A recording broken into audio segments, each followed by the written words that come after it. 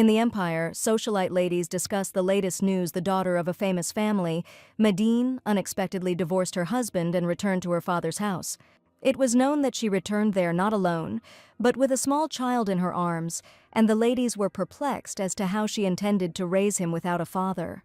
People gossiped that this girl acted too thoughtlessly and stupidly, but the main character of the novel had her own motives, and she was sure that she was doing the right thing.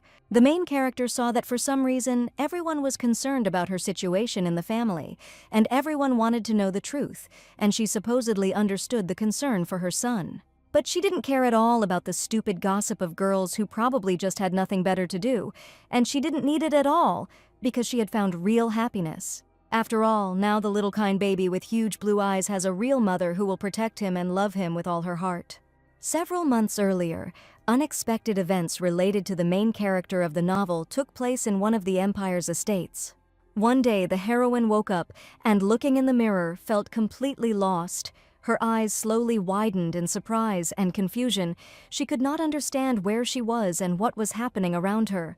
She suddenly found herself in the world of her favorite novel called Serenade of Perdition and became the wife of the head of the duchy named Sophia Grandcourt. And she woke up in the body of the main villain who used her son's abilities to unleash real chaos in the Empire.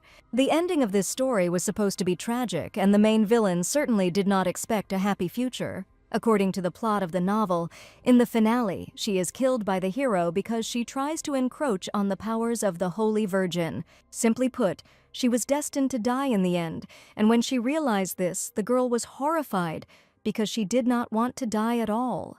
In the morning, a maid came to her room and wished her mistress a pleasant day, and at that moment the heroine realized that she had been reborn into the body of a woman who had already become a mother. Because a sweet boy named Adam was running towards her as fast as he could and called her his most beloved mommy in the world. At first, Sophia was scared when the boy ran up to her in her past life. She had no children at all, and she had no intention of having them. But for some reason, the boy named Adam turned out to be an incredibly kind child, and now this little gold belonged only to her. With all the tenderness and love, Sophia hugged her son Adam, as if trying to convey to him all her care and warmth, her arms gently wrapped around his shoulders, and her eyes filled with trepidation and pride.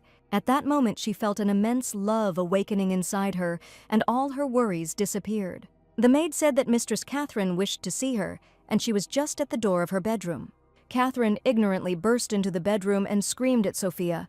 How much longer could she sleep, since it was almost lunchtime and she still hadn't left her room? Sophia immediately disliked this rude lady who allowed herself to raise her voice right in front of her child. This shrew who broke into her chambers without permission was her husband's mother and her mother-in-law, Duchess Catherine Grandcourt. The Grandcourt family was one of the most famous ducal families with a long culture and special traditions that were passed down from generation to generation. Sophia was obsessed with the heir of this family, a dark-haired, mannered young man named Tristan. She was even lucky enough to be with him at the altar, where their wonderful wedding took place in the circle of their supposedly loving family. Then the heroine was incredibly happy that she married Tristan, because she truly loved this man with all her heart. But her happiness did not last long, and one day an event occurred that changed the girl's fate forever. It all happened at a time when she needed his support, and she had just given birth to her first child, Adam. Suddenly, the husband cooled off immediately after the wedding, and as soon as they started living together, this man changed dramatically. The mother-in-law, who bullied her day after day, hated Sophia with all her soul, and did not miss an opportunity to insult or humiliate her. She said every time that Sophia was not suitable for Tristan at all, and it was a shame that she even managed to give birth to his child. The desire to get a little attention from her husband turned into a manic need, which only tormented the girl to a terrible state. Her mother-in-law made her bury all her feelings for her husband. I assure you that they will never have a happy relationship. After all the events, Sophia became a real villain because her heart, previously kind and sincere, turned into an ice shard. And if this continues, then her son Adam will suffer a terrible fate from an unloved mother and unloved father who will also abuse him, so now the heroine could not allow herself to do this to the child. The ducal family gathered at a rich and elegant table, decorated with silver and crystal. The air was filled with the aroma of fresh dishes and delicacies, and the soft candlelight created a cozy and festive atmosphere. In this calm and noble environment, there reigned a false harmony until little Adam did something. Little Adam accidentally knocked over a glass of water, and the liquid gushed onto the table, splashing in all directions. Adam was frightened and froze, looking at the mess he had accidentally created. At that moment, shards of glass fell out of the glass, and glass fragments scattered around, sparkling in the light. The Duchess angrily declared how much more dishes the boy would have to break before he finally got used to the table, since he was already 3 years old and still supposedly couldn't eat properly. She turned to Sophia, indignant that the girl was coldly approaching the child's upbringing and that her approach should be stricter.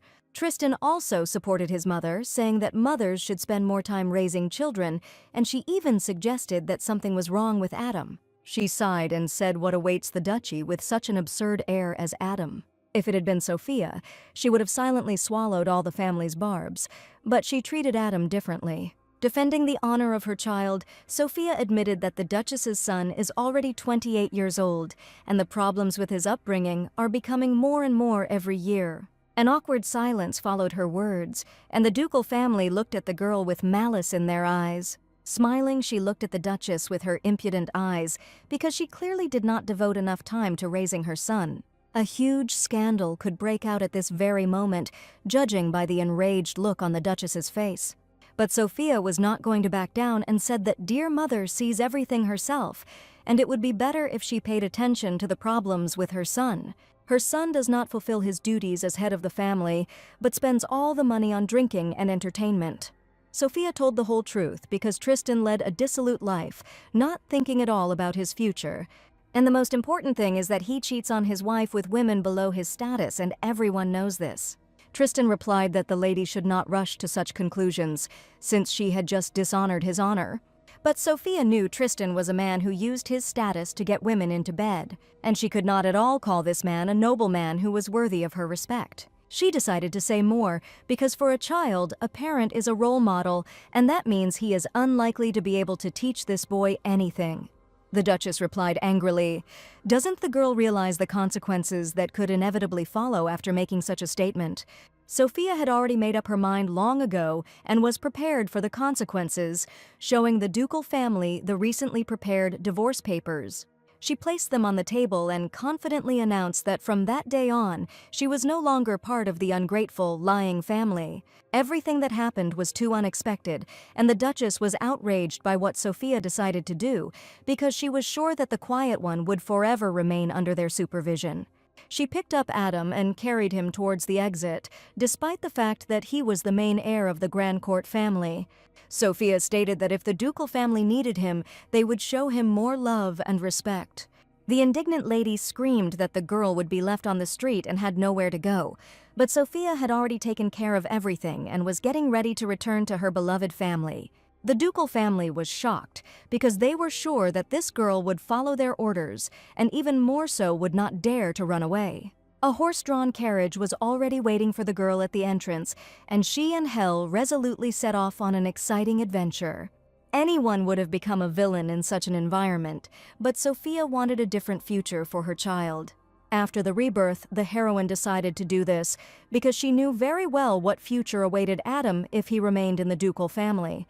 There was no point in her clinging to this marriage because Sophia's family was incredibly rich. And now she was going to take advantage of these benefits so that her child would grow up in a respectable family with all the benefits and childhood happiness. Soon they arrived at Sophia's estate, and the boy was eagerly awaiting the arrival of his new family. It seemed like there was a reception going on at the estate, and loud laughter and cheerful music could be heard from the hall. The butler met her and kindly invited the lady to go to the back door so as not to appear so unexpectedly, since she had not warned of her arrival at all. But Sophia was sure that she was ready to enter through the main entrance, because it was a wonderful opportunity to greet her beloved relatives. So without hesitation she opened the gates of the luxurious palace and knew that she would be greeted here with great love and joy. Sophia's sudden appearance caused surprise and quiet whispers among those present. Guests turned their heads and eyes filled with amazement as she entered the hall, graceful and confident. All eyes were on her, and there was a mixture of curiosity and respect in the air. The lady was sure that her father would definitely not scold her in front of the guests, and standing with a small child next to her, she joyfully declared that she had finally returned to her home. Lady Sophia noticed how her father saw her in the crowd, and his face immediately became serious and thoughtful. He silently approached his daughter. His steps were quiet and confident. Sophia's father was a stern, mannered man, the head of the Duchy of Médin named Olivier Médin. Initially, the Médin family were ordinary counts, but for their contribution to the development of the kingdom, they received the high title of duke. The father's gaze was stern, and he asked in a serious tone why his daughter was suddenly here. Before her reincarnation, the main character worked as a sales representative for a food manufacturing company. She had to answer to her clients every day. Even when she was not in the mood, she had to smile at them. Her job also included correcting the mistakes of the newcomers, because the newcomers were constantly doing something wrong or simply not finishing their work. But the company director constantly turned a blind eye to this, and all responsibility naturally fell on the main character. She was the only one who worked every night and finished only in the morning, when it was necessary to start work in the office again. The heroine worked overtime until late at night. They paid her pennies, but she was afraid to refuse even that, because her parents would not be able to help her financially. Every night, very tired, she sat at her workplace and dreamed of a large amount of money that would help her cope with financial difficulties. But suddenly a call came in that changed the fate of the entire company, as well as the fate of the main character. That day, a very important client for whom she was responsible had a new arrival, and thus the company lost one of its business partners. Her colleague understood that the girl might be unhappy, but he was sure that she was too arrogant because she worked in this position. And the company director even began to reprimand the most responsible employee, stating that she clearly did not understand her responsibilities. And after this incident, for some reason, she was the only one who was fired from her position, although she approached her work responsibly and tried hard to improve the company's competence and bring in clients. The heroine did not expect at all that everything could turn out this way, because no one noticed how much effort she put in every night, sitting at the office computer and doing calculations. Then the girl's incentive was greatly shaken, and she did not understand why she always remained the scapegoat, because it was not at all fair. Every day she took away from her heart all the living unspoken things that were trying to spill out of her in a huge, sudden flood. In a state of extreme stress, she didn't notice how she tripped on one of the steps in the office, and she suddenly fell straight down the stairs, unable to stand on her feet due to constant fatigue and lack of sleep. As she fell down the stairs, the only thought that came into her head was that if only she could live her life the way she wanted, and perhaps because of such a wish, she got a chance for a new, happy life. Sophia had recently left the family and now appeared on the doorstep of the house, and her father was perplexed as to how to understand all this. At that moment, Adam was very scared. It seemed to him that the evil uncle was about to start yelling at both of them. Sophia confessed to her father that she had filed for divorce today, and without a moment's hesitation, ran away from the ducal house. For the sake of herself and her son, she decided to take a responsible step, which she will definitely never regret. And now, looking at her beloved father, she only wanted to know if he would accept her back into the family, because she did this only for Adam's sake. Emotions washed over the Duke, and he would never have thought that he would hear such words from his daughter. Sophia stood there in bewilderment, trying to understand whether he was happy or, on the contrary, did not want to see her anymore. Adam stood next to his mother, holding his breath, and looked at the unfamiliar man with sincere and huge blue eyes. The Duke, with a wide smile on his face, hurried to meet his daughter, his eyes shining with joy and warmth. He hugged little Adam tightly, as if he couldn't get enough of the moment, and there was genuine joy in his voice as he said how much he missed her and how glad he was to see her again. The Duke embraced Adam with trepidation and tenderness when he saw his grandson for the first time, the first embrace becoming a special symbol of the new family and the endless love that binds them all. Lady Sophia lay in a hot bath in her home, feeling the warm water gently embrace her body, and the steam rose in clouds into the air, filling the room with a pleasant aroma. She knew very well that the Médin family was rich, but for her it was not the most important thing. While she was relaxing in a hot bath, a maid came to her and informed her that food was served on the table. Appetizing appetizers, hot dishes, and desserts shone on silver trays and plates, each of which was a true work of culinary art. Seeing the variety of dishes, she couldn't even imagine how rich her family was, because they could afford to set such a luxurious table. She felt a sense of confusion inside. She had no idea where to start or how to eat it all. She was met by a caring mother who wished her daughter a good morning, and she loved Sophia incredibly. After all, yesterday Sophia didn't even have time to greet her. Considering what happened, she immediately went to bed, only now remembered where Adam was. Little Adam had fun with his grandfather, and his father caringly asked how his daughter slept in her home. Adam played with his grandfather, laughing and joyfully winning their funny games, his grandfather smiling affectionately, throwing him in his arms and telling funny stories. It was a joyful thing for Sophia to see Adam smile, and her father understood that motherhood must be taking all her strength. So he suggested that she have a quiet breakfast, decided to take care of his grandson himself, and Sophia was immensely grateful to him. At that moment, there was a warm atmosphere of love and trust between them, and time seemed to stop to capture this happy moment together. Sophia was incredibly happy that the family welcomed her warmly, because she had no doubt that her father and mother could accept her in some other way. The mother, with tears in her eyes, was worried that her daughter probably had a hard time living in a strange family since she decided to run away from there. Mother asked her not to worry, and it was not in vain that father had been putting money aside for a special occasion all this time. And if their daughter needed help, they were ready to provide any support, because that is parental love. She was moved to see genuine concern and a desire to help in her family's eyes, and at that moment she realized how important this support was to her and how much she valued their love and warmth.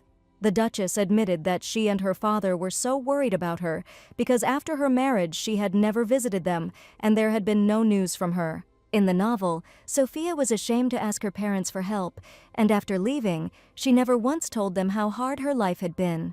But the mother confessed that she had something else to tell her daughter, but at that moment the maid interrupted her. The matter was probably too important, and the maid apologized for interfering, but it was too urgent.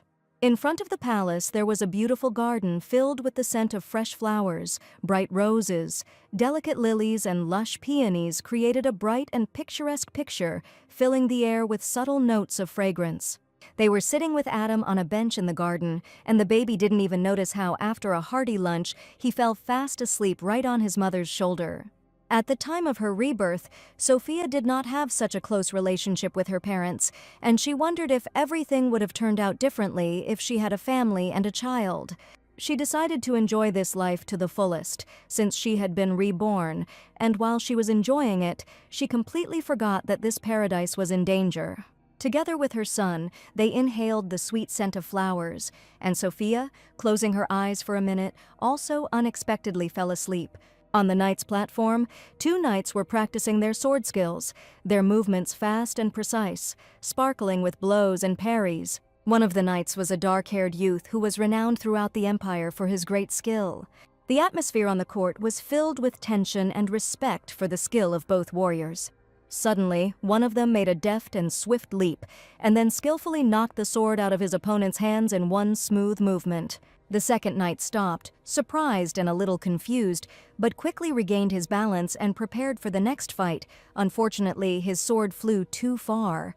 Lucas said that it was impossible to get close to his opponent, and the second young man warned him to train harder, because the tournament was just around the corner. Even fighting at the peak of his powers, Lucas still couldn't defeat his opponent, and no one could handle him. A magnificent knight was a duke named Leo of Lorraine, and no matter who he competed with, he always won.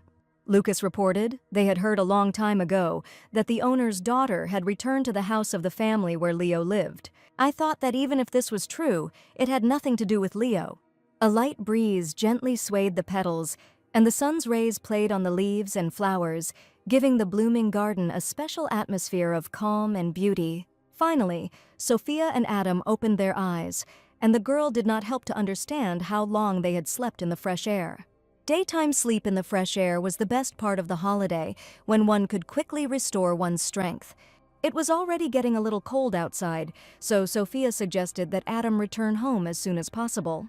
Walking along the huge, wide corridor with columns, the boy looked at his new home with interest. It was not just an estate, but a whole labyrinth, and it was very easy to get lost there. Passing by a huge vase of red roses, the boy saw a bud lying on the floor and immediately wanted to go up to it. He reached out his hand and wanted to take the beautiful bud, but at that moment he was overcome with fear, because in the ducal family everything was different.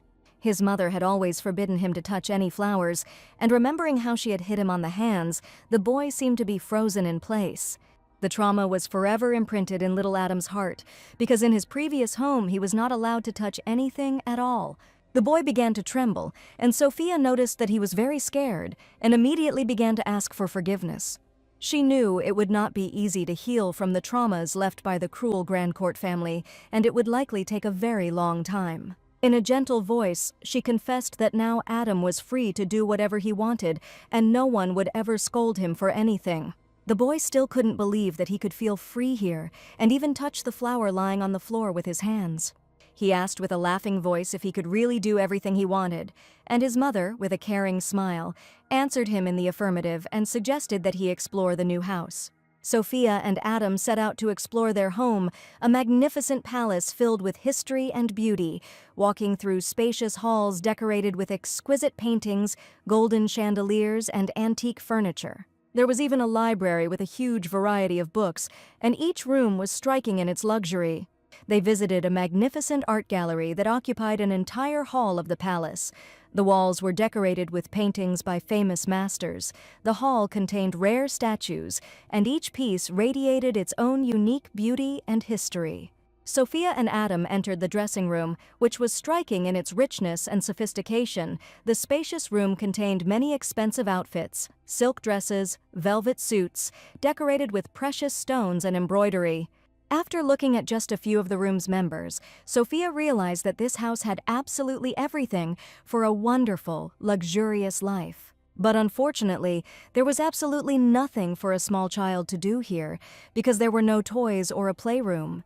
Sophia decided to do everything possible to create a cozy and warm nursery for Adam. She began choosing soft fabrics, bright toys, and cute decorations with love and care. Sitting in his office, the father thought that even though he had allowed them to stay here, he did not know whether Sophia would be able to handle raising a child. After all, as a child, Sophia did not like studying at all, and books caused her real disgust.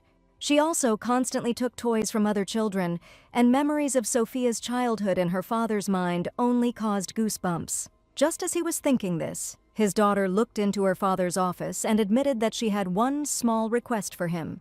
Sophia was not going to sit idle and immediately ordered everything to furnish Adam's new room. All her energy and attention was focused on creating a place for Adam where he could play, learn, and feel safe.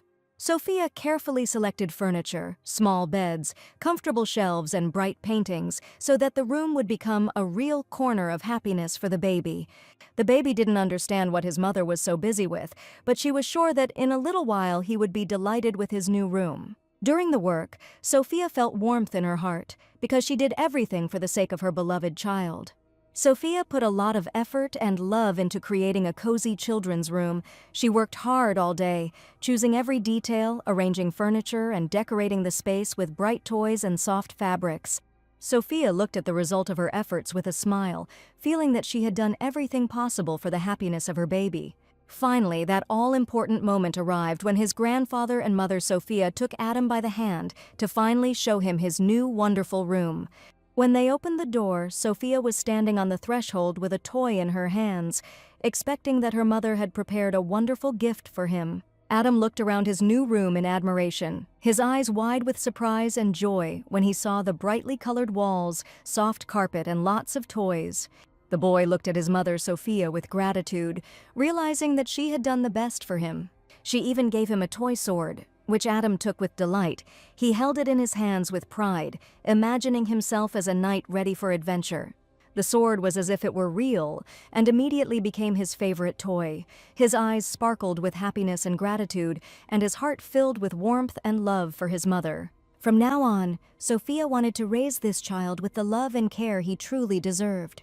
It was finally time for dinner, and everyone was wondering what delicious dishes would be served today. As the family slowly walked towards the dining room, Adam's attention was drawn to something interesting on the street.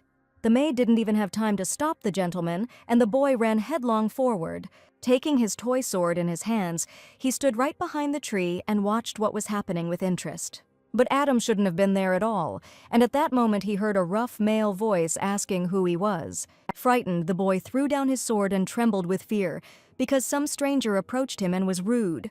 The young man picked up his toy sword and pointed it towards the boy, and Adam was incredibly scared, to the point that even his knees were shaking.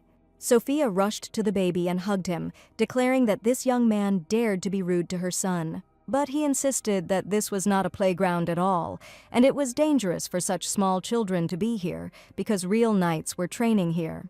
The boy cried in fear, burying his face in his mother's chest, and she was angry that some young man had raised his voice at the child, pointing a sword at him. She looked angrily in his direction, not imagining what he had just allowed himself to do, since he was on the territory of her family's home. Sophia was ready to hit the boy on the head with this wooden sword, but now she was busy calming her child. She was outraged that who in their right mind would point a sword at a little boy, as the young man had just done. But the stranger only silently looked at her and the crying child, and there seemed to be not a drop of regret in his eyes. At that moment the butler called him Mr. Lorraine, and at last Sophia learned the name of this madman. He picked up the boy's sword and handed it to him with care because when he saw it, it fell out of his hands less easily. Adam reached for his favorite sword, and with each passing minute the fear of this gentleman disappeared without a trace. This man was a key character in the novel, and after Sophia learned his last name, she immediately understood it. The hero, commander-in-chief of the knights, Leo was the eldest son of the duke, and also known as the strongest swordsman in the north. To put an end to the chaos, in the novel he imprisons the villainess and leaves her forever in a cold, dark dungeon. He banished her son from the kingdom, and the boy Adam was separated from his mother forever. And now she saw this young man right in the courtyard of her house. I know very well what fate is in store for him according to the plot of the novel. Looking angrily at the potential threat, she did not understand what this man was doing next to her house. The whole family gathered in the living room to discuss what had happened, when Sophia finally calmed Adam down and he stopped crying. She wondered if the Duchy of Lorraine was not in the northern lands, but a month ago the young man had arrived in the capital on official business, and the Duke had been so generous in allowing him to stay in their house. Sophia did not know this at all, and asked for forgiveness for the respect shown, because she and her father had known each other for quite a long time. Leo looked at Adam and apologized for accidentally scaring him, and the boy cried for a long time after that. However, he wanted to emphasize that this place was not a playground for children, because it was where knights trained. And Sophia, as parents, you should look after your child, because everything happened because of general carelessness. But Sophia was outraged, and in turn she did not expect that someone would be waving a sword in her garden, since Leo was a guest in this house. She asked him to think about the fact that he was not alone here, and from the very first minutes a real quarrel began to grow between the heroes due to misunderstanding. Adam held the toy sword tightly in his hands and cried that next time he would be more careful to avoid such situations. Leo praised the boy because he was aware of the danger factor, and that was very good. But now he wanted to give him one piece of advice on the battlefield. You should never let go of the sword and hold it tightly until the very end, so as not to remain a loser. He was sure that Adam had someone here whom he wanted to protect with this sword, and the boy could even become a real knight. After the hero had found out all the details of the circumstances, Leo announced that he was going to leave. Sophia was so angry that she frowned and wondered what he was talking about, because this was an ordinary house, not a battlefield. The father did not expect his daughter to return home, so he allowed him to stay here, but if Sophia was uncomfortable, he was ready to ask him to leave the house. Sophia asked her father to stop and admitted that this man could stay here as long as he wanted, because he also needed help now. After all, their job as nobility is to provide a home for the people who bravely defend their country. Mother even thought that Sophia would be against it and would cause a real scandal, but to her great surprise, her daughter was completely calm. In that case, they would be able to take part in the spring festival that would take place next year, but Sophia was sure that Leo would not stay here for very long, since he had come to the capital for work. And after her mother's words, she understood that since the festival would be held next year, this young man would live here for a whole year. She tried to calm down from the unexpected events, and while she was breathing fresh air near the window, she saw that same left one below. He had one face for all occasions, but this young man was indeed handsome but terribly unfriendly. All the inhabitants of the mansion sighed languidly at the sight of him, and the maids went completely crazy over him. It's ironic that the parents covered for the man who would destroy their daughter in the future, but right now it didn't concern the main character, because she was just going to enjoy her life. The maid suggested that she visit the city, and it was a great idea, because a change of scenery would clearly do Sophia good. And it is important for a child to see the world outside the home, because Adam saw little while he lived in his previous family. The maids prepared Sophia, doing her hair beautifully and choosing an elegant outfit, and she looked magnificent, like a real lady ready for an important meeting. After that, they were ready to go into the city for the important walk that awaited them outside the palace, and Sophia and Adam walked out of the room with smiles on their faces, feeling confident and elegant, ready for new adventures. The city was beautifully decorated with colorful flags that fluttered in the wind and created a festive atmosphere. The streets were shining with bright lights, and cheerful music and laughter of people were heard everywhere. He was very interested. He ran ahead of his mother with delight, asking questions and enjoying every moment of this bright and lively city. Adam looked around with curiosity at everything around him, the brightly colored shops, street performers, and colorful shop windows. They went into every toy store, and Mommy bought Adam any toy he wanted, and the boy picked out knightly equipment and a helmet to go with his sword. A sense of adventure and joy from new impressions arose in his heart, and at that moment, familiar ladies saw them from afar. The lady with bright red hair immediately recognized Lady Sophia and stopped to greet her. The sudden approach of the stranger made Sophia anxious, and she took a step back, looking warily at the unfamiliar woman. The lady with red hair quickly ran up to Sophia and, looking into her eyes, asked if it was really her. Sophia looked at the stranger in surprise, not immediately understanding who she was. The lady hugged Sophia tightly without waiting for an answer, as if trying to express her joy and warmth. Her hugs were sincere and full of feelings, as if she had been waiting for this moment for a long time. She even burst into tears, feeling strong emotions and touching joy from the meeting. The embrace became even stronger, and Sophia felt how this woman was sharing her love and care with her, but the moment came when she asked who she was. The girl admitted that they had not seen each other for a long time, and Sophia had probably forgotten her, and it was Marianne, her best friend. The lady turned out to be an old friend of Sophia, but she did not recognize her. Memories of the past were like a fog for Sophia. The stranger's face seemed alien to her, and she did not immediately understand who was in front of her. The maid asked the lady to translate the two and continue the conversation together, away from prying eyes, because that would be the right thing to do. Sophia and Adam stood there in bewilderment, because Sophia did not expect to suddenly meet her friend, whom she could not yet remember.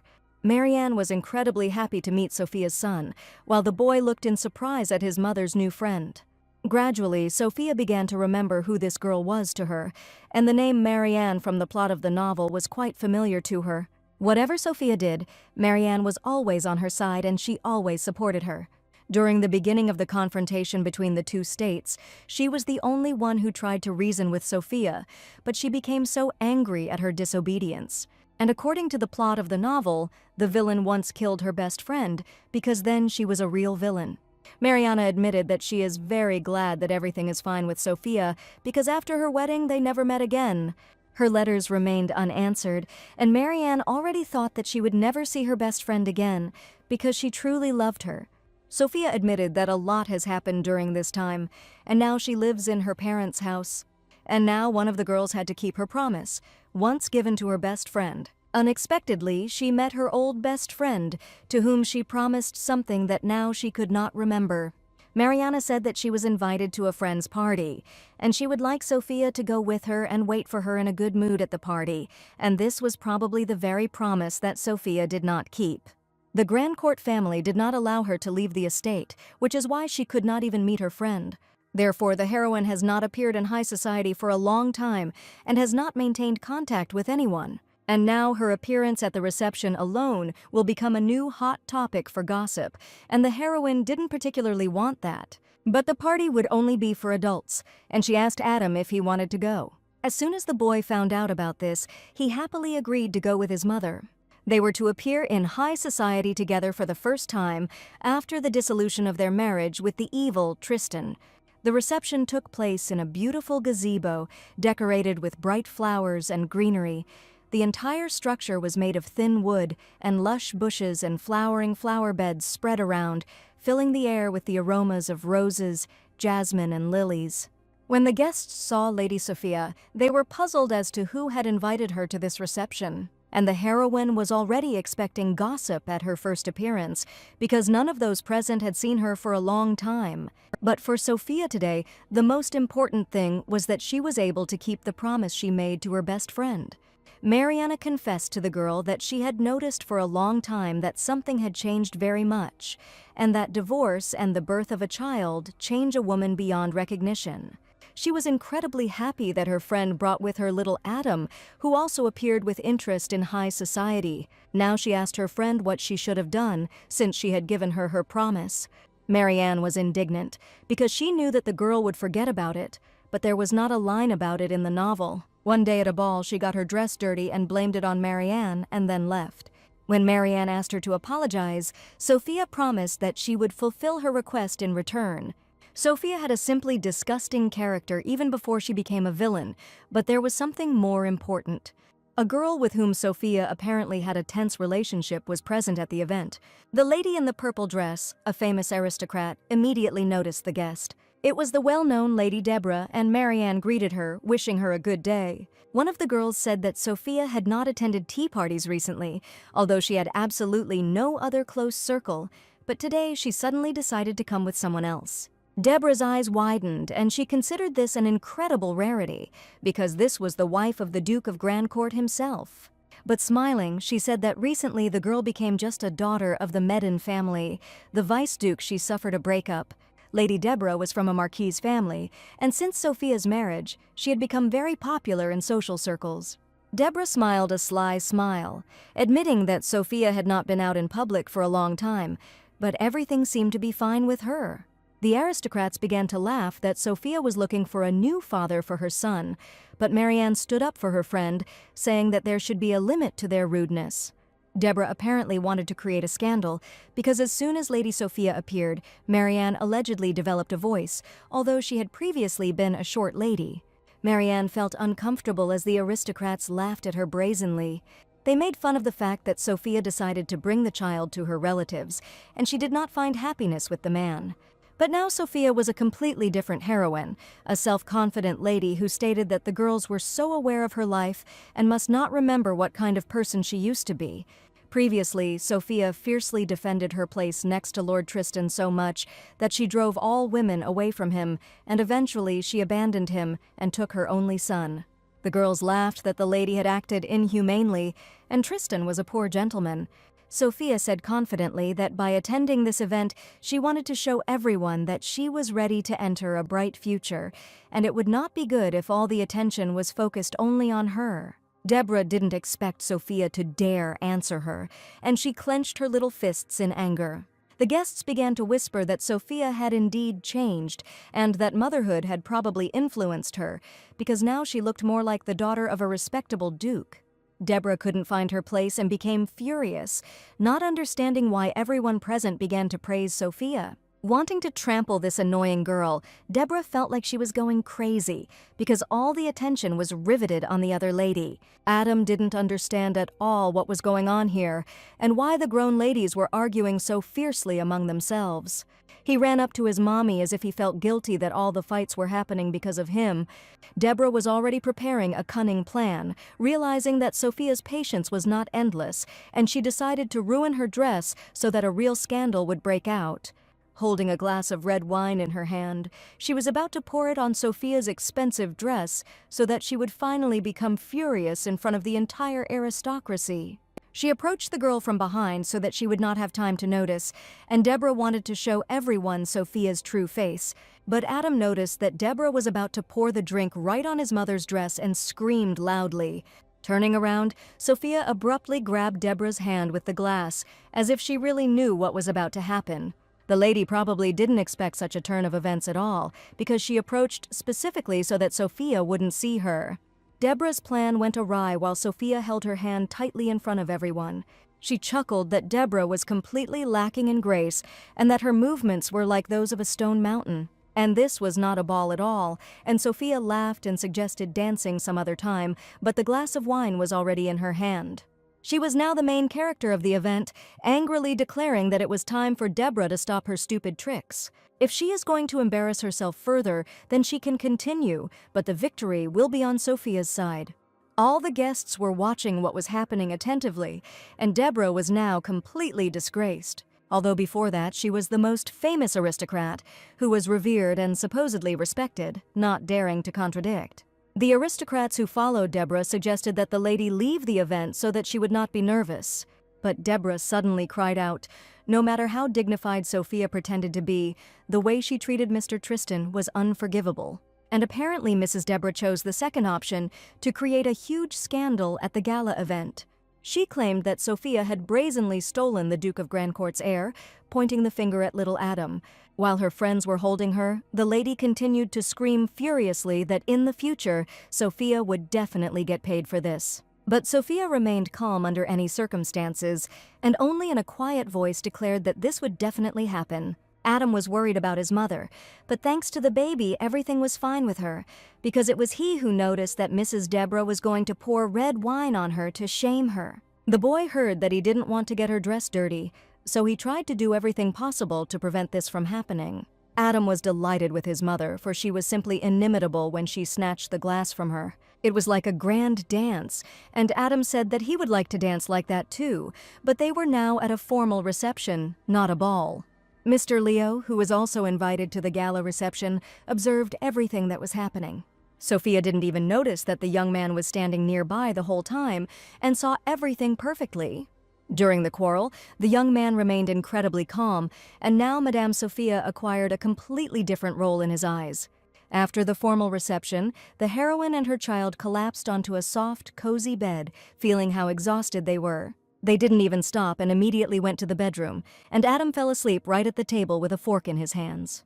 Sophia understood that the boy was probably very worried and nervous at the reception. She considered Deborah's behavior unforgivable, since it was because of her that Adam was so worried. Yes, she did it for Adam, but the fact remains that she was separated from his father forever. The heroine never doubted the correctness of her decisions, but no matter how much she shouted that she did everything right, no one would listen to her. It was the same in her past life, and the same thing was happening now, but she absolutely did not want to justify herself to anyone. Lying on the bed, she continued to play everything that was happening in her head, but suddenly she felt a small hand touch her head. After all, even Adam knew perfectly well that his mother did everything only for his and the children's happiness. He hugged her with trepidation and love, admitting that he envied how much he loved his mother and was grateful to her for everything.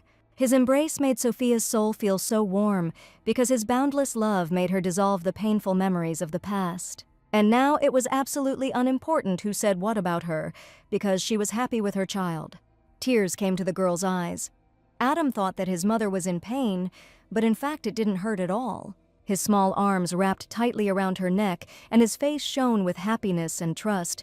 He pressed himself against her so warmly and sincerely, as if he wanted to convey all his love and gratitude.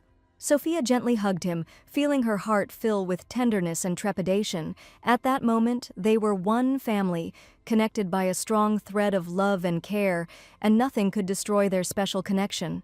She was grateful for her little happiness and promised to do everything in her power to ensure that the boy grew up happy. Adam hugged her tightly and tenderly, because for him, his mother is the most precious and beloved thing in the world. The boy grew up to be a wonderful, very caring boy, and all this was only thanks to Sophia's love. Sometimes it even seemed to her as if he knew what those around him were thinking and feeling.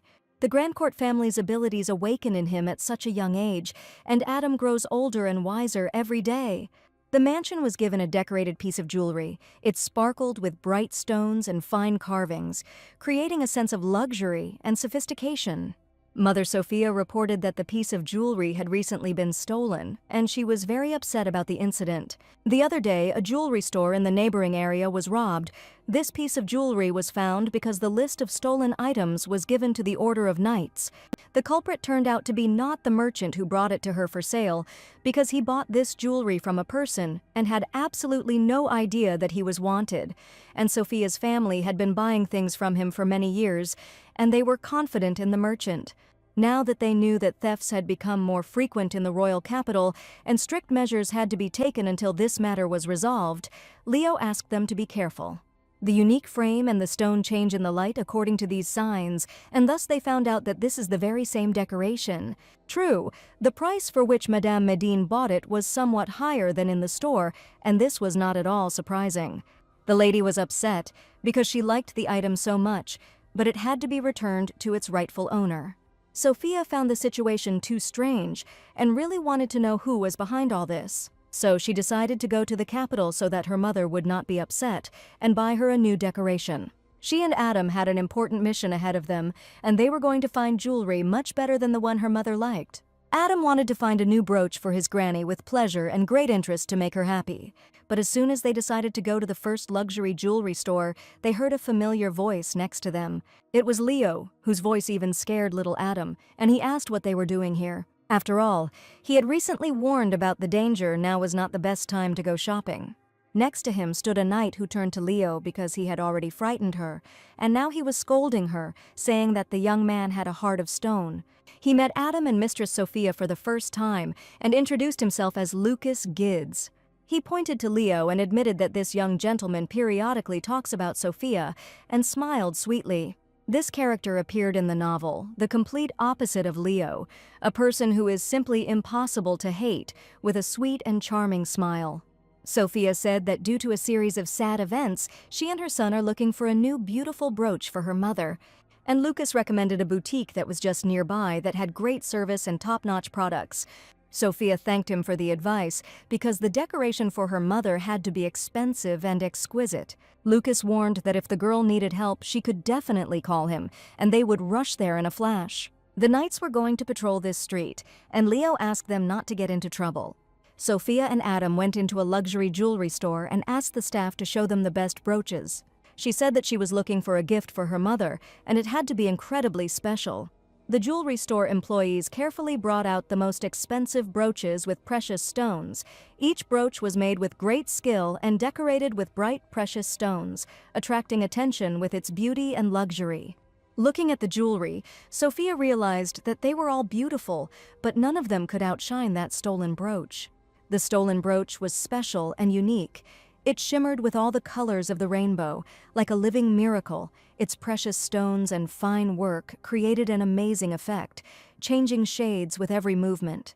The design of these brooches was particularly in demand at the moment, and the employee asked if the girl liked anything. Perhaps there was a similar product in this salon, and the girl said that she was looking for something unique. A brooch with a large precious stone in the center that can change color in the light.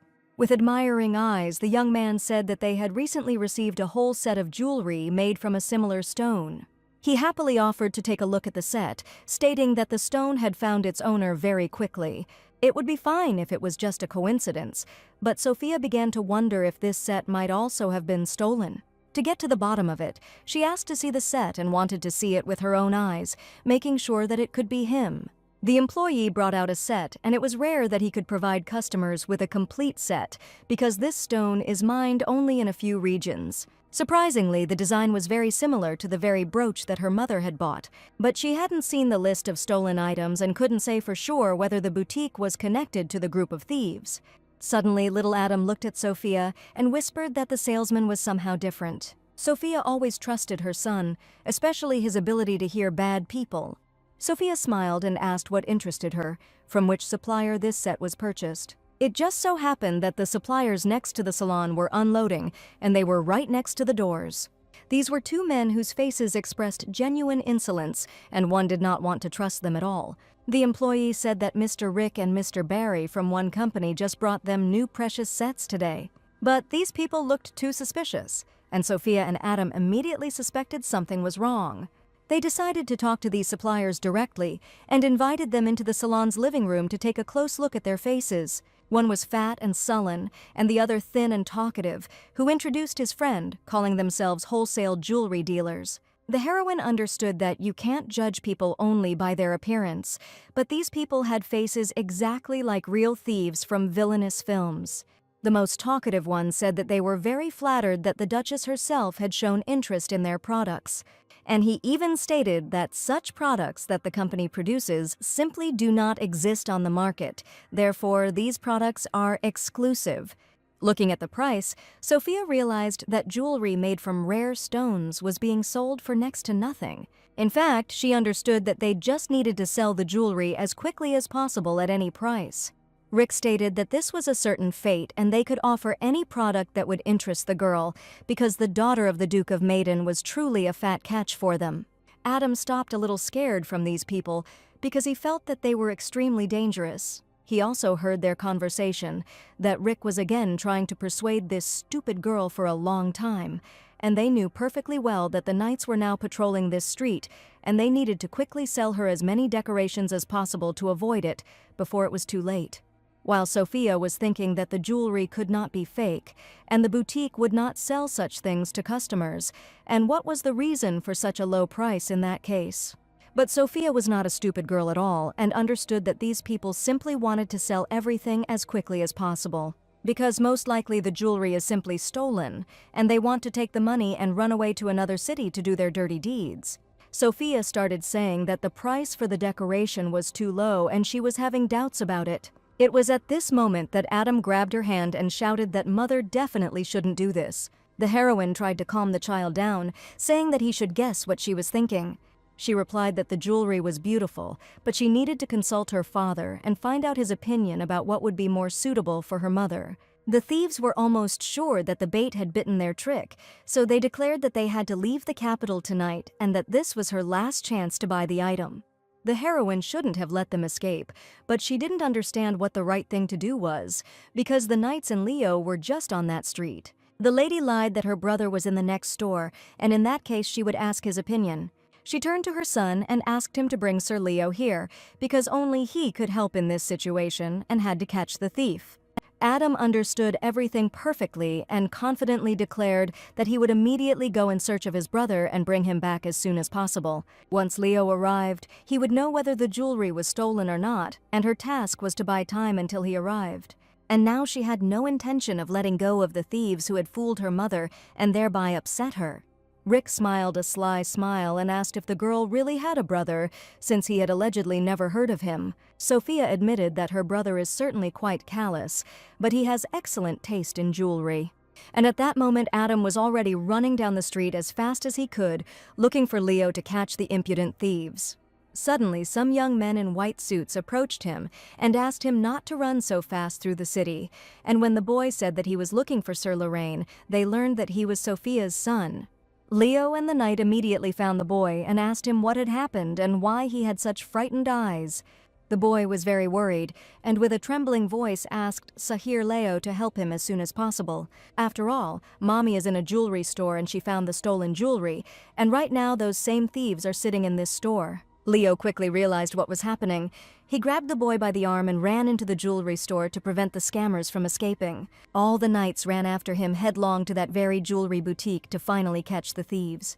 Sophia was stalling for time and talking to the thieves, saying that they had no idea how much money the Duke of Medine had, asking them to show everything they had. The thieves were incredibly happy because they were sure that they had managed to deceive this stupid girl.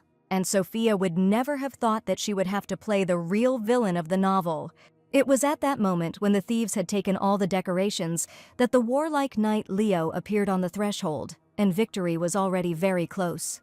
Sophia realized that her plan had worked, and Adam managed to find him very quickly and bring him to the jewelry store. One of the robbers realized that this girl had simply deceived them, because the knights had just burst in here. Leo grabbed the man by the collar, who immediately tried to run away, because he knew that a terrible punishment awaited him. The knight held the impudent thief tightly, even though he was twice his size.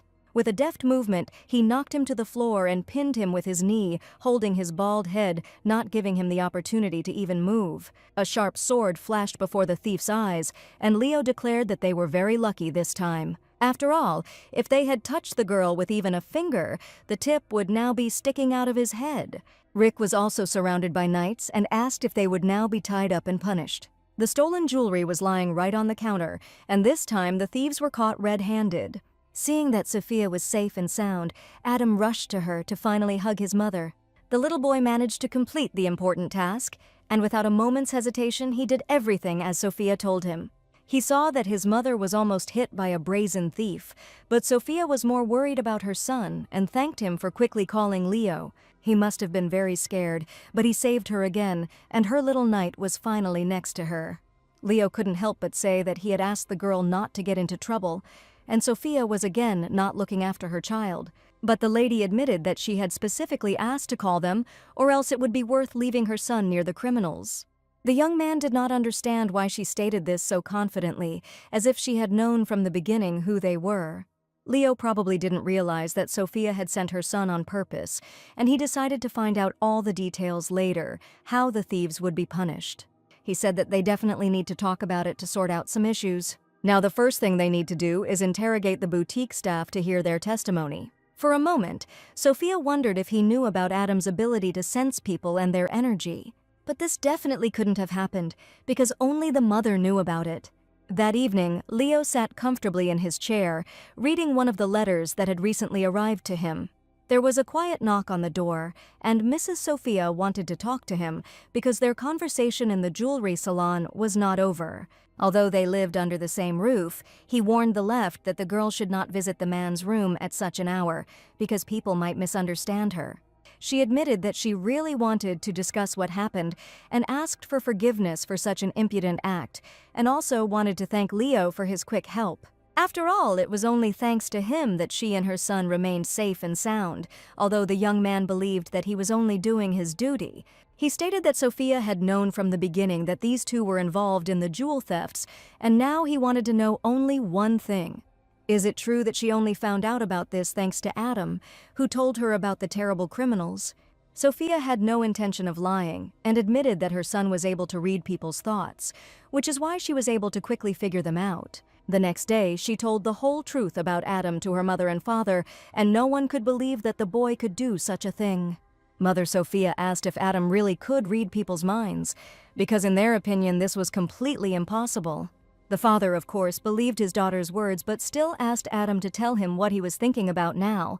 Sophia was indignant because her son was not a toy for guessing thoughts, but Adam was ready to fulfill any request of his grandfather. He hugged him and kissed him, and Sophia still didn't understand what her father was thinking, and although he looked stern, he was the kindest person. And the main thing is that the gang of thieves was quickly caught with the help of a little boy who, it turns out, can read other people's thoughts. Leo was sure that everything had worked out successfully because Sophia had cooperated with the orders and had promptly passed on important information to them. Suddenly, the lady said that Adam seemed to have prepared something for his grandmother because that was how it all started. Little Adam held in his hands a luxurious brooch that sparkled with bright colors and shimmered with all the shades of the rainbow. His little hands held the decoration with trepidation, and a sincere smile shone on his face. When he approached his grandmother and handed her the brooch, her eyes filled with tears of joy and tenderness. He happily announced that Grandma would now have a new, beautiful brooch since he and Mommy had carefully chosen it. Tears of joy and gratitude appeared on her cheeks because this gift was a very dear symbol of love and care of her little grandson and daughter. And the father told them that since they were involved in the incident, thanks to their help, he had more work. Sophia thought it might be wonderful, but it was different, and now it seemed even to the royal family. Sophia didn't expect that things could go so far, and she even screamed in surprise when she heard this news. The jewelry boutique where the thieves were caught also supplies jewelry to the royal family. This means that Sophia and her little son helped the whole country, and the father was incredibly proud of them. The heroine had no idea that this boutique could be connected to the ruling family, and this was the recommendation that Mr. Lucas gave her. And if it weren't for his help, this case would never have been solved, and everything happened by chance. But most of all, Sophia was glad that the whole family accepted Adam's peculiarity, because this boy was an unusual child. Not everyone in the world is so kind. There will be those who will try to use his power for selfish purposes, as the original Sophia did. And now the heroine wanted to protect her son from something like this by any means possible, and soon she met Mr. Leo again. For some reason she thought for a moment, and Leo, noticing her strange look, asked if nothing had happened. Fearing for the girl's safety, Leo asked her not to try to solve problems alone anymore, because this time everything worked out, but next time everything could turn out differently. After all, she can always turn to him for help, and he will gladly help her, no matter where she is and no matter what happens to her. Leo managed to determine so accurately that something was bothering the girl, and she already thought that he could read minds too. The young man only chuckled at this suggestion, but at that moment the girl was really having disturbing thoughts. He smiled sweetly and replied that anything can happen in this life, and he can probably also find out what other people think. A second later, Lil made a serious face again, but Sophia clearly saw that his expression had just changed for the first time. He had finally smiled at her just now, and she was glad that she had managed to get along with such a difficult person. After a pleasant conversation, they walked along the corridor, but the girl suddenly heard a strange noise in the palace. But the butler reported that a man had arrived who called himself an envoy of the Grand Court family. The mansion's security did not allow any outsiders in, but the young men persistently remained near the entrance and tried to get inside. And they only had one goal in mind, which Sophia would certainly not like once she found out about it. They wanted to see the young gentleman. That is, they wanted to see Sophia's son for a reason unknown to her. The noise could be heard even in the yard, and at that moment the maid was playing with Adam, wondering if uninvited guests had arrived. Suddenly, strange people came straight to the maids and Adam, and the girls were incredibly scared that they could harm the boy. When Adam saw them, an inexpressible horror appeared in his eyes, and it seemed that he knew these people. The chalk he was drawing with fell out of his hands right onto the grass, and the boy's hands began to shake so violently that he could not control them. After all, before him stood Tristan himself, his father, from whom Sophia had fled to save her life and the future of her beloved son. The young man smiled maliciously and declared that he had come to see his beloved son and that his dad had come today to take him home forever. News of the arrest of serial jewelry thieves who had become famous throughout the empire for their high-profile case recently reached the Grand Court mansion. The Duchess read in the newspaper that the royal family highly appreciated Sophia Medine's help in catching the thieves, and as soon as she saw her name, the lady was overcome with unimaginable anger. The Duchess, upon hearing the news, threw the porcelain cup in anger, her face full of anger and disappointment, and her eyes sparkling with strong emotions. This gesture reflected her storm of feelings and inability to contain her irritation at that moment. It flew through the air and crashed into pieces on the floor with a loud bang, spraying tiny pieces across the room. She hated this girl with all her soul, and the mere mention of Sophia made her want to put her in the darkest dungeon so that she would never see the light of day again. Tristan stated that such an empty-headed girl could not have done this alone, and no matter how you look at it, this is very strange. Therefore, the Duchess's first thought was that Adam had played a huge role here, and probably the powers of the Grand Court family had awakened in the boy.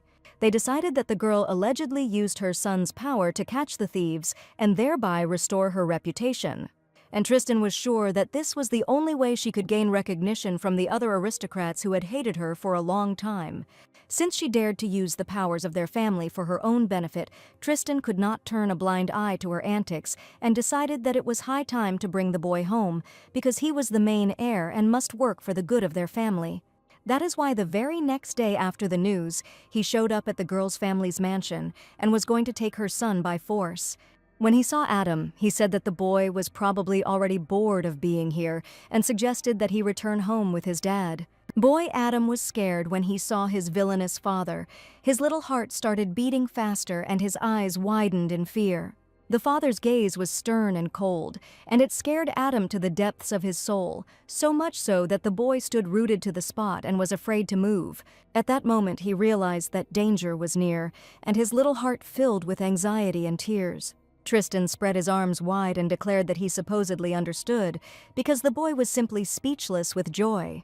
He walked closer to his son and suddenly stepped on a piece of blue chalk, which stained his expensive shoe. The father was overcome with rage in a second, because the boy had just dirtied his luxurious shoes. The maid stood up for Adam, and covering him with her hand, asked the young man to stop where he was and not move anymore. After all, the young master now lives in the Duchy of Medine, and Tristan has no right to take him away from here. Tristan's assistant approached the defenseless lady and shouted that she had forgotten her place, since she did not dare to interfere with the Duke doing as he had decided. The Duke's assistant struck the maid who was trying to protect Adam sharply. His gesture was sudden and cruel, and he paid no attention to her protests. The maid fell to the ground from the impact, feeling intense pain and dazed, her body trembling and her eyes filled with tears from the unexpected and brutal attack. Tristan stated that it was probably too harsh, but in reality he was pleased with his assistant's behavior, since this was what he had trained him to do. That is, he stated that Adam was the heir of the family, and he simply decided to return him home, where the boy belonged. But the maid held the boy tightly, for she was a servant of the house of Medin and had never heard of such a thing, and without the permission of the mistress, she would not agree to give him up. The brave ladies stood up to the Duke himself, fearing nothing, for they were now defending the honor of the family they had served for many years. Tristan's gaze was cold and bloodthirsty, and he was ready to hit these girls right on the spot, completely mercilessly. So he decided to put pressure on the boy, calling him an obedient boy, and warning him that he probably remembered what happens when others do not listen to Tristan. He always bullied and treated Sophia harshly while she tried to protect her son by following his cruel orders. The maids continued to fight for Adam, showing their courage and devotion, even at the cost of their own lives. Adam was overcome with horror and trembling. He felt his heart beating fast and hard, and everything around him began to seem very strange and unfamiliar. At that moment, he was genuinely afraid for his safety and couldn't hold back his tears, but most of all he was worried about his mom, grandma, and grandpa, because if he didn't go, Tristan might punish them. The maid screamed for the uninvited guests to leave right now, and she gathered all her will into a fist and showed all her courage. While another maid reassured the young master, assuring him that everything was fine, because he was now free to do whatever he wanted. And despite all of Tristan's threats, Mommy will always stay by his side, and no one will be able to take him away. Young Master Adam firmly declared to the villainous father that he would not go with him, his voice full of determination and courage, despite the fear and anxiety in his heart. As he took a step forward, Tristan thought his son had agreed to go with him, but suddenly he heard the boy's negative words. He confidently declared that he would never in his life return to a place where he was only scolded and constantly beaten, and shouted for his father to leave immediately. The maids praised the boy because the little knight acted like a real hero and looked straight into the eyes of his villainous father, overcoming his fear. And at that moment he saw the golden, silky hair of his mother, who immediately came to the rescue, having learned that Tristan was somewhere in the yard. She blocked her beloved son with her back, looked menacingly at Tristan, and declared that it was not for nothing that she raised him as a real hero. This moment was a manifestation of his courage and inner strength, despite the difficult situation. Tristan greeted Sophia, and she also wished the Duke a good day, warning him that from now on only she would speak to him, and that he would no longer dare approach her son. Tristan stood in front of his ex-wife with a cheeky grin, admitting that they hadn't seen each other for too long to greet each other so coldly. Sophia asked to skip the opportunity and get straight to the point, and she was determined to show Tristan who was boss this time. Surprised by the girl's courage, he said that he simply wanted to take Adam home. But Sophia answered menacingly that the boy did not want to go with his villainous father, and now his home was here. And he doesn't even have to worry about his upbringing, because the Medin family will take care of the boy, love him, and protect him. Tristan said he thought he would give the girl time so they could work out their family problems, but Sophia was sure that Tristan would finally leave her and her child alone. After all, it was only after she left the terrible ducal house that her son finally learned to express his own opinion. And she confidently stated that she believed she had made the right choice when she finally divorced that terrible man. Tristan sighed and realized that Madame Sophia had lured Adam to her side, but he still had a selfish plan in his head. The young man believed that the boy was still too young and simply did not understand that he was indulging the whims of his stupid mother. There was no talk of any whims, and Sophia declared that she did not understand what kind of stupid nonsense her ex-husband was talking. Convinced that she had turned the child against his own father and claiming that she had fallen too low in his eyes. And the young man sternly declared that this could no longer continue, looking angrily at his son. He turned to Adam and said that he was doing this for his sake, because his dad was not a bad person at all. Just one look made the boy start to tremble, because he knew perfectly well that his father was a real villain. Hearing these words, Sophia laughed that Tristan supposedly does everything for the sake of the child, but in fact she knew that he wanted to use him. Adam had already said that he wouldn't go anywhere with him, but Tristan still insisted that the girl had no idea what it was like to do something for the good of others. After all, the boy is only 3 years old, and he still doesn't know how to make correct and balanced decisions. Sophia was beginning to get tired of this stupid talk, and she answered menacingly whether this decision was right or not, but Tristan made it himself, and now it does not matter at all, because the boy had already made his choice long ago. After all, it is the duty of parents to accept the child's decision and help him on the chosen path, and not at all to order him what to do. Tristan angrily shouted that he could say whatever he wanted and that Sophia was not at all ready to take responsibility for his decision. But Sophia was already a completely different person, and hugging the boy, she confidently declared that she agreed with any decision her son made, no matter what. The divorce agreement also contained a line about custody, and according to the documents, the rights to the child belong only to Sophia. The maids watched their quarrel and admired their mistress, who defended the honor of the family. She stated that if Tristan did not want to end up in court for causing bodily harm to the maid, then he should leave the premises immediately right now. Tristan realized that he was unable to resist this girl and asked his assistants not to stand rooted to the spot and to leave this place. After all, he was sure that he had come at the wrong time, and he needed to find the best moment when Sophia would not be around. Surely this was not the last conversation, but now Sophia managed to defeat the villain.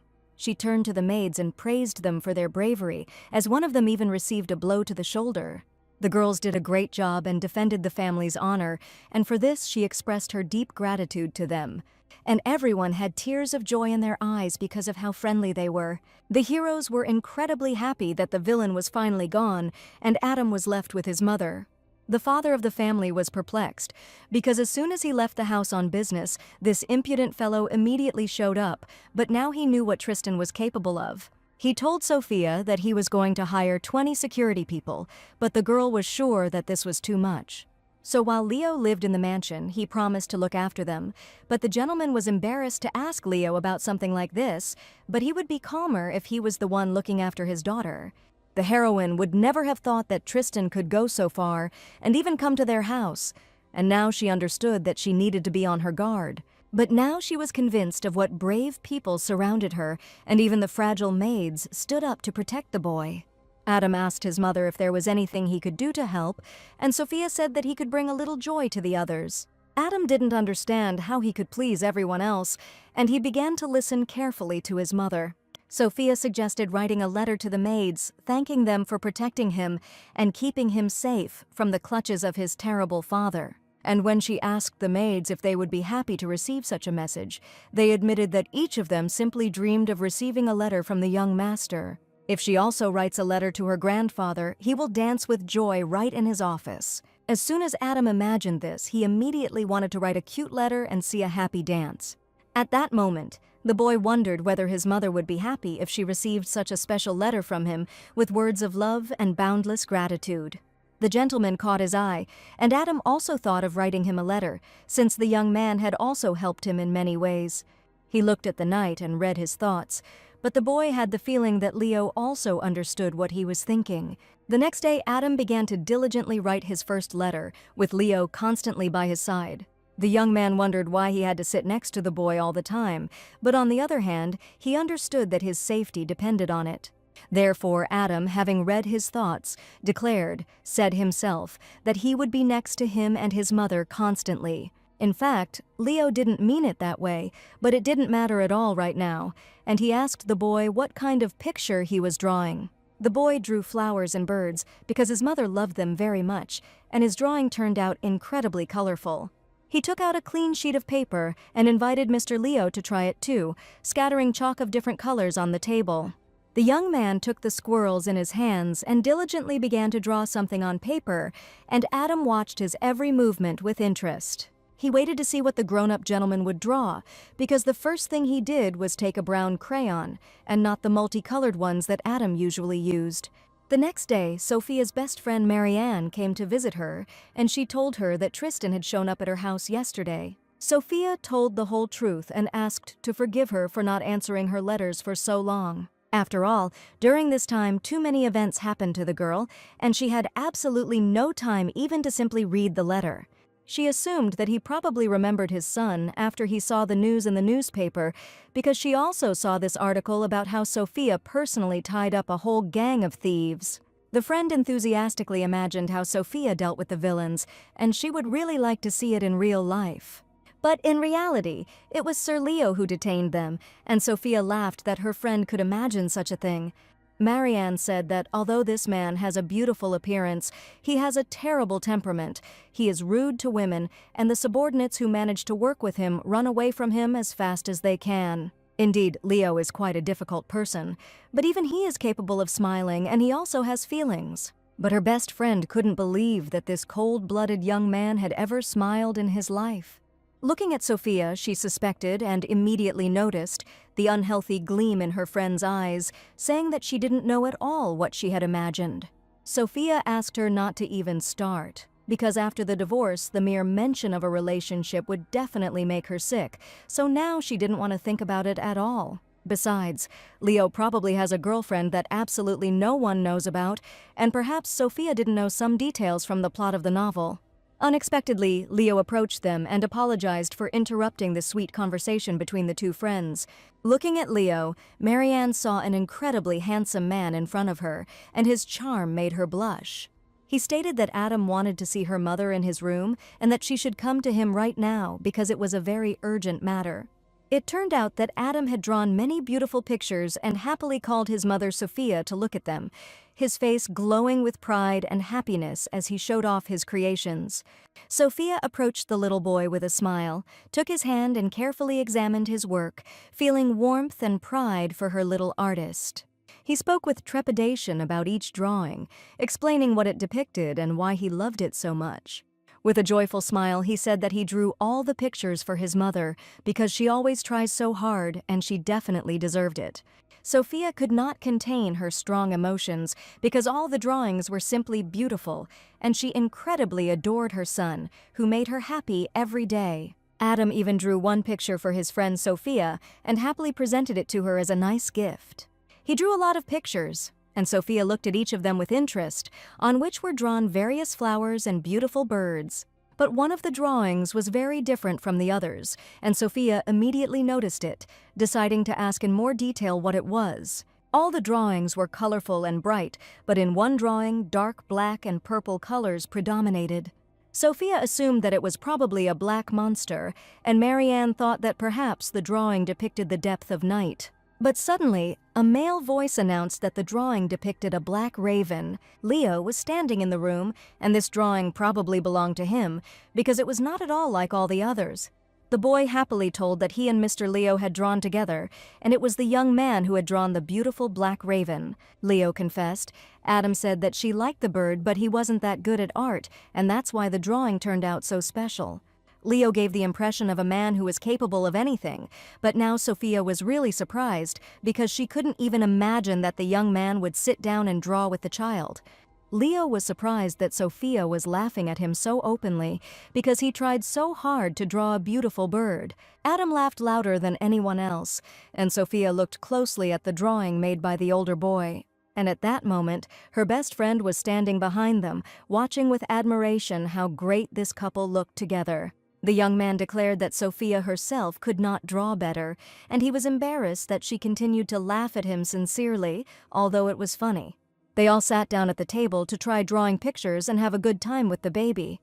And Leo was so happy for the first time, although his face did not express any particular emotions, but inside he felt incredible warmth. After some time, the colorful drawings were ready, and Sophia and Mariana tried hard to draw what they had in their beautiful imagination. The next day the weather was incredibly hot, and Lady Sophia was simply exhausted from the heat, sipping a cool drink. The maid asked the mistress not to use such rude words, but she could not say anything else. Due to the low humidity, the summer in the kingdom was especially hot, and the heroine just wanted to lie in the cool water and do nothing else. She incredibly wanted to go to the river or even to the seashore to finally feel the freshness and coolness of a hot, sultry day. Suddenly, the father asked if his daughter also wanted to go with him, but she had no idea where he was going. As it turned out, a merchant ship had arrived at the port, so my father was going to go and meet it. As soon as the heroine heard the words about the sea, she was incredibly happy, because her only desire was to be on the sandy shore and feel the coolness of the sea breeze. She went with her father to meet the merchant ship, and as soon as it sailed to the shore, it struck her with its unimaginable beauty. It was the first time Sophia had seen such a huge, luxurious ship, and it was the pride of the kingdom. They say that this ship can withstand any storm. It is completely unfazed by any weather conditions. At this time, Adam stayed at home, and as soon as the heat subsided, Sophia decided that this ship was definitely worth showing to the baby. The father greeted his friends with respect and was very glad that all the sailors returned home safely. They greeted the gentleman and expressed their deep gratitude to him for the opportunity to use such a ship. He introduced his daughter Sophia to his friends, who expressed a desire to come and see his work. The people asked the Lord to see what rare tea they had managed to obtain, and the merchants also brought new luxurious fabrics. Sophia admitted that she really enjoys spending time with her father because she loves him with all her heart and wants to know more about him. The father chuckled that the girl would not achieve anything with her flattery, and she might not even try. Sophia smiled and said that she was telling the whole truth because she loved her father incredibly. The sailors immediately saw the beauty, offering to take a walk with them in the port, but suddenly Leo approached Sophia because he did not expect to meet her here at all. She also had no idea that Sir Lorraine would be in port, but deep down she was happy to see him again. Leo realized that the girl was probably already tired of this heat and decided to accompany her to a cafe to spend time in a cool place. Together they went to the nearest cafe near the seaport, and the couple looked simply amazing. Looking at them, the father wondered where this guy came from, because Sophia could have had problems if he hadn't shown up, so it would be better if she went with him. Arriving at the cafe, Sophia reported that the young man, as always, had arrived on time and wanted to know what he was doing there. Leo was informed that Sir Medine had gone to port and that he had received orders to ensure his safety. Sipping a cool cocktail, Sophia realized that this was how the royal family looked after their family, in gratitude for catching the thieves. After that, they went to the port to explore the area a bit, and it turned out to be a really hot day. Sophia's father got along well with all the merchants, and everyone respected and revered him incredibly as a friend. Leo also noted that the gentleman is a wonderful person, but this also applies to Sophia's entire family. Suddenly, she asked about Leo's family, since she had never heard of any of his relatives. He told me that his older sister lives in the territory of Lorraine, and his mother left this world immediately after his birth. Winters in the territories were incredibly harsh, and besides, the struggle for territories never ended, and this is a land where you can't survive without the necessary preparation. For Leo, his father was more of a teacher than a parent all his life, and he forced the boy to study day after day. There were days when he was so unhappy with fencing that Leo was not allowed to go to bed until he had perfected the techniques. When he was little, he was incredibly offended by this attitude. But it was necessary to become a worthy heir to the family line, and Leo knew that Sophia probably had something to say about the upbringing of his father, but that was how it was in his family. That is why he was deeply touched by the love and warmth of the Medine family, and did not even suspect that such a relationship could exist. When each family member supports each other, rejoices in success and victories, and does not scold each other for defeat. But Sophia always considered her father a terrible person, but as it turned out, Leo's father was much stricter, and his childhood was completely different. She was sure that her father would not let her in with a child in her arms, but she took the courage and decided to show him her true feelings. In response, he accepted her and showed his boundless love for his little grandson, his daughter, and his beloved wife, and if she had not taken a step forward, their relationship would never have become like this. Her father and mother were worried about their daughter all the time, and she didn't even suspect it. But while her parents were alive, she had to do everything possible.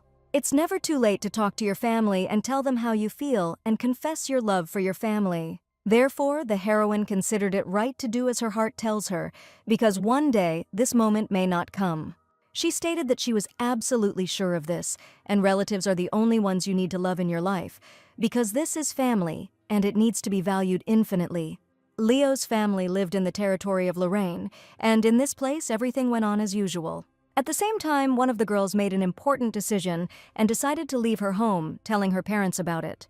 The father understood his daughter perfectly and offered to stay here with them, but was also ready to support any of her decisions. The girl assured her that there were many people in the kingdom who needed her powers, and she was obliged to help them, and hugging her daughter before leaving, the mother asked her to take care of herself, reminding her that her family was always waiting for her at home. Standing near the carriage, the girl decided to change her life and thanked her family for accepting her choice. All the local residents saw her off, and the children wished the Holy Virgin good luck, wanting to see her return as soon as possible. The heroine couldn't even imagine what the capital was like, because she had never been to such a big city, but she went there for just one reason: to finally see a loved one named Leo, with whom they were separated by many kilometers.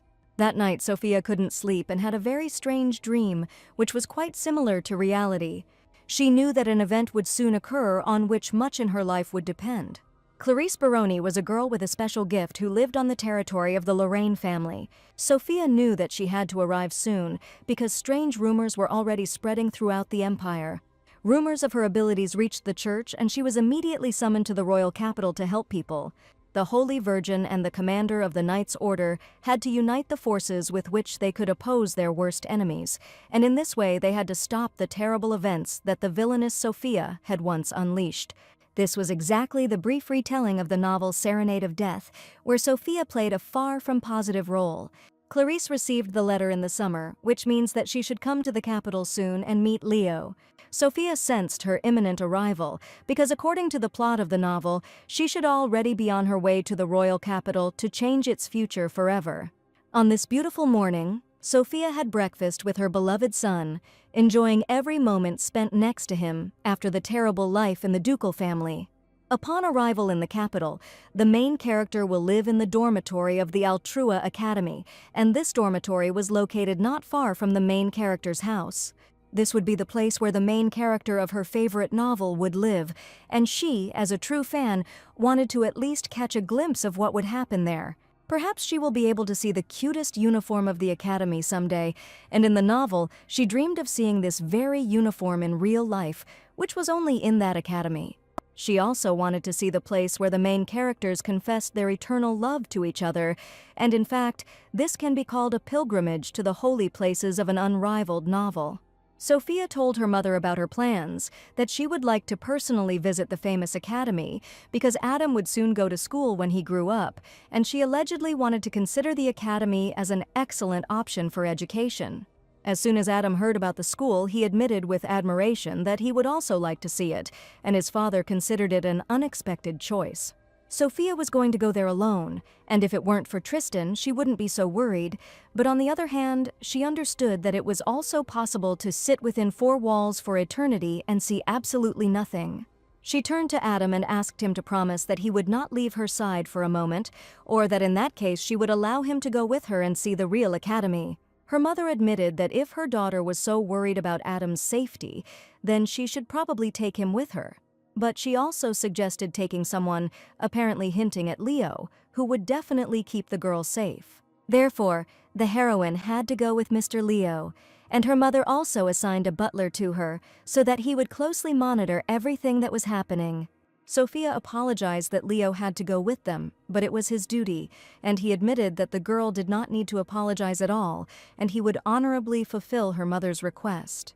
The Altrua Academy looked majestic, like a palace of knowledge and beauty. Its high walls were decorated with exquisite ornaments, and its towers reached into the sky, creating a sense of grandeur and power. The little boy saw such a huge building for the first time. The whole architecture radiated elegance and dignity, attracting the attention of passers-by and causing admiration in those who entered inside. It was the largest academy in the entire capital, where they accept students even from an early age of about 5 years old and teach them well. And Sophia assumed that very soon Adam could wear this magnificent uniform and become a student at the most famous academy in the entire empire. But Leo said that this was not the only school in the capital, but Sophia was sure that the academy was just one of the excellent options, and did Mr. Leo really not like it at all? The young man most likely did not like the institution itself and its teaching methods, but the diverse contingent that studied there. In such a large academy where there were many students, it would be much more difficult for Adam to get used to it, and he was absolutely sure of it.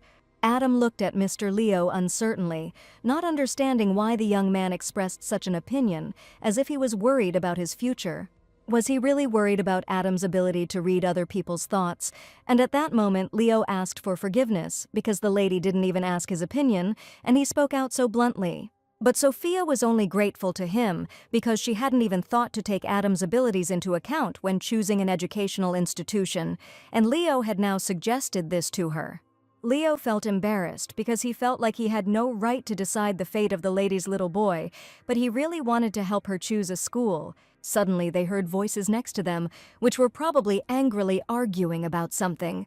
Sophia immediately grabbed her son to avoid any unpleasant circumstances, and Leo confidently stepped forward to find out what was going on. A teacher in a tie stood near the institution, and next to him was a girl with pink hair, and it was probably between them that a strange scandal broke out in broad daylight. The lady asked for forgiveness, because she had not looked at all where she was going, and the young man was indignant that village people were not taught to look around. As Leo said, there is a difficult contingent in such an academy, and the heroine is now convinced of this herself, that it may not be easy for Adam here, and it is also very difficult to find a circle of friends. The young man screamed loudly that the girl had hit him in the shoulder, but the lady offered to heal his wound right now so that he would no longer feel his pain. And right before everyone's eyes, glowing magic appeared around the girl, and probably in this way she could heal any wounds and ailments. Sophia and Adam watched what was happening, fascinated, and Leo could not understand at all what kind of girl appeared on the threshold of the academy, wanting to heal a stranger. Suddenly the boy's arm was healed. He no longer felt pain, and he could not believe that in this way an unknown girl was able to heal his shoulder, because it was an incredible miracle. The girl gave her name as Clarice and admitted that if the young man had any problems, he could always turn to her for help. She would be happy to help him. Light pink hair, soft purple eyes, and Sophia had no doubt that this was the very heroine whose appearance she feared the most. Leo approached the girl and asked what she was doing, and Sophia got the feeling that they had known each other for a long time. Because as soon as the lady saw Leo, she rushed into his arms, joyfully declaring that she had not seen him for too long and missed him incredibly. But Leo asked her not to use her power just anywhere, because this is not the territory of Lorraine, where she lived all her life, and in the capital everything is completely different. The lady really understood everything, but Leo said that it was for this very reason that he did not want her to come to the capital. He believed that the church was simply taking advantage of her kindness, because the Holy Virgin was ready to help anyone, regardless of whether it was a bad or a good person. Clarice, folding her arms across her chest, admitted whether the church was using her or not, they needed her for some reason, and so it made sense to come to the capital to help the church. The girl smiled and called Leo still imaginary to everyone, and he still does not trust people, just like in his distant childhood. Sophia watched what was happening carefully, and she waited a long time for this girl to arrive in order to see the heroine of the novel in person. Therefore, exhausted with curiosity, she eagerly awaited the meeting with her, because she remembered this heroine very well. And she just saw with her own eyes how Leo looked at Clarice, and that moment was simply unforgettable. After all, she had just seen the interaction of the main characters of the novel Serenade of Death, and this moment simply gave her goosebumps when she read the novel. Sophia was delighted, and it seemed that this admiration was spreading throughout the entire street, and the heroine could not help but notice it. Noticing the girl who caught her attention, she wondered if this lady was also familiar to her. Just recently, Sophia made a pilgrimage to the holy places of the novel and even met a holy virgin, but the next day she woke up with a terrible headache. Adam was worried that his mother was not feeling well because nothing foreshadowed trouble, but she assured him that everything was fine with her. The maid assumed that it was most likely a common cold due to overwork and was sure that Sophia would soon get better, but the main thing was that she should have a good rest. Divorce, catching thieves, showdowns with Tristan, and it is not surprising that Sophia suddenly fell ill with a severe cold, but now she needed to regain her strength because there were many exciting adventures ahead of her. Even though she was feeling unwell, Sophia was incredibly happy that she was able to meet Clarice's character in person, and she went up to her to say hello, because when she read the novel, she could not have imagined that she would ever be able to see Clarice. Only thanks to this meeting did Sophia finally become convinced that she had been reborn into the world of her favorite novel. Sophia rose from her bed to drink some cold water, but on the table in front of her she saw only an empty decanter and asked if any of the maids were nearby. Opening the door, the girl was going to go to the kitchen alone to fill a glass decanter with water, since there was not a single servant in the corridor. But Sophia wondered if she would be reprimanded if she walked around the corridor in her nightgown, since the maids would obviously be outraged that a decent lady could not walk around the house dressed like that.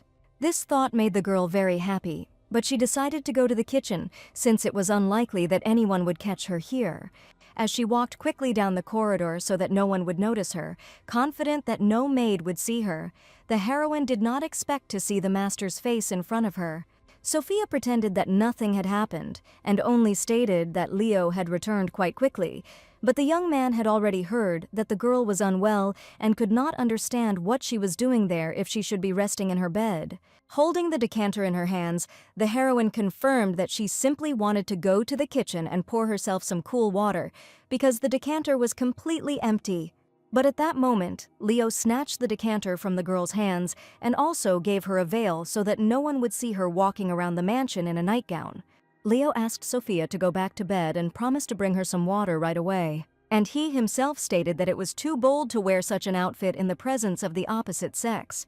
She quickly returned to her bed and asked the master for forgiveness, and when he brought her some water, she decided to confess that she had noticed how incredibly caring the master had been for her lately. Leo's face remained calm, and he was surprised only by the heroine's ability to get into various stories as soon as she was alone.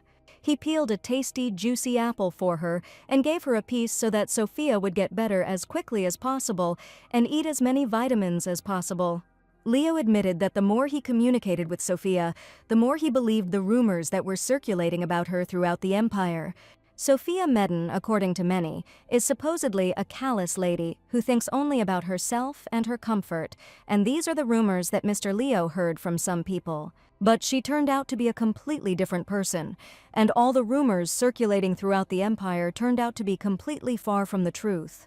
After all, in Leo's opinion, Sophia was smart and incredibly brave, and she didn't care at all what others might think of her. She is also a wonderful, loving mother who adores her little son and takes care of him with all her might. Every day the hero realized more and more that it was simply impossible to take his eyes off such a person, and he was ready to look at this sweet girl forever. Sophia listened attentively and with great surprise in her eyes to the gentleman, because for the first time he had such a heartfelt conversation and was talking about his feelings. As soon as Leo realized, he apologized and stated that he was talking nonsense and that he probably only embarrassed the girl with these words. But Sophia happily admitted that she had never been praised like that, so she was surprised by his warm and noble words towards her. Opening the bedroom door before he found her, he said a few more words, admitting that he spoke from the heart, and these were his thoughts. When Leo left the heroine's bedroom, he was overcome with disturbing thoughts that he supposedly shouldn't have said that at all, and it was probably impudent of him to prove his feelings to the girl. Sophia dealt with the thieves, but Duke Grandcourt was still breathing down her neck, and Leo decided to think about her safety first, because in such a situation it would be better to involve the knights, but he wanted to personally remain at her protection. After an unexpected, sincere conversation, Sophia began to think about how this man had just surprised her incredibly and why he would suddenly raise this topic at all. But on the other hand, he is just a knight who is currently living in her family's house, but the next day, unexpected news came that Lady Clarice needed protection. A request came from the cardinal, and it was probably also difficult for the Holy Virgin to settle in the capital, since she came here completely without anyone's help to an unfamiliar city. Leo apologized for having to leave Sophia in a difficult situation from now on, but she asked him not to worry because she had two wonderful maids. Besides, she heard that Leo grew up with this girl in the same city, and they probably have a lot to talk about, so they should just have a good time together. Little Adam wished the gentleman a safe journey, and Sophia was also sure that this was just a necessary measure that would not take long. Adam and his mother Sophia saw through the window that a thunderstorm was gathering. The sky became dark and gloomy, lightning flashed on the horizon, and the thunder became louder and louder. But Leo still had to hit the road, even with the bad weather approaching. Rain and thunderstorms flashed over the empire, lighting up the sky with bright lightning. Dark clouds hung over the city, lightning cut the sky into pieces, reflecting in the watery streams of rain that fell noisily onto the streets and rooftops of buildings. The Holy Virgin was praying in the temple, immersed in deep prayers and reflections. Her face was calm and bright, and her hands were folded in a prayerful gesture. Knight Lucas noticed an approaching thunderstorm. Dark clouds were gathering on the horizon, and lightning was flashing in the sky.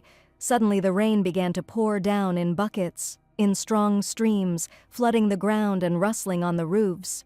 Clarice thanked the knights for calling to escort her today, and the knights could not allow the Holy Maiden to not get wet, promising to escort her to the dormitory. Leo was extremely unhappy that he was so urgently called to accompany the girl to the temple because he had completely different plans. Lucas was sure that this mission was very easy and they would finish it quickly, but he realized that everything depended on their strength once the mission was completed. He chuckled that Leo probably just really didn't like rain or was afraid of thunderstorms, and the commander made a displeased face. The girl was surprised that Leo had a person like Lucas, and Leo didn't know how to express his emotions properly. The commander didn't respond to this, and Lucas wondered if this was the whole truth, and Leo just didn't know how to talk about his feelings. And Clarice was also incredibly happy that Leo was able to find such a wonderful friend in the capital. But Leo asked the girl not to talk about him as if he were a child, because he communicates with more than just one person, Lucas. She immediately understood that they were talking about the beautiful Sophia and her baby Adam, with whom Leo now lives in the family, constantly being near them. Clarice found this meeting pleasant because the other day they had seen the mistress of the Maiden family and they had even managed to chat a little. Leo wanted to say that Sophia was not the mistress of the house at all, but before he could say a few words to her, Clarice approached him. Clarice pressed herself against Leo's chest, feeling warm and protective, her heart beating fast and her eyes reflecting a mixture of worry and trust. She asked the master for forgiveness because she was simply scared by a strong thunderstorm, and Lucas also confirmed that there had not been such bright lightning in the empire for a long time. As soon as Leo heard the rain getting louder, he immediately thought of Mrs. Sophia, who was left alone at home in a state of illness. What he was most worried about was that the girl would be afraid of the loud claps of lightning and would feel uncomfortable, or even worse, would start to get very nervous. So when Clarice offered Leo some tea and a little chat, even though he was not busy at the moment, he immediately declined. Quickly making an important decision, Leo decided to go to Sophia and ordered Lucas to take care of Clarice. Leo jumped on his horse and, in the pouring rain, raced towards Sophia, his heart beating fast and drops of water running down his face, not stopping him from moving forward. No one understood what had just happened, or why the commander decided to drop everything so quickly and leave. Wind and thunder accompanied his path, but Leo did not stop. He was determined to get to Sophia as soon as possible, and perhaps he was even too worried. But now he just wanted to get to Sophia as quickly as possible to make sure that she was completely okay. When the girl saw him on the threshold, she did not understand why the young man decided to return so quickly. After all, he was entrusted with an important task to protect the Holy Virgin, but for some reason, after just a couple of hours, he found himself back in her house, soaking wet from the heavy rain. The first thing he asked was how Sophia was feeling, and she admitted that she was already on the mend and felt much better. The girl's mood was simply wonderful because she slept a lot and also ate deliciously, which helped her quickly regain her strength. Raindrops were running down Leo's face, his clothes were soaking wet, and water was streaming down his cheeks and neck. Sophia noticed that the young man was soaking wet and said that Leo was at risk of catching a cold just like her, so she ordered the maid to prepare a warm bath and clean, dry clothes. The young man categorically refused and stated that he did not need it at all and that he would be completely fine, despite the fact that he was very wet in the rain. But Sophia did not want the young man to fall ill the next day, and little Adam, who was standing nearby, screamed from the loud roar of thunder that broke out. Looking out the window, the boy was incredibly afraid that lightning should not strike their house, and his tiny hands simply trembled with fear. Leo realized that he had arrived just in time to try to calm the baby and Sophia, who was probably very worried. The rain continued. Clarice looked out the window at the raging thunderstorm.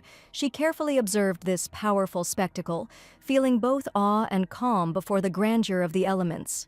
Lucas admitted that if a girl is looking for company for tea, he would be happy to drink hot tea with her.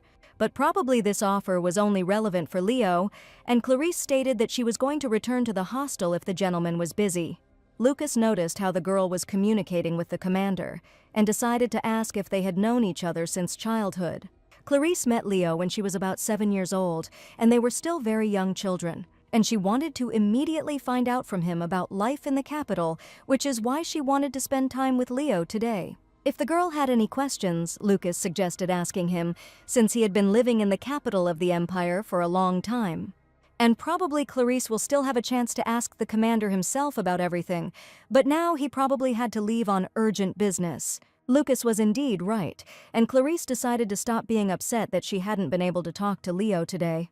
But Lucas decided to keep quiet about where the commander had gone and under no circumstances tell the girl about it. After all, if she finds out that Leo went to Sophia, she will probably worry for a long time. Early in the sunny morning, the maid greeted Sophia warmly. The bright rays of the sun penetrated through the windows, filling the room with a soft glow. The whole atmosphere was filled with the warmth and light of a new morning. Sophia noticed that another new girl had appeared next to the maid, whom she had definitely not seen in her house before. The lady welcomed the new worker into her home and saw how incredibly nervous the girl was on her first day of work. The new maid's name was Rita, and she was assigned to replace Lady Sierra for a time. Rita was a very anxious girl. As soon as she saw that the young gentleman was running somewhere, she ran after him and screamed for him to stop, because the boy could trip and fall, and Sophia and the other maid just stood and watched as the new lady ran after her mischievous son. From the very morning, Sophia decided that today she was going to spend the whole day with Adam and devote time only to him. But at that moment, Leo approached her and asked if the lady had decided to go for a walk on such a warm and beautiful day. Sophia planned to take Adam to the garden to show him the magnificent flowers that had just recently blossomed. Leo was going to go with her, but the lady did not understand, because the young man was clearly expecting service, and he had completely different plans. The gentleman stated that he had no duty today, and Sophia was incredibly happy that he could rest with her and little Adam. Sophia was delighted to learn that Leo would be spending time with them. Her face lit up with a smile, and her eyes sparkled with joy and hope. She looked at him with warmth, feeling that their communication would make this day special. Earlier, Adam was almost kidnapped in the garden, so Leo promised to accompany the girl, but did not want to interfere with her rest with her son. These words made the heroine's face twist into an unpleasant grimace, but she understood that she no longer had anything to resist with. So Sophia decided to give in and told Sir Lorraine that if the young man wanted it, she would be only glad. And she was sure that she should be the one to thank because Leo was spending his only day off with them, but it was for this very reason that the young man wanted to spend it this way. Near the gazebo, flowers in the garden were fragrant, filling the air with a delicate aroma. Bright petals bloomed in abundance, creating a beautiful and pleasing picture for the eyes. As soon as they arrived in the garden, Leo stood near the gazebo and humbly stood at a distance, with his arms folded across his chest, and he did not come any closer to Sophia. Looking at Mr. Leo, who was standing in the distance, Sophia could not understand what his words meant, to spend her day off exactly like this. Sophia wove a delicate wreath of daisies and smiled lovingly, looking at her little son. She carefully placed it on little Adam's head, and his little face lit up with joy and surprise, and his eyes sparkled with happiness.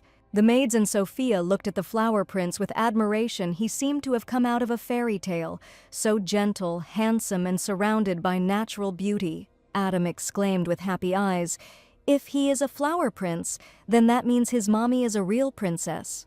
Sophia clarified that if she was his mother and he was the little prince, then she was a real queen. and the boy offered to make a magnificent crown for his mother the queen and happily headed towards the flowers. There was a beautiful fountain in the garden. Its water softly murmured and reflected the sun's rays, creating a magical atmosphere. A variety of flowers grew around it, bright roses, delicate lilies, lush peonies, which filled the garden with aromas and beauty. Adam looked at the variety of flowers and asked what kind of flowers his beloved mother liked, because he had never asked this question before. Sophia told me that my favorite flowers are Sophia roses. Peach roses looked delicate, like clouds at dawn. Their soft petals had a subtle peach shade, smoothly turning into light tones. Adam was surprised that the roses had the same name as his mother, and indeed these roses were named after her.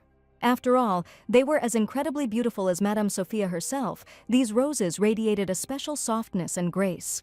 This special rose became for Sophia not just a flower, but the personification of her soul and beauty, filling her heart with joy and pride. Sophia suggested that the little one have lunch right in the garden, because today she baked his favorite delicious cookies for him. Sophia had been baking quite a lot of cookies since early morning, and asked the maid Iris to bring them to the garden. She asked Rita to look after the young master, and the new maid happily agreed to carry out the important mission, promising that she could be relied upon. Looking closely at the beautiful roses, Adam could not help but think that it was because of these flowers that he wanted to weave a crown for his mother. He asked Rita if it was possible to cut these beautiful roses, but on the other hand, he felt very sorry to do it. Rita said that if you cut a little, then probably nothing bad will happen, and Mrs. Sophia will be incredibly happy with the crown that her beloved son will make for her. They carefully selected several rose flowers and cut them straight from the bush, while the maid helped the boy all the while. The maid Rita helped the boy Adam weave a crown of roses for his mother, and together they carefully joined the petals, creating a beautiful and delicate crown. The result was an elegant crown, full of love and care, which the boy was proud to give to his mother. Finally, Sophia arrived with some delicious cookies, and she arrived just as the crown was already finished. Adam gave a wreath of roses to his mommy Sophia and was happy to see her smile because he made such a beautiful and special gift for her beloved mother. At first, the maid was afraid that the magnificent flowers in the garden had been cut, but Sophia hastened to stop her. Sophia tenderly accepted the wreath of roses, feeling all the sincere love and care of her little son.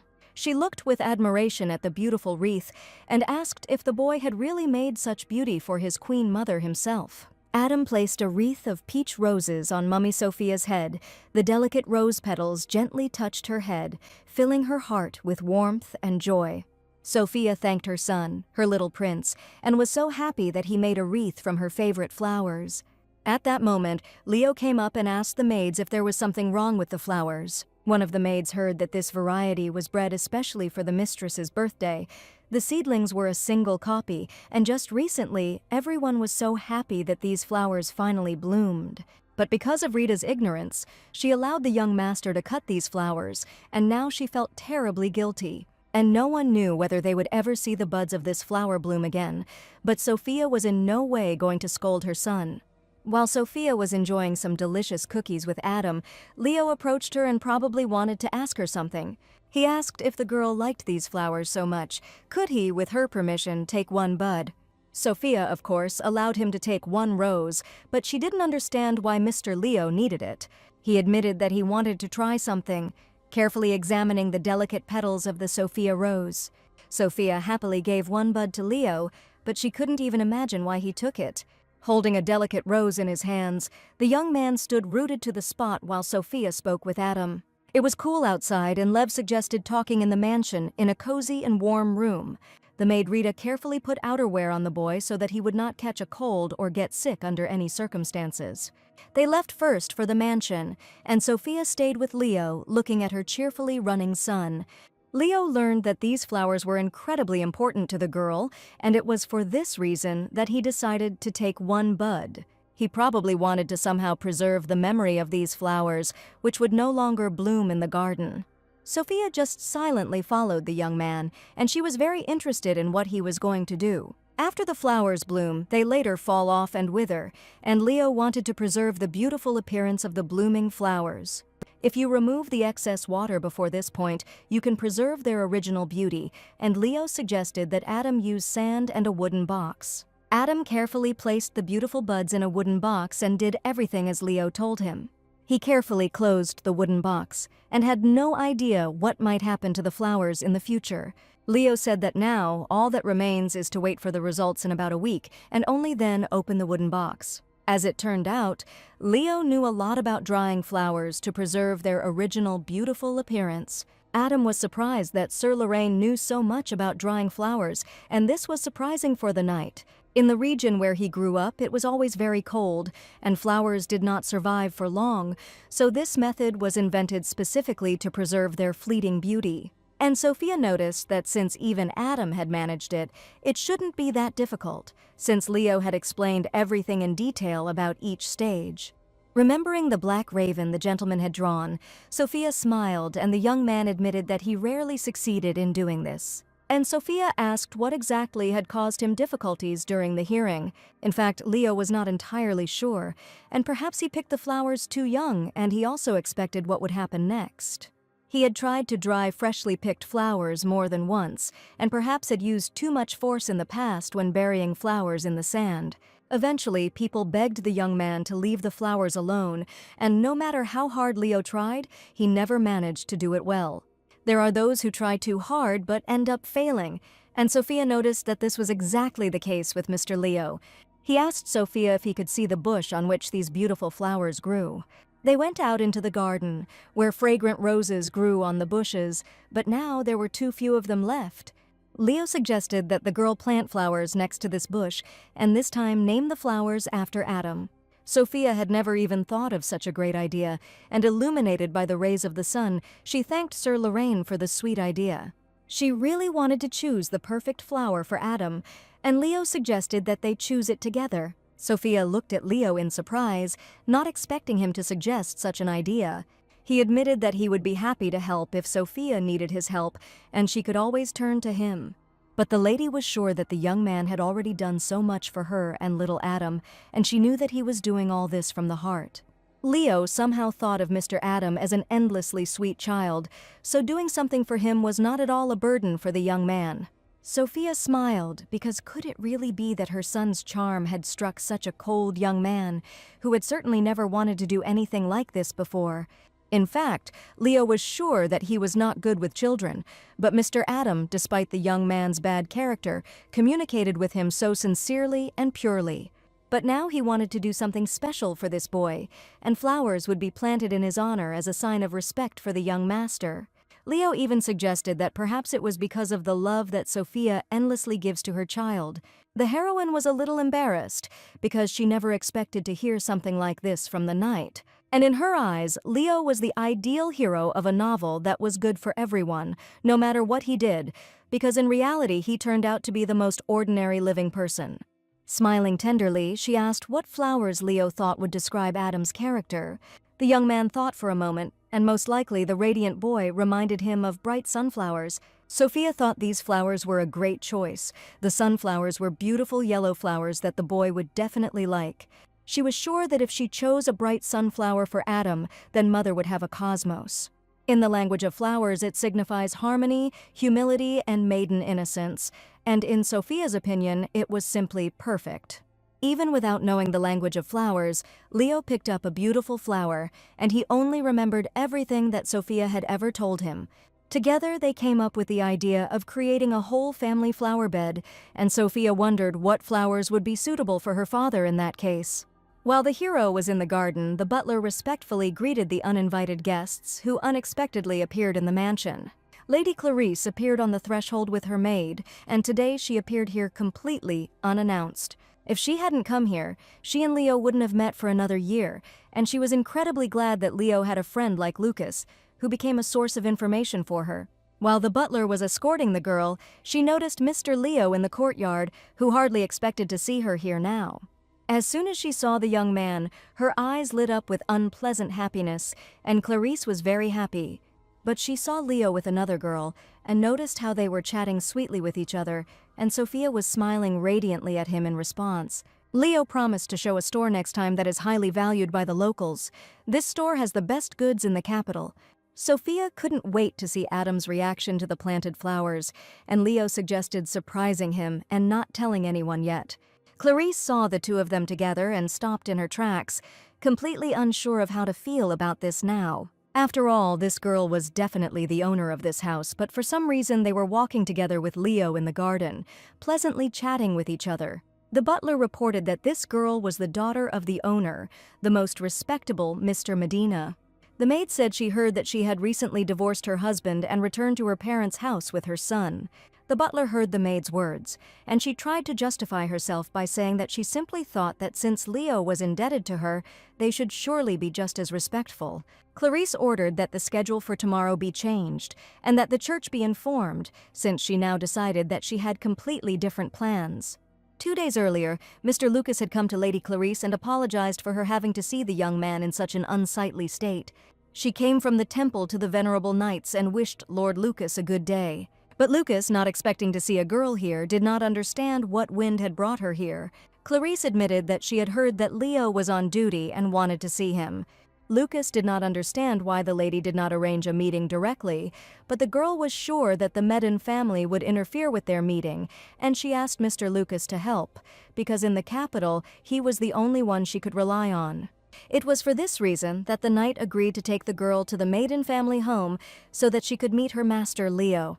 He knew he was making a rash move the moment they stepped onto the mansion's doorstep to be met by an unsuspecting butler. And Lucas had already assumed that this meeting would not end well, but he could not refuse Lady Clarice at all. The heroes arrived at the Sonata clothing store, where they were greeted by a cozy atmosphere and bright display windows. The shelves were filled with a variety of outfits, from elegant dresses to stylish suits. Taking the girl by the arm, Leo asked her to walk with him, and Sophia was surprised because she had never been in this store before. He turned out to be so luxurious, and Sophia didn't even imagine that Leo had a great understanding of fashion. But for some reason, the first thing she saw was Lady Clarice, who definitely couldn't have just appeared here at that exact time. The girl was allegedly surprised to see Leo in this store and stated that she did not expect to meet him here at all. The young man asked Clarice what had brought him here, and she said that she had special, precious memories associated with this store. Long ago, Leo noticed that the girl's shoes were uncomfortable and brought her here, buying her beautiful new shoes. The bright yellow shoes with a stylish small heel perfectly suited Clarice's style, and the heroine admitted that she still wears them, and they are the most wonderful memory of this store for her. At this point, Sophia felt like she was out of place in this conversation, but since she had come here with Leo, she had no choice but to just stand there. It was a story of days gone by, and Leo said that he had arrived here today with Madame Sophia, and they had completely different plans. Clarice pretended not to notice Sophia at all, and apologized for the late greeting, and also thanked the girl for looking after Leo. And suddenly she announced that if Sophia didn't mind, she would like to steal Leo for a while, and she came here to choose a dress and would like him to help her choose. The store was filled with luxurious, sophisticated dresses that seemed made for special occasions. Their graceful silhouettes and rich embellishments were eye-catching, and the fabrics, silk, velvet, and lace, shimmered in the light, highlighting their elegance. Since Leo had come here with Sophia for a specific purpose, he told Clarice that he could help her choose a dress any other day. But the Holy Virgin was not going to back down, and was sure that the young man was simply still being overly stubborn, handing him the unexpected letter. It was a letter from his father, Leo, and she asked him to look at the urgent message. And Clarice was sure that since her uncle insisted, his son certainly had no right to refuse his parent. After reading the letter, Leo realized that this was an urgent matter, and Mrs. Sophia asked him not to worry, thanking him for simply taking her to a luxury store. Leo promised to finish as soon as possible and return to the lady, but Clarice did not understand what he was saying now. After all, Leo would introduce her as the future bride, and the girl needed to carefully and thoughtfully approach the choice of outfit. Clarice was one of the candidates for the bride, but the master asked her not to speak as if everything had already been decided, despite the fact that everyone saw them as a beautiful couple. Leo and Clarice were engaged, and Sophia knew that, according to the plot, they would eventually become husband and wife, so everything that happened was extremely logical. Lucas watched closely as Clarice took Leo away, and he really wanted to be wrong about his opinion.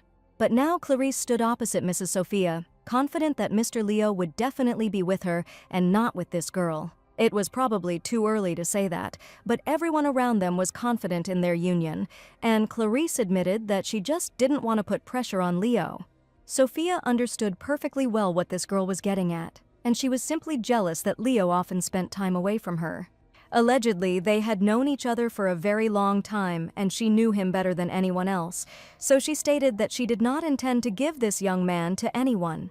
She thought it was wonderful that the girl was driven by a pure feeling of love, which certainly filled her heart with warmth and joy. Everyone around them was used to relying on Mr. Leo, but Clarice was sure that as soon as he married her, he would immediately leave the Maiden family. And she confidently stated that Sophia should stop relying on him so much because it would soon be painful for her and her son to say goodbye to him. Sophia didn't expect Clarice to bring up the subject as soon as Leo left and they were alone.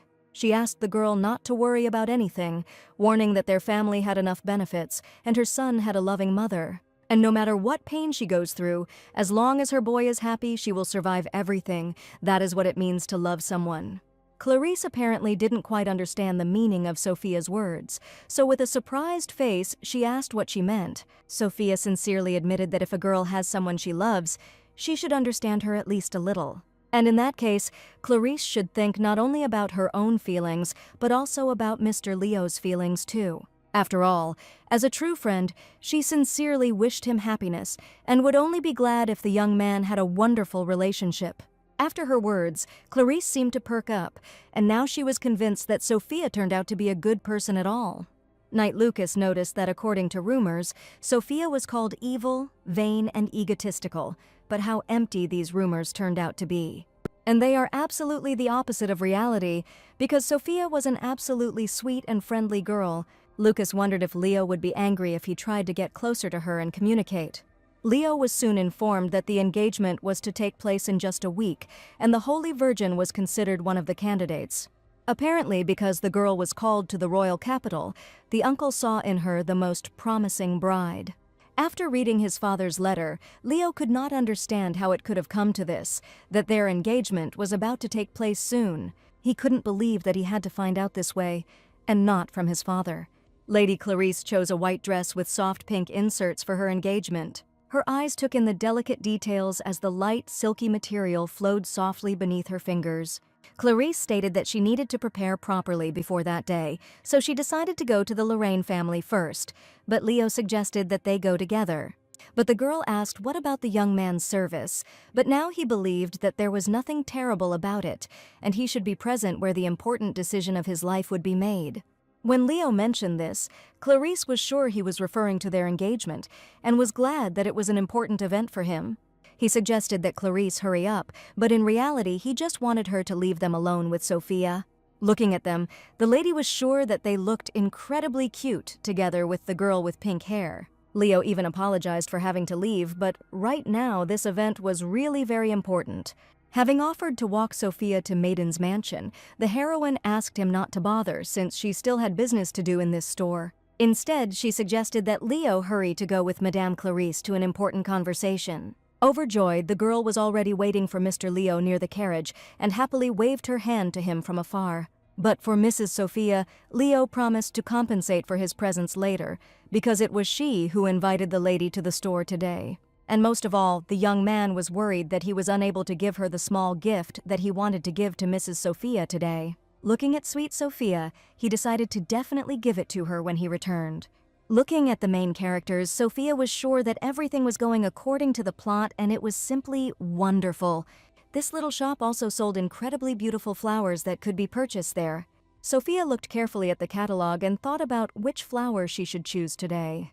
But at that moment she heard a familiar voice nearby, and it turned out to be Mr. Lucas, who scared her a little with his unexpected appearance. She certainly didn't expect to see Sir Lucas here, and immediately asked what he was doing here.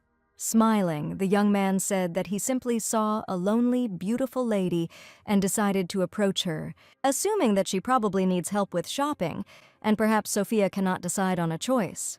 Sophia thanked the gentleman for his pleasant attention, but she did not need anyone's help at all now. After all, she promised to choose these flowers exclusively with Sir Lorraine for their joint idea. Lucas noted that Sophia surprisingly turned out to be a very conscientious lady, and he admitted that he would like to see the real her. The young man saw Lady Clarice release her claws on Sophia, and she in turn only smiled sweetly at her, and it was truly amazing. In his defense, the young man only wanted to say that he was worried about Lady Clarice's behavior, which is why he came here. Sophia believed that the young man was openly interfering in the personal lives of others, and it would have been more logical to ask for an apology rather than pique. Lucas wanted to know why Sophia called the commander to accompany her shopping. Now she refuses his help. The heroine said that Sir Leo took into account her feelings and wishes, so he suggested visiting this place, and she was touched by his action, so she came here in his company.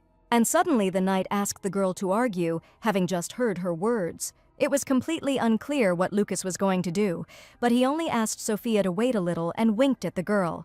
Holding the catalogue in her hands, Sophia looked at the knight in bewilderment, not understanding at all what his behavior meant. In fact, she was already thinking about returning home because Adam probably missed her very much. And Sophia already imagined how happy the boy would be as soon as he saw her on the threshold of his home. Right now, she decided to buy gifts for her loved ones and relatives and return home as soon as possible. But she had to buy presents for Adam, Dad, Mom, as well as the maids and the friendly butler. At this point, Lucas returned, apologizing for the wait, reminding her of his bet and stating that if he could understand the girl's feelings, he would win. Lucas decided to tell what the girl was thinking about now, and as if he read her thoughts, she wanted to return home as soon as possible. These were not all the predictions, and waving the white cloth, Lucas prepared to pronounce the next one. That Sophia probably wanted to buy gifts for her family and her servants, and this time the young man was absolutely right. It turned out that he understood this from the girls' conversation when Clarice told Sophia about her feelings. It was incredible, but Lucas really guessed what the lady was thinking just from their conversation, and Sophia considered him very observant. Lucas smiled and confidently replied that since he had won, he could count on a date as a reward.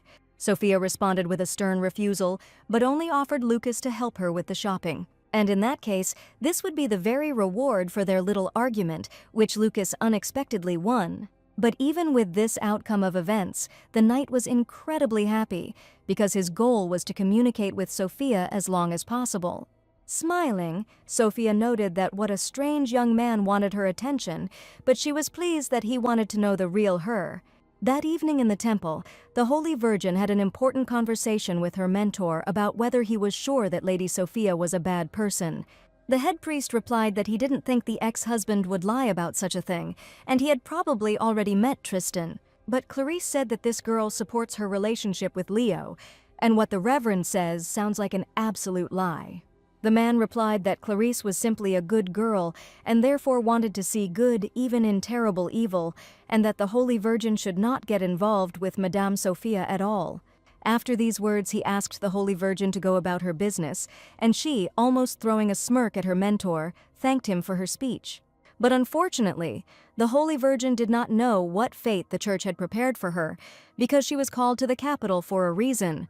The main thing is that the priest was sure that this girl turned out to be much more useful than he had assumed, and he wanted to make sure that the strongest knight would also appear on their side, and in that case they would no longer have anything to fear. Sophia finally arrived home. The first thing Adam asked was whether Mr. Leo had left, because they had definitely gone to the store together.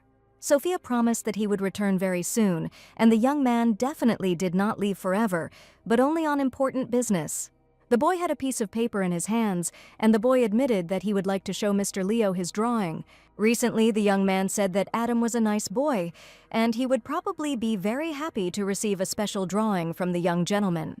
Sophia suggested that her son send the drawing by mail, saying that Sir Lorraine would be only too glad to receive a letter from the boy, and if he sends the letter now, it will arrive at his house just in time for him to arrive.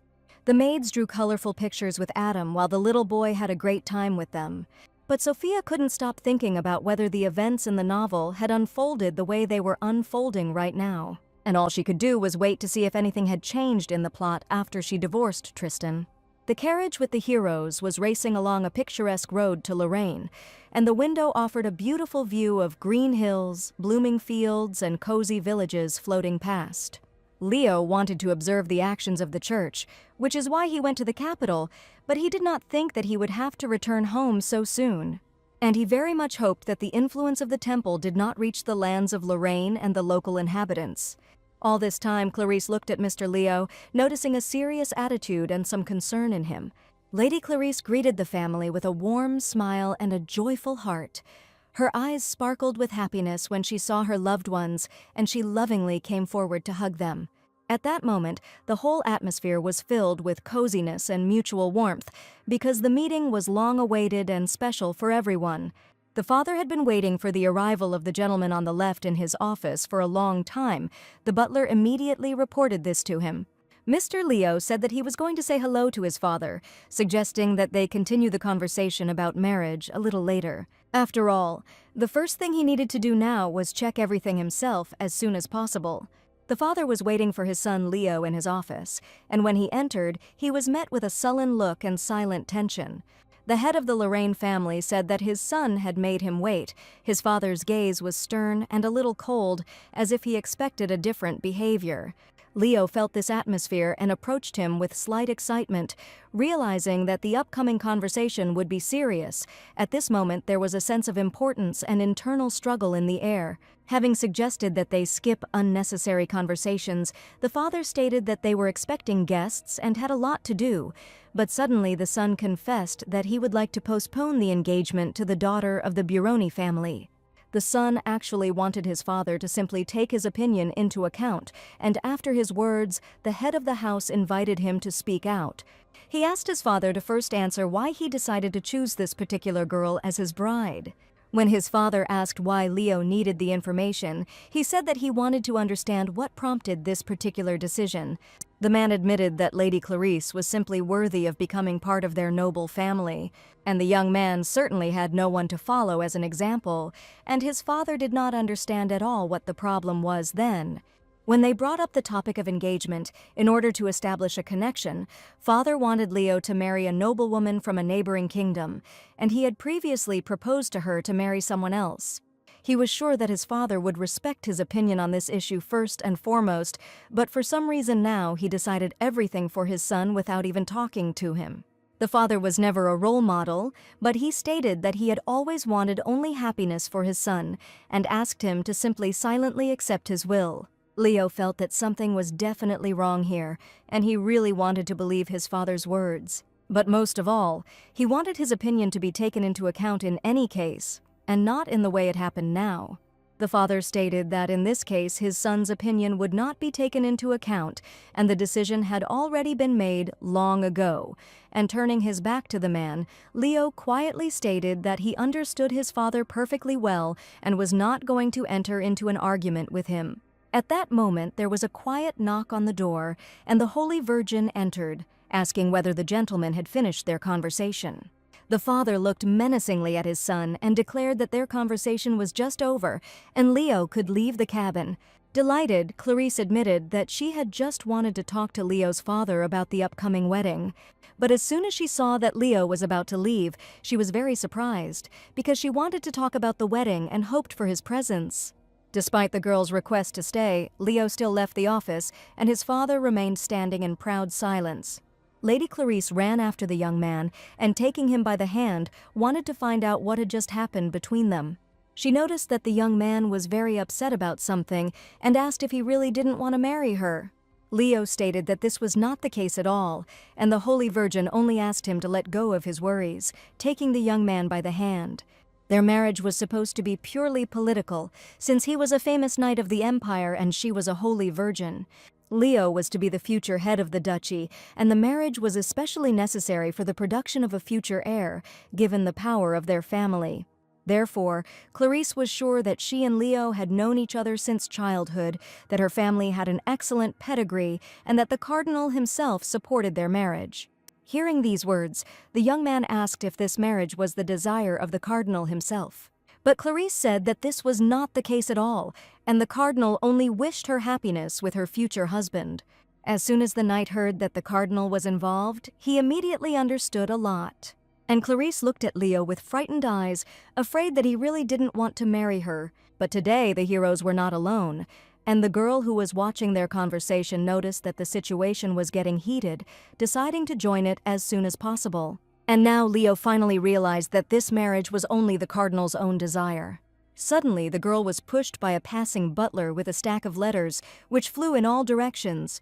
Clarice accidentally picked up one of the letters and saw the signature she didn't want to see the most, and that letter was from Sophia Medine. She pretended to give all the letters to the butler, but in fact one letter remained in her hand. And all this was seen by the same girl with long blonde hair who was watching their conversation. At the training ground of the House of Lorraine, the knights greeted Mr. Leo's return to his native land with honors. He was informed that the knights were all unchanged, and that their previous composition had not changed. The knights wanted to know if the news of the commander's engagement was true and not just a rumor, and the whole house was talking about nothing else. Having apologized, Leo said that he did not want to raise this topic now, especially not to tell anything to the knights. The commander replied that everything could still change, so he asked the knight to ensure that information about this marriage did not leak to the people. The knights could not believe that the question of marriage had not yet been fully decided, because everyone was saying that the wedding would take place very soon. Leo replied that he did not want to mislead the knights any further, but things were not as simple as they might seem. The knights whispered, "Something must have happened in the capital," and it seemed to them all that the commander seemed to have changed. Commander Leo asked the knights to join him in sword training, his voice stern and confident, his gaze full of determination. The knights respectfully and readily agreed, knowing that such training was important to their skill and cohesion. Soon the sound of metal clanging and sword slashing could be heard on the court as Leo's team demonstrated their strength and agility in a joint training session. Commander Leo deftly amazed everyone with his skill and defeated every knight in the duel. His movements were fast and precise, and his sword seemed to merge with his body, demonstrating exceptional dexterity and strength. After a few minutes, all the knights were defeated, and Leo stood in the center, having defeated each of them. The commander said, "Is this really all that a knight can do?" and ordered everyone to quickly stand up and continue the duel. But no one could defeat the great commander, and the exhausted knights simply refused to retreat into competition with him again. At that moment, the very same heroine with long hair and sky-blue eyes came to the knight's platform, declaring that the commander had probably had enough of torturing his charges. It was Lady Lucette, and the knights joyfully exclaimed that they were certainly saved today. All the young men were simply crazy about this girl, and she looked at the commander and greeted Mr. Leo. Leo didn't expect to see his sister here at all, because he didn't even visit her when he first arrived in his native land. He apologized for not greeting his sister even upon arrival, but she had been waiting for the right moment to meet. Suddenly, she took out a bottle of strong alcohol and said that it had been a long time since they had drunk together like brother and sister. Apparently, the sister stole alcohol from her father again, saying that Leo would definitely cover for his beloved older sister. A set table with chairs was already standing right on the training ground, and Lisette announced that she had everything ready for the first meeting. Taking out glasses and pouring strong alcohol into them, Lisette made a toast that she was ready to drink to the very bottom with her brother. The exquisite alcohol turned out to be really tasty, and for such a high price, this was not at all surprising. Leo asked Lisette and asked her to tell him directly what she wanted to discuss with him personally, because she couldn't just call him. Lady Lisette wanted to find out what was really going on, and asked Leo what his strange habit of beating around the bush was. She wanted to discuss their marriage with dear Clarice, and had arranged this meeting solely for the purpose of finding out all the details. The lady asked if Leo really wanted to hear from his father that this marriage was concluded solely by decision of the church. The father stated that my son would not be taken into account in the marriage issue, probably because he was still too inexperienced and allegedly did not understand anything about it. But Leo said that he still did not intend to simply put up with his decision, in which he did not even take part. Despite the fact that his father always said that the question of marriage would be decided by Leo, here they live unconditionally, declared that he was obliged to marry a certain girl. The firmness of his intentions without explanation alarmed Lisette, and she conducted a small investigation and miraculously discovered that he was meeting with a curious person. The sister didn't know what the deal was with the church representative, but the church had clearly made an offer their father couldn't refuse.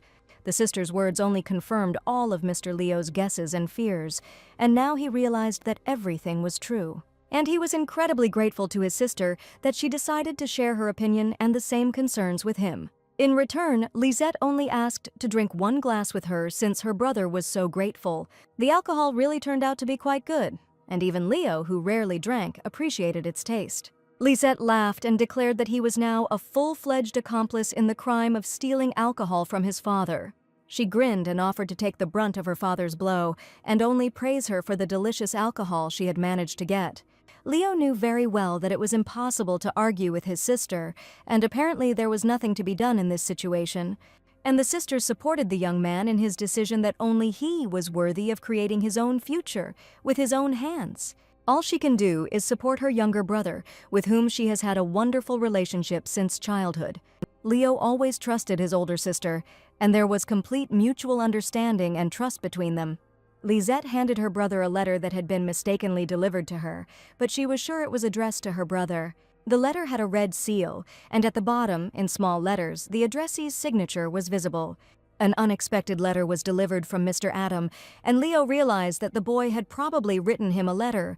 In the letter, Adam wrote that Leo taught him how to dry flowers, so he decided to make them just for him, and dried flower petals were glued to the top of the card. Leo appreciated the boy's efforts because he succeeded in drying flowers correctly for the first time in his life. Adam made every effort to do so, and Sophia also asked in the letter to praise the boy as soon as he arrived back in her home. Leo realized that Sophia was expecting his return because the letter clearly stated that he was coming back. Noticing her brother's sweet smile, his sister didn't even know that he could smile like that. He was even afraid that he looked strange with a sweet smile, but Lisette admitted that it suited the young master very well. And now she was interested in only one question who was able to influence Leo, who had been reserved and cold-blooded in communication all his life. She thought perhaps she should visit the Duchy of Medine and go up to meet this wonderful family, and in particular, Lady Sophia. This message filled his soul with joy and confidence because he knew that there was someone next to him who loved and appreciated him very much. A feeling of calm and happiness ignited inside Leo, like a ray of sunshine breaking through the clouds. He looked at his older sister and admitted that he would return to the capital tomorrow, and he knew his sister would support any choice he made. At that moment, Clarice was trying on her engagement dress, but for some reason the girl felt incredibly sad. She wanted to cry from disappointment, and at that moment she remembered how she had once also shed tears in front of the boy Leo. Then she was crying, sitting near a huge spreading tree, and at that moment an unfamiliar boy approached her, hearing an unknown cry. Little Clarice was disappointed that the children said that with these glasses she looked like her grandmother. But this boy was the only one who convinced her otherwise and said that these glasses suited her very well. And now, when she took off her glasses before her engagement, for some reason it only brought her terrible feelings and melancholy inside. When Clarice decided to pick up the letter from Sophia, Lisette approached her and said that this letter definitely needed to be returned to its owner. The Holy Virgin Clarice took off her glasses and, praying with concentration, asked for a blessing for her eyes. At that moment, her face lit up with calm and faith. She looked at her maid and said that she would no longer need glasses because she wanted to become an ideal woman who would be a worthy wife of the Duke. When she opened her eyes again, everything around her seemed clearer and more beautiful, and her heart was filled with gratitude and a feeling of miraculous healing. And in her wedding dress, she went to Mr. Leo because she was sure that the young man was already waiting for her. Sophia was playing with her son Adam with blocks in the Duchy of Medina, and their ringing laughter echoed throughout the vast palace. Sophia carefully helped Adam build towers and castles, enjoying his smile and curiosity. Adam asked why Grandpa never came out of your room, and today he and Grandma were going to the Queen's birthday ball, so it took them a long time to get ready. Adam knew nothing yet about the luxurious social events where respectable aristocrats gather to dance at magnificent balls. Sophia said it was an evening where everyone wore their most beautiful clothes and danced to beautiful music, just like in a fairy tale. In the novel, Clarice and Leo danced their first ballroom dance at this evening, and Sophia would have loved to see this scene live. The boy asked why his mother wasn't going to the ball, since all the aristocrats were invited there. At this point, the butler informed the lady that the gentleman wished to see her, and as soon as possible. Sophia didn't understand what had happened, and Adam stretched out his little hands to her and also tried to understand what was going on here. Suddenly, her father and mother asked if Sophia could go to the ball instead of them. Sophia was incredibly surprised why her parents could not attend the ceremony, since they had been planning to go there for a long time. Recently, father received word that an ambassador was about to arrive in the kingdom, and they needed to meet him. But if they went to meet him now, they would definitely not make it to the ball, and the Medin family was obliged to attend this ball, so they apologized when they left, but they had no one else to rely on except their daughter. Sophia didn't even have time to answer, as her mother and father quickly left the palace and got into the carriage in order to meet the ambassador in time. Since she was the only representative of the Medin family, Sophia had no other choice. There was little time left before the ball, and she asked the maids to begin urgent preparations right away. She apologized to her son that his mother would have to leave for a while to show off the Medin family in all its glory at the ball. To keep the boy from getting bored, Sophia asked him to build the most luxurious castle that Adam could think of for the beautiful queen. Overjoyed, Adam wanted to start as soon as possible, promising his mother that she would definitely like the castle made of multicolored cardboard. Sophia did not doubt her sweet son at all, and hugging him, she ran to get ready for the important event. The maids quickly prepared the mistress, and Adam stayed with the servants, taking his mother to the ball for the first time, which, according to her, was like a real fairy tale. The ball was attended by aristocrats dressed in exquisite attire and jewelry. Their elegant dresses and suits sparkled under the light of the chandeliers, and their refined manners created an atmosphere of solemnity and beauty. Sophia had not attended any balls for a long time, and as a result, she once again attracted too much attention from the heads of state. But looking at the guests, she decided that perhaps this time she had not attracted attention because all the guests had green elements in their clothes. If you remember, the color of Mother's dress was also not green, and at that moment Sophia saw her friend. Mariana rushed to her friend and said how to understand her appearance here, because she didn't even warn about it. And probably no one told her about the dragon of this ball, and that is why everyone is looking at Sophia so closely. Sophia admitted that it seemed she had been misinformed, but her parents didn't even have time to tell her that the outfit had to include emerald green. But suddenly the young man who approached the lady said that he guessed whose fault it was. It was Mr. Tristan with his mother, and Sophia understood that this ball could end in a real scandal. After all, right in front of her stands her ex-husband, who recently demanded that she give up her child and burst into her home. Seeing this annoying family, a furious anger began to rage inside Sophia, and her hands began to tremble. She tried not to show her emotions, and she had to remain stoic, as befits a true Madame Medin. After all, she was a completely different person, and she could not have previously known what horrors were happening in this family and what Sophia had to endure. And neither she nor the previous heroine could tell the truth that so troubled their hearts. She felt someone's hand touch her shoulder, as if expressing love and support. And it was a real heroine who was reborn as Sophia, because it was thanks to her character that the girl decided to change her life. She was sure that Tristan's family would no longer be able to influence her. Tristan's mother said in a squeaky voice that she had not expected to see the girl at the ball. A gloating Catherine didn't want to let the moment go and admitted that she was disappointed that Sophia had come to the party completely alone and hadn't even adhered to the dress code. And in front of everyone, she declared that her son did the right thing when he decided to divorce Mrs. Medin. The aristocrats began to say that Sophia's people had indeed acted ugly, and no one understood whether she had abandoned Mr. Tristan or whether he had abandoned her. Marianne angrily responded to the aristocrats that they did not dare discuss the girl right at the ball and that it was completely indecent. Sophia responded by simply smiling politely and greeting Mistress Catherine with all the respect befitting a true mistress. She apologized for being an eyesore to the lady with her disgusting behavior, and now Sophia was not at all embarrassed to express her opinion. The lady stated that she had recently become a single mother and therefore had absolutely no time to look for a new partner with whom she could come to the ball. Madame Catherine stated that she understood everything perfectly, but even in Sophia's position, she should at least have followed the dress code of the event. After all, this evening, everyone was supposed to come in outfits the color of Her Majesty's eyes, that is, with emerald details in the costumes. The invitation stated that the outfit should be in the color of sapphire, and apparently someone simply switched the invitation. And Sophia realized that if nothing was done right now, the honor of the maiden family would be forever tarnished. Catherine laughed, finding this incident funny because Sophia came in blue, but Her Majesty's eyes are green. Turning to her son, she asked him to confirm her words, and the young man always unconditionally agreed with his mother. He bowed and declared that Her Majesty's beautiful eyes were incomparable and not blue at all. Her eyes are like bright emeralds, which is why the young man put on a ring with a huge, shining green stone. Tristan walked up to Sophia and whispered in her ear that his mother had always treated her unbearably and that he was incredibly sorry. But Sophia knew this man very well, and his words sounded like a blatant lie, as was generally always the case. Tristan grinned and said that as an apology, he was ready to give the girl his emerald ring. If she tries on the property of the Grand Court House, she will automatically become a member of their family. He also asked to bring Adam to their family, but now Tristan was trying to get his mother back, in the hope that the boy would no longer have a reason to run away from his cruel father.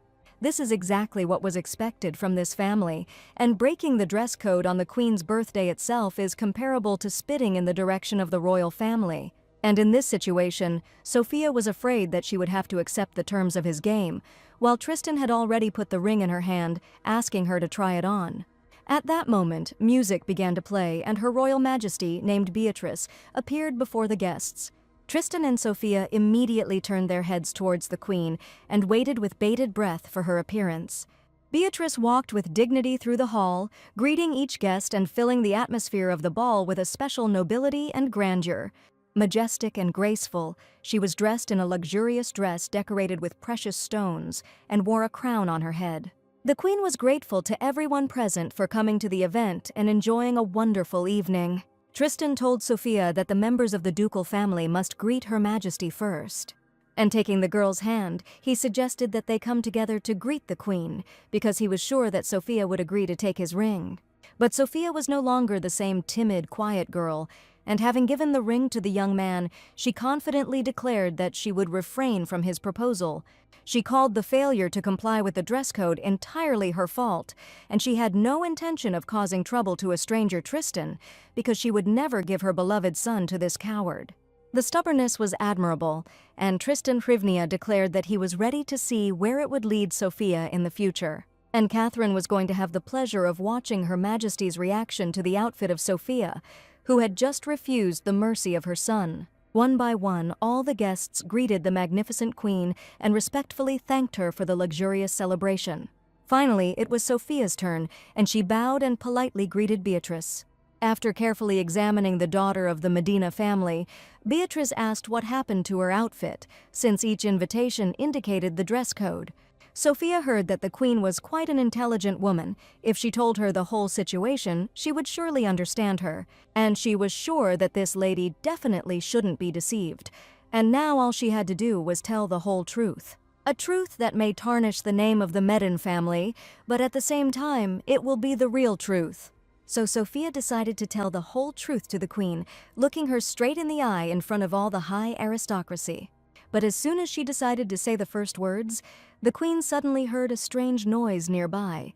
Hearing the strange noise, all the guests turned towards the entrance to the royal palace, waiting to quickly find out what was going on there. The venerable Sir Leo Lorraine entered the hall. His appearance attracted all eyes, an elegant outfit made of rich fabrics, decorated with gold embroidery and precious stones, emphasized his status and dignity.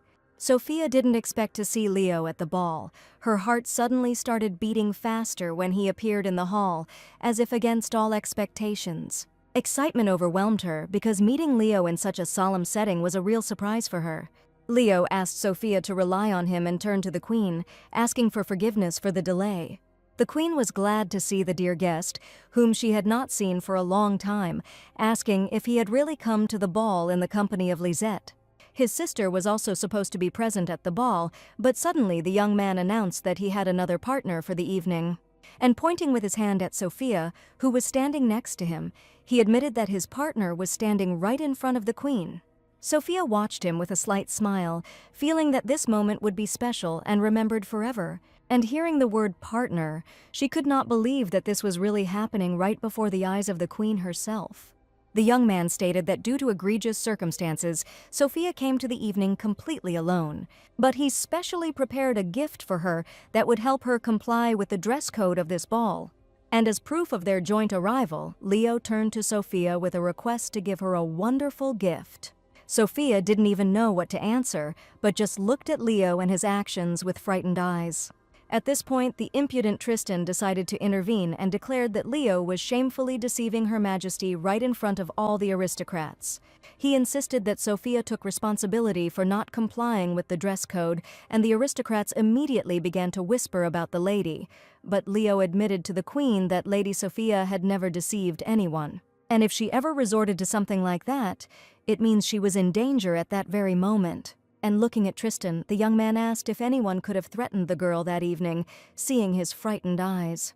Leo once again approached the queen, asking permission to fulfill the promises he had made to his partner.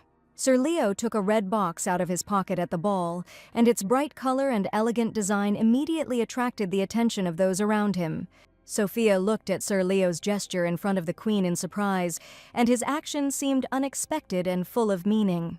And then she remembered the words of Tristan, who promised that Sophia would never get anything again if she did not take his side.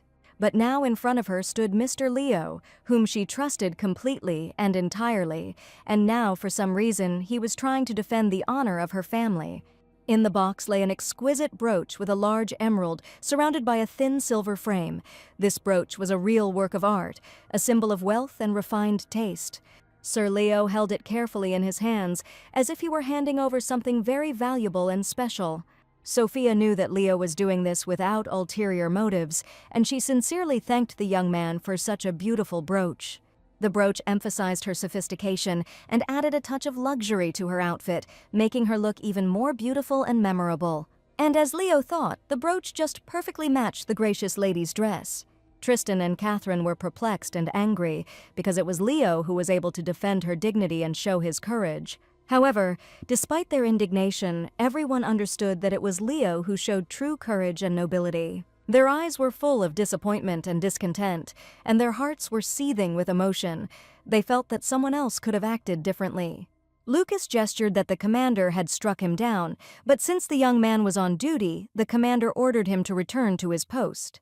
He saw how the poor beauty was surrounded by wolves. A hero was needed who would bring a smile back to her sweet face. In fact, Lucas told Mr. Leo everything and reported everything that was happening in a timely manner. Lucas had long since realized that the commander really liked this girl. He just tried to hide everything and not show it. The gentleman was already given away by the blush that appeared on his cheeks, and he declared that if Lucas intended to make fun of him, then he would immediately leave the ball. The knight had no intention of mocking the commander's feelings. He simply wanted to know whether it was true or not. Lucas also warned that an important dance moment at the gala event would soon come. And since the first dance has already come to an end, Leo needs to invite his partner to dance. But Leo already knew perfectly well who he would invite to a wonderful dance, and it would be only one girl. And Lucas could only watch as Sir Leo invited Sophia to dance at the ball, and their movements merged into a harmonious and graceful waltz. In fact, he was incredibly happy for his master that he was lucky enough to meet his true love. Putting the glass on the table, the knight decided that this was definitely the last time he would give his commander a head start. At that moment, Sophia and Leo looked incredible, like two bright diamonds shining in the light of the chandeliers and surrounded by the admiring glances of the guests. Sophia decided to find out if this brooch really did not belong to the maiden family, and she understood everything correctly. As Leo said earlier, this is his personal gift that he decided to give to a beautiful girl. Before the ball, the young man visited the boutique they had been to earlier, and as he had expected, the brooch suited the girl perfectly, so he did not regret the brooch he had given her at all.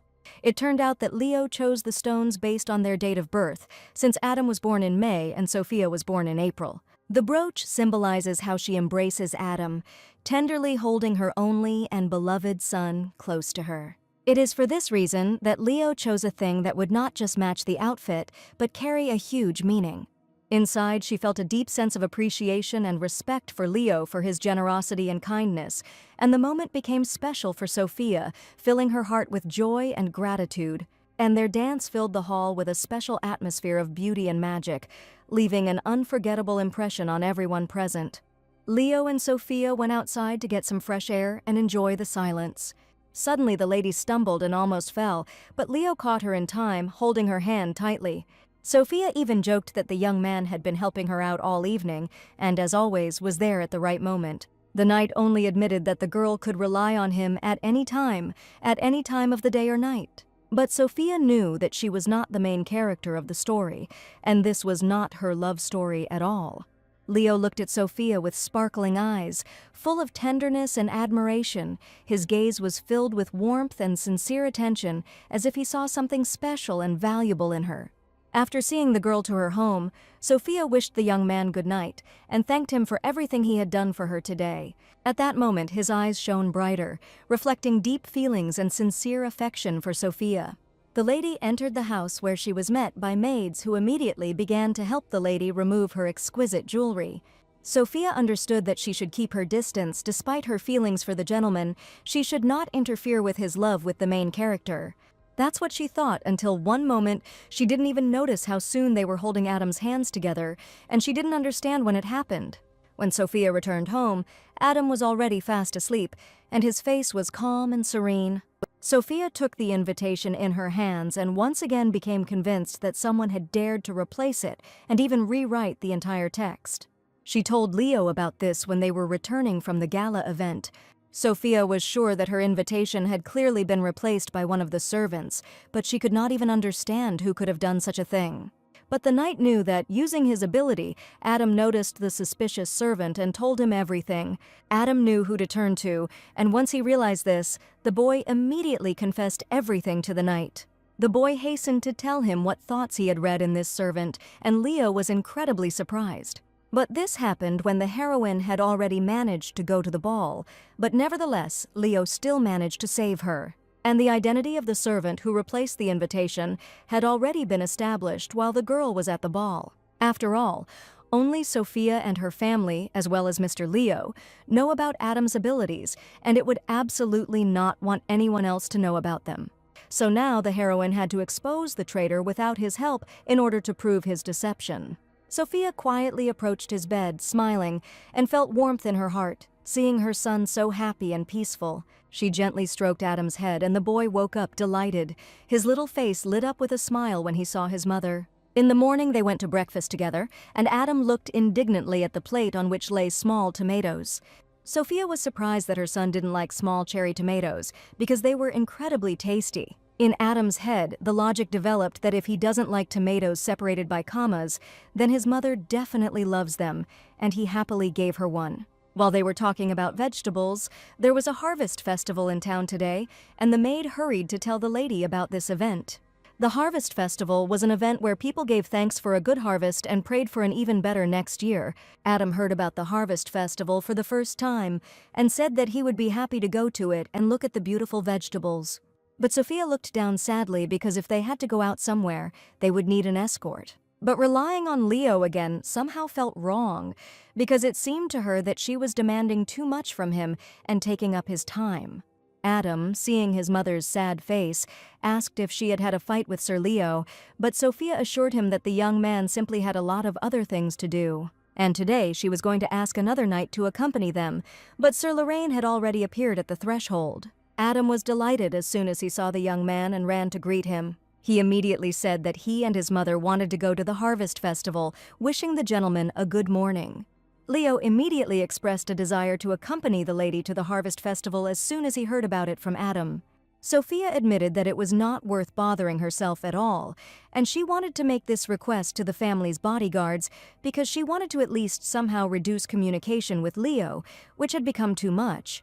But everyone understood perfectly well that it would be difficult to find a more qualified bodyguard, and Leo was a better candidate for this position.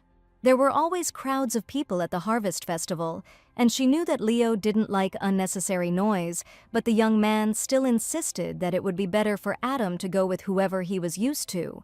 But if Sophia spends even more time with him, then in that case he will soon steal the main character's steering wheel. And while she was thinking about this, Leo could not understand at all why the girl was so stubborn, because could it be that he had done something wrong?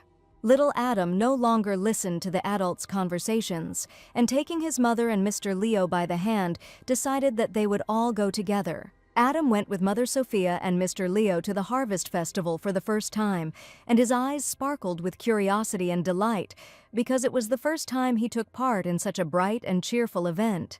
And as they walked together, holding the baby's hand, Sophia once again thought about how it had come to this, that Adam had fallen so incredibly in love with Mr. Leo. The little boy tried different delicacies, and for the first time in his life, the shopkeeper offered him to try aromatic pumpkin soup. Surrounded by colorful decorations, the aroma of fresh fruit and music, he felt like he was part of a big celebration, and his heart was filled with joy and a sense of a special event. He took the spoon curiously and carefully tasted it, and a smile lit up his face. He really liked the taste. His eyes widened in surprise and pleasure when he tasted this fragrant and warm vegetable soup for the first time. Sophia and Leo watched his joyful reaction with affection, delighted that Adam was experiencing the traditions and flavors of this special holiday for the first time. Leo stood nearby while Sophia fed her son, keeping a close eye on everything. But for some reason the boy did not understand why Sophia fed him, but Sir Lorraine did not feed him, like him. The heroes felt embarrassed by little Adam's words, and they exchanged glances, trying to hide their confusion. His sincere and naive words made them slightly embarrassed, and Leo admitted that he didn't want to eat at all. For some reason, the boy began to feel sad that he had invited Leo with him, but his mother had not wanted this at all, and was she really upset about this? That's probably why it wasn't going to feed him, but Sophia tried to explain to the boy that things weren't at all as he thought. And Adam took advantage of the moment, looking at his mother with tearful eyes, and asked to treat Mr. Leo to some food. Sophia had no choice but to hand the spoonful of pumpkin soup straight to the gentleman and ask him to just eat it. Despite the girl's persuasion that he did not want to eat soup at all and was not particularly hungry, Adam waited for him to eat this spoonful of soup with appetite. And Sophia had to put a spoonful of soup in the gentleman's mouth so that little Adam would finally calm down. In fact, the boy just wanted the gentleman to try this delicious pumpkin soup too, and this was the only way he could persuade him. He did it with a smile, showing his kindness and desire to please Adam. The baby was incredibly happy that his beloved master was so attentive to the request, because Adam felt very important and loved in this special, funny moment. And Sophia just realized that she had spoon-fed Mr. Leo like a little boy. But Leo only smiled sweetly, noticing Adam's joy. He understood that his support and attention were important to the baby, and therefore he simply nodded softly, showing his gratitude for the trust. This calm and gentle gesture made the moment even more special for Adam, filling his heart with warmth and confidence, so the gentleman on the left immediately handed him another spoonful of pumpkin soup. Suddenly, Leo heard the sounds of cheerful music coming from nearby. He turned his head and saw guests gathering around, starting to dance and smile. Leo saw a puppet theater for the first time in his life, his eyes wide with admiration as he watched the colorful puppets moving on the miniature stage. The melodic voices and funny scenes made him smile and feel magical. Sophia warned that during the performance the boy should sit quietly and under no circumstances disturb the actors. Having promised to fulfill this condition, Adam and his maids sat down on the nearest bench. The performances usually last quite a long time, and Lady Sophia had to wait for her son the entire time. At this point, Leo suggested choosing flowers for Adam right now, while they had some free time. After all, just recently they agreed that they would plant a whole field of bright yellow sunflowers for Adam. They went to a flower shop which happened to be located nearby. This shop sold flowers wholesale to the shop that the gentleman had recommended earlier. And asking if the young man understood flowers, Leo said that his older sister liked them incredibly, and that was why he had to figure it out. Sophia also managed to find out that they get along well with their sister, but most likely she likes to help them more. As far as the heroine remembered, Leo's mother died when he was still a child, and it turns out that his father raised him and his sister alone. Sophia smiled and called Leo's father a wonderful man because he probably had a hard time raising 2 children. As soon as the young man heard about his father, his face noticeably darkened, and his gaze became incredibly sad.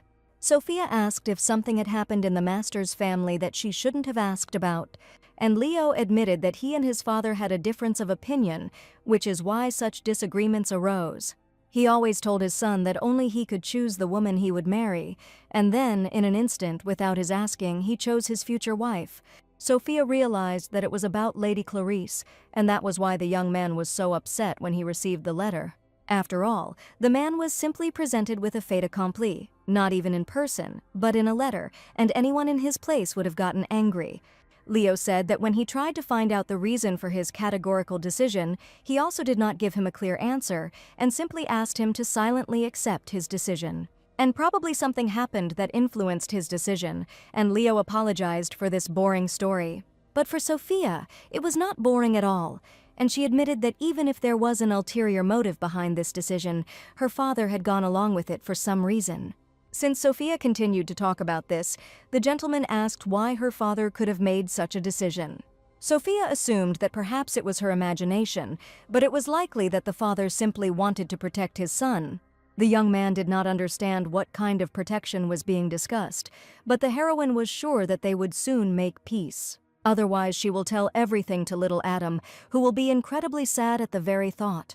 Only thanks to her tricks, the young man agreed to make peace with his father and believed that everything would soon be fine. This sincere conversation probably touched Leo, and he even turned away for a moment. They continued to choose luxurious flowers, and when they settled on one, Leo confirmed that it was simply a wonderful choice. They made a decision quite quickly, and Sophia was glad that she went to the Harvest Festival with Mr. Leo. Adam felt like he was part of this magical event, and his laughter echoed throughout the celebration, making it even more vibrant and memorable. While they were walking through the city, Sophia asked the baby not to let go of her hand under any circumstances, otherwise he might get lost. The lady smiled and realized that today had been an incredibly pleasant day, filling her heart with gratitude and love. Suddenly, she ran into a local resident and noticed something fall out of his pocket, but he didn't notice it at all. She let go of the baby's hand and wanted to shout to the local resident that he had lost something.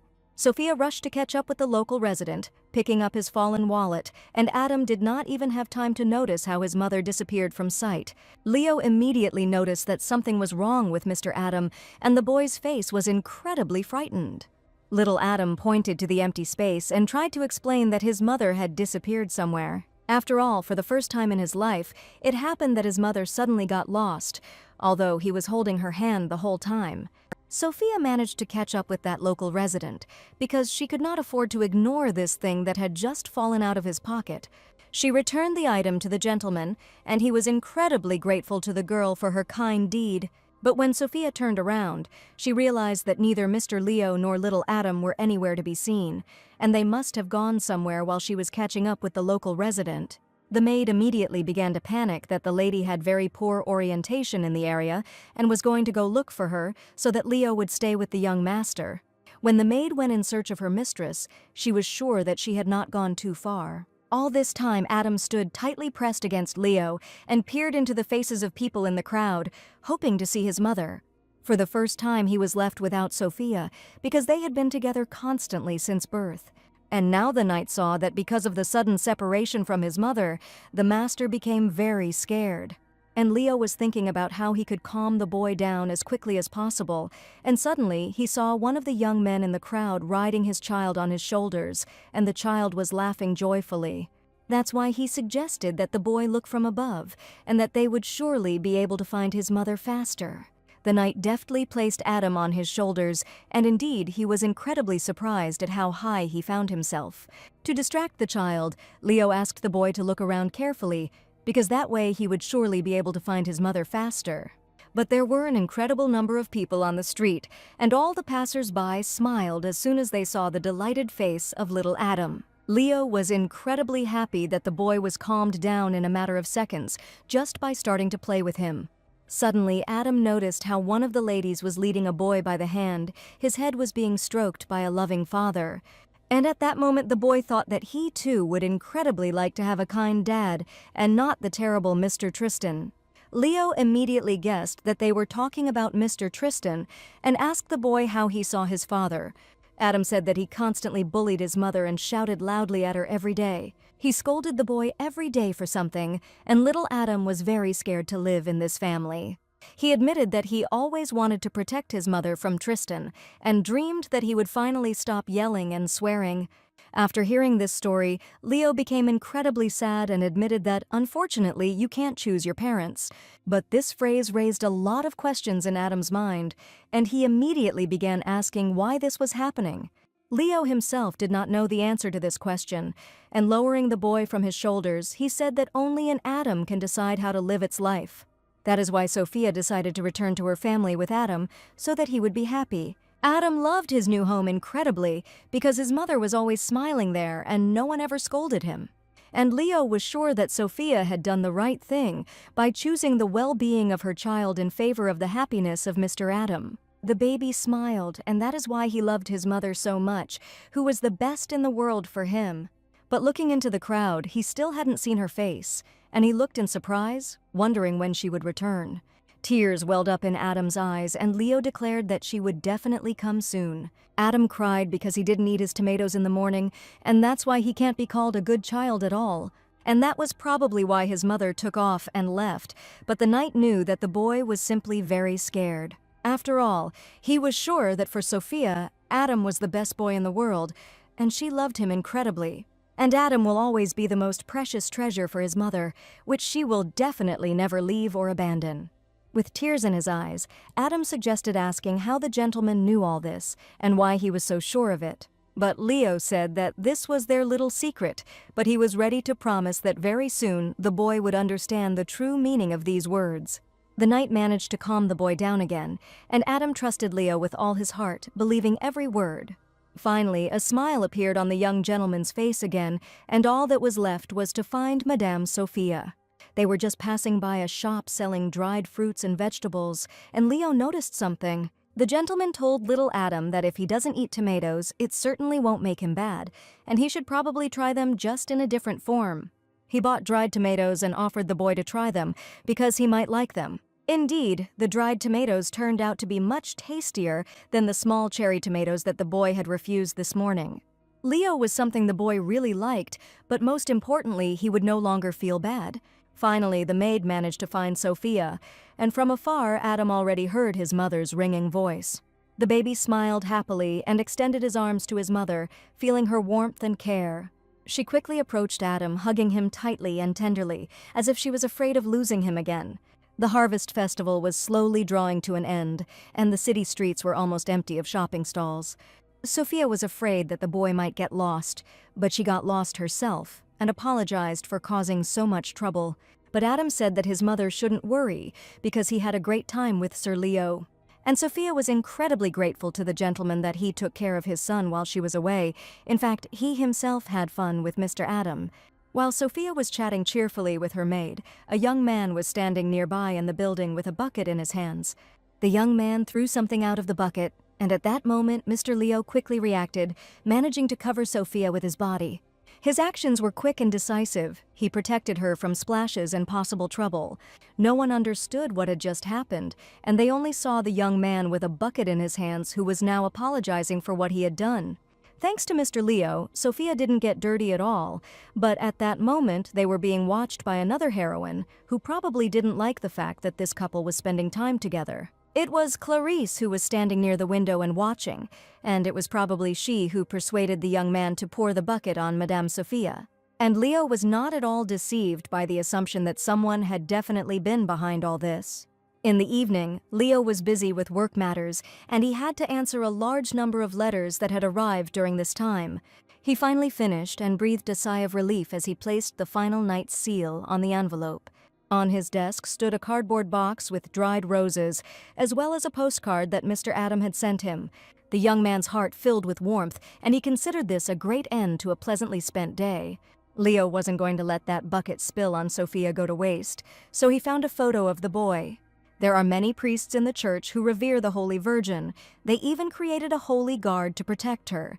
and this man was one of Clarice's close associates. During the incident at the Harvest Festival, he claimed that it was just a pure accident. But Leo was 100% sure that his goal was to slander and disgrace Madame Sophia, because he was just in a certain place when the lady passed by. Leo even thought he saw light pink hair in the window, but now he didn't know what to believe from his own thoughts. Perhaps the young man imagined it himself, but he was certain that Clarice was to blame for this. There was a calm atmosphere in the temple, filling the hearts of everyone present with a sense of peace and harmony. In the silence and candlelight, Clarice spoke with sincere faith and hope, asking for blessings and protection for all. The priests approached the girl and suggested that she rest a little, since every free minute of her holy work was spent in prayer. But Clarice replied that everything was fine, and when she prayed, she felt the Almighty filling her with strength. Her prayer filled the temple with a special atmosphere of holiness and peace, inspiring those who were nearby to reflection and spiritual purification. 3 days before the engagement, Mr. Leo arrived in his native lands of Lorraine to tell the family of the Holy Virgin the important news. He showed up and announced his desire to postpone the engagement ceremony indefinitely. The girl's family did not know what to make of this, since all the preparations had already been completed, and the young man wanted to postpone everything a few days before the appointed date. Mother was completely outraged that the gentleman did not even think about their daughter's feelings when he made such a decision. The gentleman bowed his head to her family and once again admitted that he was incredibly sorry. But Clarice's father was so outraged that the girl even had to calm him down, although she herself admitted that she was also completely calm. She admitted that no one is going to cancel the ceremony, it just needs to be rescheduled, and she is ready to wait as long as it takes. The girl suggested closing the topic since nothing terrible had happened, and what was more important was that Mother wanted to go to a ball in the royal capital. She looked at Leo and asked him not to worry and promised to calm her parents down. The gentleman asked for forgiveness for causing inconvenience, but in this situation he had already made a decision long ago. And Clarice said that if the young man was so sorry, he probably wanted to make amends to her for the failed engagement. She allegedly had work planned at the church to which she invited Mr. Leo to go together. A ceremonial meeting was to take place in the temple, to which all local residents were invited. Everyone came to the Holy Virgin to heal their illnesses, and Clarice admitted that when she was with Leo, she felt like she was ready to do anything for these people. Her power really saved many people, and Leo wanted to talk a little about that conversation, but Clarice promised to settle all the disagreements in the family because she was sure that they would soon become a family, and there was no need to sow more discord between loved ones. But unfortunately, she did not know Leo's opinion yet. Clarice was sure that Leo would immediately give her his consent, that very soon they would become one big friendly family, and that it was impossible to quarrel with loved ones. But in response to her words, Leo only remained silent, continuing to look forward, as if she had not said anything about their future marriage. The head priest approached the Holy Virgin and expressed gratitude for her coming to the temple today to help. He also admitted that he had heard that Mr. Leo and Lady Clarice would soon become husband and wife, and he was sure that their union would bring prosperity to the lands of Lorraine. Leo wanted to say that their marriage was not yet confirmed, but the Holy Virgin interrupted him and began to talk to the chief priest herself. The Holy Virgin was sure that with them these lands would become even more prosperous, because she had the power to make everyone around her happy. She wanted Leo to trust her, because she was the one who was suitable for the role of the best bride for the magnificent night of the empire. At that moment, Mr. Leo's assistant approached him and informed him that an urgent personal letter had arrived for him. He began to read the first lines and immediately realized that it seemed like the maiden family had too much work, and that Mrs. Sophia would most likely have to go to the gala ball alone. As soon as Clarice heard this name, she immediately became upset, because in her opinion, this girl constantly interfered in her relationship with Mr. Leo and also interfered with all her plans. Looking at his watch, the knight realized that he should leave immediately, and the situation turned out much better than he even expected. He turned to the high priest and also to Clarice, but there were still people in the temple who needed help. The line of people kept growing and growing, and the priests asked everyone to go into the temple and wait until the Holy Virgin healed them. The girl stated that as the venerable lord of these lands, Leo was probably worried about these people. But she was ready to help everyone, and asked only for the young man to stay nearby a little longer, until the turn if the day ends, and she helps absolutely everyone. Leo understood that this could drag on for too long, and probably Clarice was doing this on purpose so that he would not have the opportunity to meet Lady Sophia, but suddenly another heroine approached them. It was his sister Lisette, who happily agreed to replace her brother and be left alone with the Light Maiden, as well as with the people who needed help. Leo couldn't refuse her offer because he wanted to see Sophia much more than helping in the temple with his girlfriend, whom he doesn't love. As soon as Clarice saw Lisette in front of her, she immediately remembered the incident when the girl came up and took a letter that did not belong to her. She stated that as a member of the Lorraine family, she was grateful to the Holy Virgin for her work and was willing to stay with her to replace her brother. In addition, Lisette admitted that she allegedly wanted to communicate with the residents of the territory, and as soon as everyone saw Madame Lorraine, they were very happy. Clarice understood that Leo's sister had done this on purpose, and now she would have to be left alone with Madame Lorraine. She even stated that very soon they could become sisters, and they already need to spend as much time with each other as possible. And Lisette also whispered in the Holy Virgin's ear, because she clearly doesn't want Leo to find out what she did with that letter that was drawn for him, and she brazenly hid it. Clarice knew exactly what the situation was, because she wanted to hide the letter so that Leo would never receive it. Lisette said she knew very well what might have happened if she had not accidentally seen that letter written by Lady Sophia. The girl had no way out because Leo's sister caught her when she was about to brazenly hide the letter. Lisette turned to her brother and asked why he was still standing. Apparently he needed to return to the Medine family as soon as possible on a supposedly important matter. Leo realized that his sister had just helped him incredibly, but he tried not to show how happy he was. And he rushed with all his might to the entrance door of the temple in order to go as quickly as possible to the girl whom he now wanted to see most of all. Clarice looked at Leo in surprise, who didn't even say goodbye to her, but simply ran away without saying a word. All this time, the Holy Virgin probably felt uncomfortable with Lady Lisette, who now alone knew her little terrible secret. She wanted to ask the girl for forgiveness, but she noticed her sad face and asked her not to be so upset. After all, she wasn't going to tell Leo that Clarice had intended to secretly conceal the existence of the letter that Lady Sophia had sent to the gentleman. The girl was sure that her sister would even tell her brother about everything, but now she knew that Lisette had no intention of doing this at all. Sister Lorraine admitted that the Holy Virgin was certainly not the kind of person who would do such a thing without a reason, and she probably had her own justification. Clarice was incredibly happy that the lady had no intention of arguing with her, and admitted that this was exactly how it had been. She said that she picked up the letter by chance, and when she saw who it was addressed to, she just wanted to personally hand it to Mr. Leo. And Lisette warned that it would be ugly if the girl had not done it on purpose, but had acted completely differently. After all, when Leo read this letter, he looked incredibly happy, and Lisette considered it her duty to tell the Holy Virgin about it right now. It's like there's someone in the Medine family that he really cares about, and when he hears about these people, he really feels like a happy person. Clarice began to speak, because her sister clearly knows what kind of person Leo is, and he is simply not capable of showing disrespect to those to whom he is indebted. The girl even considered this feature of Mr. Leo's character to be simply wonderful, but there were some nuances here too. But Lisette seemed to see right through this man and declared that she understood the feelings of the young girl perfectly. Clarice, overjoyed, could not believe her good fortune, because her sister had no intention of telling her about her deception. But suddenly she declared that the Holy Virgin clearly had to think about Leo's feelings. If Clarice had known this man for a long time, Lisette believed that she should have understood one single important point long ago. Who took the heart of Mr. Leo, and who he now thinks about every minute of his life, and thanks to whom his life has changed so much for the better. But Clarice seemed not to want to hear anything, and especially not to see the reality, which she was not at all prepared for after arriving in the capital. The girl began to get very nervous, and admitted that she had been with this man since her childhood. She was studying the Lorraine family's territory when her power manifested. She prayed for this noble land to prosper and bring good harvests to the locals. According to the Holy Virgin, she worked so hard that the church recognized her and invited her to serve in the main temple of the capital.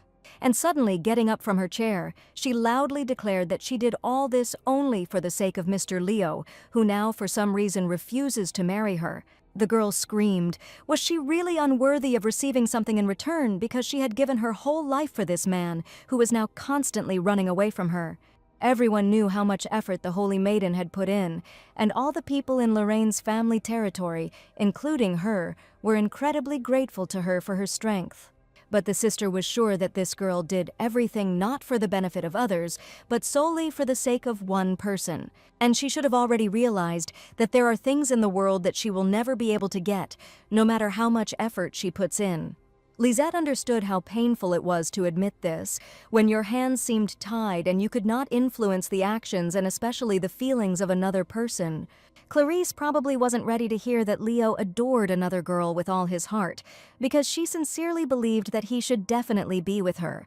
Lisette understood the young lady's condition, and admitted that her brother too should not relieve her from these excruciating sufferings. But she was sure that her brother had finally found the one he loved with all his heart, the only girl who became the first love of his life. Her heart sank with pain and bitterness, and a sad look appeared in her eyes. She felt her hopes and dreams crumbling into small pieces, and a feeling of loss arose inside. This moment became a test for her, which made her think about the true value and strength of the heart. But most of all, she was sure that Sophia had done absolutely nothing to win the young master's heart. After this conversation, Clarisse thought that Leo had gone to the ball that time, but he and Lady Lisette never attended it, and now she wondered who the young man had stayed with then. She was sure that Leo had most likely spent time with Lady Sophia, since she had no other options left. But the Holy Virgin could not understand why Leo constantly protected this girl and wanted to be near her, because he had never defended her so desperately. Despite the internal pain, she tried to maintain her dignity and not show her feelings to others. The Holy Virgin's assistants admired her successes and believed that the girl's strength was growing every day, and that their mistress was the most powerful saint of all time. Clarisse smiled and replied that without the support of her comrades, she certainly would not have achieved such success. The young men considered the lady a wonderful person who treated her confidants as true friends. And at that moment, Clarisse thought about how Lady Sophia had once called Leo her good friend. But for some reason, the Holy Virgin was sure that Leo's feelings were not mutual, and if Sophia refused him, then surely Mr. Leo would have to retreat. After all, she was sure that only she was worthy of becoming his real legal wife, with whom he would definitely be happy. At the early breakfast, little Adam was present with his beloved mother, who noticed that the boy had finally come to love vegetables, and Leo was even more pleased to hear this. As Sophia watched her son's interaction with his master Leo, a very strange thought arose in her head. That she didn't even notice how much her beloved son became attached to Leo, and perhaps she was wrong to push him away because of her personal experiences. Considering how Mr. Leo had helped her out at the ball, she definitely needed a loyal ally like him. After all, the young man would definitely not consider her a villain, as the original story said, and Sophia needed to check how far they had progressed in the plot of the novel. She asked the young man if she was interested in how Lady Clarisse was doing, and she heard that Leo had postponed the engagement indefinitely. And Sophia began to think that, based on the course of events in the novel, a certain event should happen after the engagement. Leo suddenly grabbed Sophia's hand and gently but firmly asked her to talk alone. Adam had no idea what had just happened, but the maids took the boy into their custody so that he would not interfere in the affairs of adults. Looking at each other, the ladies realized that they should definitely distract Adam's attention with some funny game. One of the maids brought out Adam's favorite strawberry jelly and asked him to sit at the table, saying that the boy had just eaten all the vegetables and deserved a tasty reward. Her eyes reflected surprise and slight embarrassment because he suddenly took her hand and asked to talk alone. This unexpected gesture took her by surprise, and she felt that something important and personal was being revealed to her. Her heart beat faster in surprise and she stopped, not knowing how to react. And looking into the eyes of the young man who had just pressed her against the wall, Sophia did not understand what kind of strange situation was happening between them. Feeling defenseless, Sophia began to slap her palms on Leo's chest and ask him to let her go. But Leo just wanted to calmly discuss everything. But probably Sophia was completely misunderstanding him now. Suddenly, he took her hand and said that he wanted to talk about her bruises, which had appeared out of nowhere just recently. And now Sophia realized that Leo just wanted to know where the bruises on her arm came from. Now, the gentleman wanted to know only one thing whose handiwork this was, because the bruises on the girl's body could not have appeared just like that. Sophia sighed and didn't know whether to tell her the truth or just keep quiet about the situation that happened between her and Tristan at the ball. Leo noticed the comma that the girls found difficult to talk about and said that if she found it unpleasant to discuss the topic, then he was not going to insist on an answer. But in fact, it was not difficult for Sophia at all, and she told that her husband gave her a bruise at a party in honor of Her Majesty's birthday. Then he held her hand tightly to put the ring in her hand so that Sophia would agree to his conditions and not be disgraced in front of the queen. Under the threat of tarnishing her family's honor, Tristan forced her to do what he wanted, and unable to contain his emotions, he squeezed her hand sharply. Leo angrily declared that after this he would not be able to call this man a man, and Sophia admitted that he did not need her at all, but her son. She wanted to protect him from Tristan's evil family so that the boy would forever forget about the fear and pain he experienced while living with them. Tristan knew that Adam's powers had manifested when they left the Grand Courthouse, but he certainly shouldn't have known about her awakening. Leo suggested that it was also possible that Tristan found out about this from someone else. And until Adam is completely his, this man will definitely not give up, given the boy's magical abilities. After all, he only wanted Adam to serve for the good of the family, and to tell his father about his thoughts about other people and nothing more. At that moment, the butler knocked on the door and asked the lady's permission to enter and report urgent news. He apologized for disturbing Sophia, and when the girl saw him, she was scared, wondering if something could have happened. When the butler reported, the clergyman, who called himself a saint, asked to see Sir Lorraine. The Holy Guard was the name given to a group of bodyguards serving the Holy Virgin, at least that was the name used in the novel. Leo promised that he would come out to them right away, and the butler also informed Sophia that her order from the garden store had arrived. The heroes looked at each other and were happy, because the flowers they were going to plant for little Adam had probably arrived. Sophia and her son Adam were planting flower sprouts in the garden. The little boy was digging the ground with great enthusiasm and carefully placing the small seedlings into the prepared holes. Leo soon joined them and apologized for the delay, as he had just been called to an unexpected urgent meeting. Sophia asked what brought the Holy Guard here, but he assured her that it wasn't even worth paying attention to. Adam asked his mother to watch him plant the flower, his eyes shining with pride and joy as he carefully showed her his little garden masterpiece. This joint work brought them joy and warmth, strengthening their bond and filling their hearts with pride for the work done. With tenderness, Sophia called little Adam as small as the flowers he had just planted in the ground. Adam spoke with admiration. He would like this seedling to grow up to be the strongest and coolest. Together they created a bright and beautiful corner of nature, filling the garden with freshness and the aromas of future flowers. Sophia laughed because the thought arose in her head that this seedling would grow up as strong and cool as Sir Lorraine.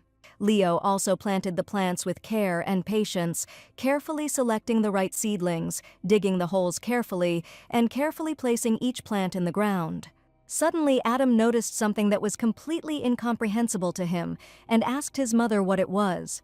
They were some kind of seeds, and Leo said that he noticed them in the store and decided to order them too, offering to plant little Adam the seeds of a plant that they don't even know anything about and will only see when it grows. Adam was curious about what flowers would bloom from these seeds, but Mr. Leo decided to make a little secret out of it.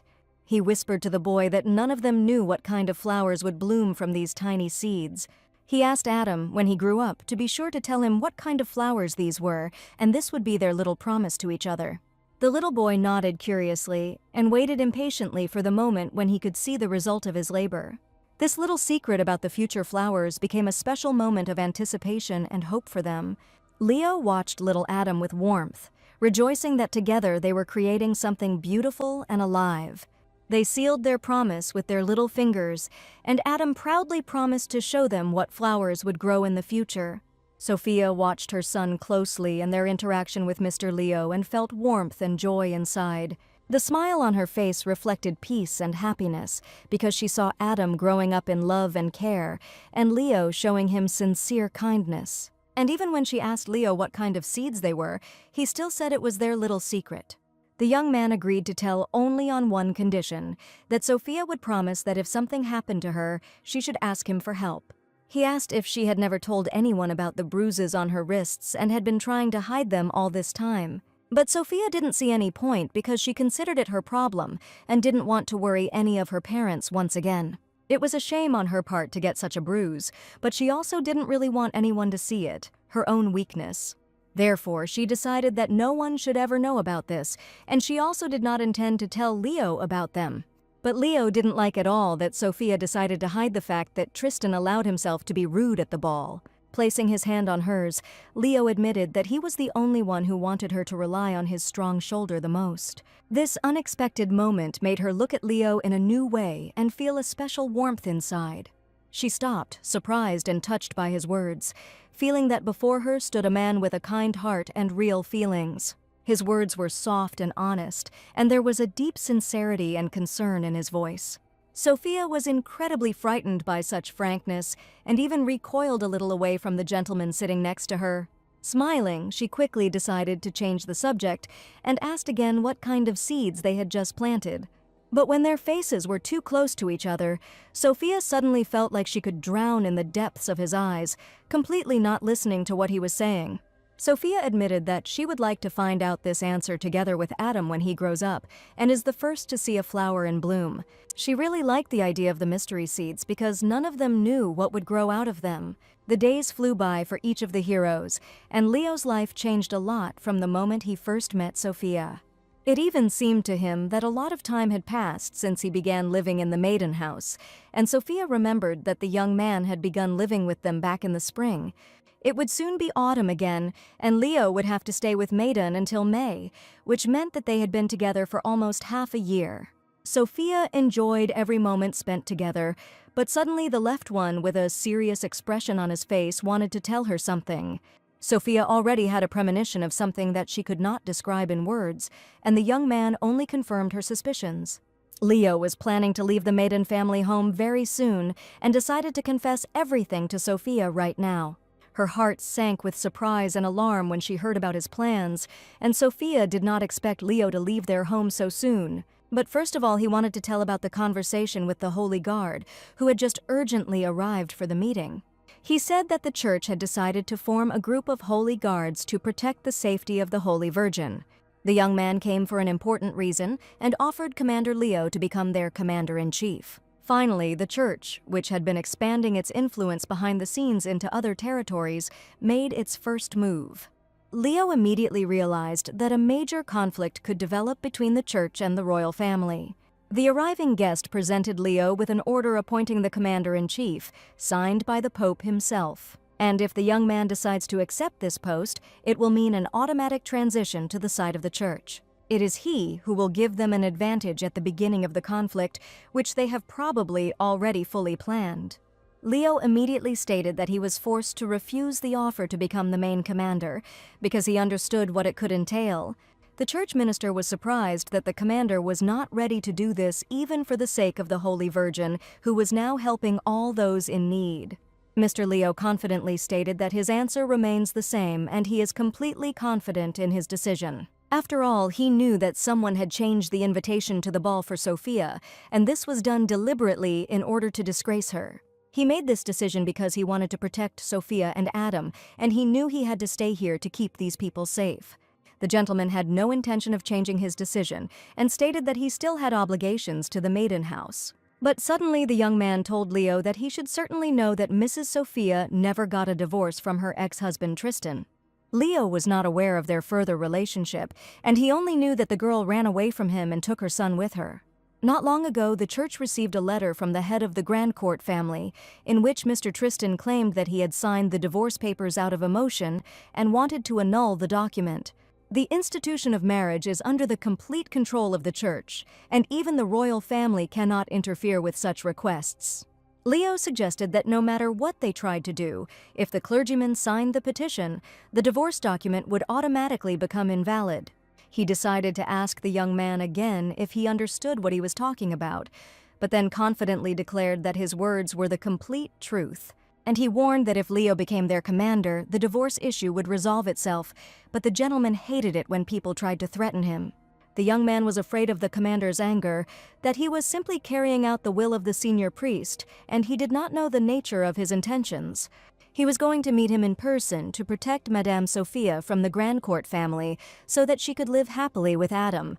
Therefore, in a conversation with Sophia, the young man admitted that he was simply thinking about changing jobs to a new one. He considered the desire to stay here with them to be the result of his own egoism, which had to be put to an end.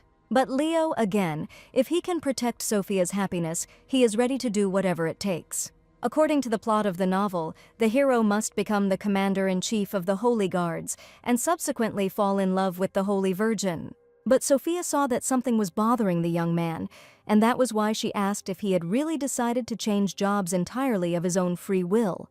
Smiling, Leo admitted that he made this decision on his own and that it was his choice. The news was good for Sophia because the hero will be together with his heroine, as it should be according to the plot of the novel, but Adam must be upset by this news. It was at this moment that the boy approached the heroes, and every time he was incredibly happy to see Mr. Leo. He came to tell that he finally succeeded in everything and planted the most mysterious seeds. His eyes lit up with joy and satisfaction as he described in detail how carefully he planted each seed and waited to see them grow into beautiful flowers. Sophia listened to his story with a smile, proud of his efforts and desire to learn new things. Adam also watered the planted seeds for the first time and promised to continue to take care of them so that beautiful flowers would soon grow from the small seeds. Adam asked to be picked up by Leo, smiling and holding out his hands, his eyes full of trust and warmth. He wanted to feel caring support and affection. Mr. Leo confidently but gently picked him up, smiling back, and held the baby close to him tenderly. Looking at them, Sophia worried whether they would be able to bring together again a time so good and pleasant for everyone. But if you think about it, their acquaintance with Mr. Leo began on a very unpleasant note. When Mr. Leo proved that he believed her more than any rumors, the heroine found her first and most reliable ally. During this time, a lot of good and a lot of bad happened, but while they were all together, Adam was incredibly happy. But only thanks to Mr. Leo, she was able to survive all the difficulties with such ease, because he was always there, helping and supporting. And now Sophia was preparing to enter a new chapter of her life and become an even stronger lady. She needed to pull herself together for the sake of Adam, her little happy son, and also for the sake of the loving Maiden family, who happily welcomed their daughter into a warm, cozy family home. In order to one day protect Adam and Mr. Leo, she had to become even stronger and cast aside her strong emotions. She called the maids to come over for a second and decided to tell them her new idea.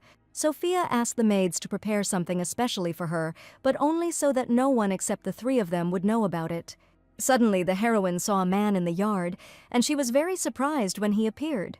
This man turned out to be Mr. Leo's butler, and seeing him with a tray in his hands, Sophia wondered if he was heading to Sir Lorraine. He apologized to the lady, but did not even have time to notice how she took the tray into her hands and promised to take it to him herself. The butler didn't even have time to answer, and Sophia admitted that everything was in perfect order, and it wouldn't cause her any inconvenience to do so. As Leo approached the door, he was sure that the butler had come to him that morning, and he didn't even look at who was standing in front of him. He was very surprised when he saw a cute girl in front of him and asked Sophia why she was holding a tray in her hands. Leo had previously scolded Sophia for being too casual at times, but now she wanted to tell him the same thing. The young man smiled and admitted that he himself sometimes behaved inappropriately, but he felt very comfortable in this house. Sophia said that she would like to speak with the gentleman and asked his permission to enter. Leo also wanted to talk to the girl, and he had certain topics running through his mind, so he happily allowed her into his room. And at that moment, the butler was just nearby. He saw how Sophia entered the master's room, and he quietly closed the door behind her. She carefully placed the tray with the decanter on the table and waited for the young man to get ready and get dressed. The lady showed him her hand and thanked him for the fact that the young man managed to heal her bruises so quickly because he used some kind of medicinal ointment. The young man spoke of a good medicine that would definitely help, since his servants often hit themselves, so he always had bandages at the ready. It turned out that it was medicine for the servants, and Sophia realized that Sir Lorraine looked after her charges very well and was concerned about their health.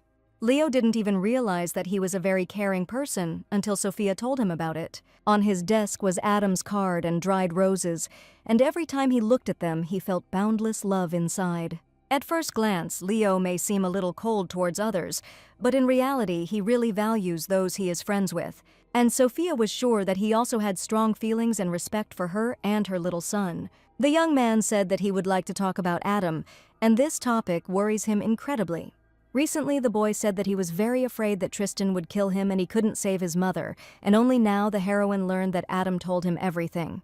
Leo asked not to worry because there are times when you can't tell a person something precisely because you value them so much. Sophia even assumed that Leo was trying to cheer her up, but he just wanted to explain the whole situation. And even if the young man was a little obsessed with their family, it was still a good trait in the heroine's opinion. Having laid out delicious sandwiches on the table, she asked to tell Leo about his new job. After all, does he really want to become one of the Holy Guards? It was not for nothing that the young man wanted an urgent meeting with Leo. Leo didn't suspect that Sophia could guess everything, but to his great surprise, she already knew everything. The House of Medan has always been on the side of the royal family, and they respected and revered the venerable queen. But the guards, of which Leo wishes to become one, belong to and obey only the church. And Sophia was afraid that from this moment on, she and Sir Leo might find themselves on completely different sides. From the moment the gentleman becomes the commander-in-chief, he will henceforth become a political opponent of the Maiden family house. The young man did not hide that there was only one reason the church wanted him to focus on protecting the Holy Virgin. As a saint, she has great power and is now being closely watched by neighboring countries. Sophia suggested that Leo herself personally wants to protect Madame Clarice, so she wants to enroll in the ranks of the Holy Guards, and even if she is not an antagonist, she will still become an enemy of Leo and the others according to the plot. In the future, Sophia will still be recognized as a criminal, but now everything is different, and if Leo wanted to choose a path in which he would protect an important person, then she promised to support him. The young man was sure that Sophia would always understand his choice and support whatever side he took. Therefore, after Sophia's approval, Leo immediately began his work as commander-in-chief. Lucas was surprised why the young man had suddenly signed up for the guards, because he had really gotten involved in the affairs of the church and wanted to spy on them. This was exactly Leo's plan, and he really hoped that he would be able to do it and take full advantage of this opportunity. Lucas asked if his friend was sure of his decision, since there could be serious circumstances behind it. After his words, the knight decided to find out the details from Lucas, asking what could await him after this decision. Lucas couldn't believe that Leo was going to become the chairman. It was not like him at all. He was probably going to do it for someone's sake. Lucas even asked to look for other ways to help, other than joining the ranks of the Holy Guards, because if he failed, he could become one at any time. Leo stated that it had nothing to do with Sophia because he knew absolutely nothing. But these words caused a storm of emotions in the gentleman, and Lucas did not expect to see the commander like this at all. So Leo sternly asked Lucas not to speak about it with such confidence, because in that case he would become a serious obstacle for him. Lucas still couldn't believe that the gentleman had made this decision.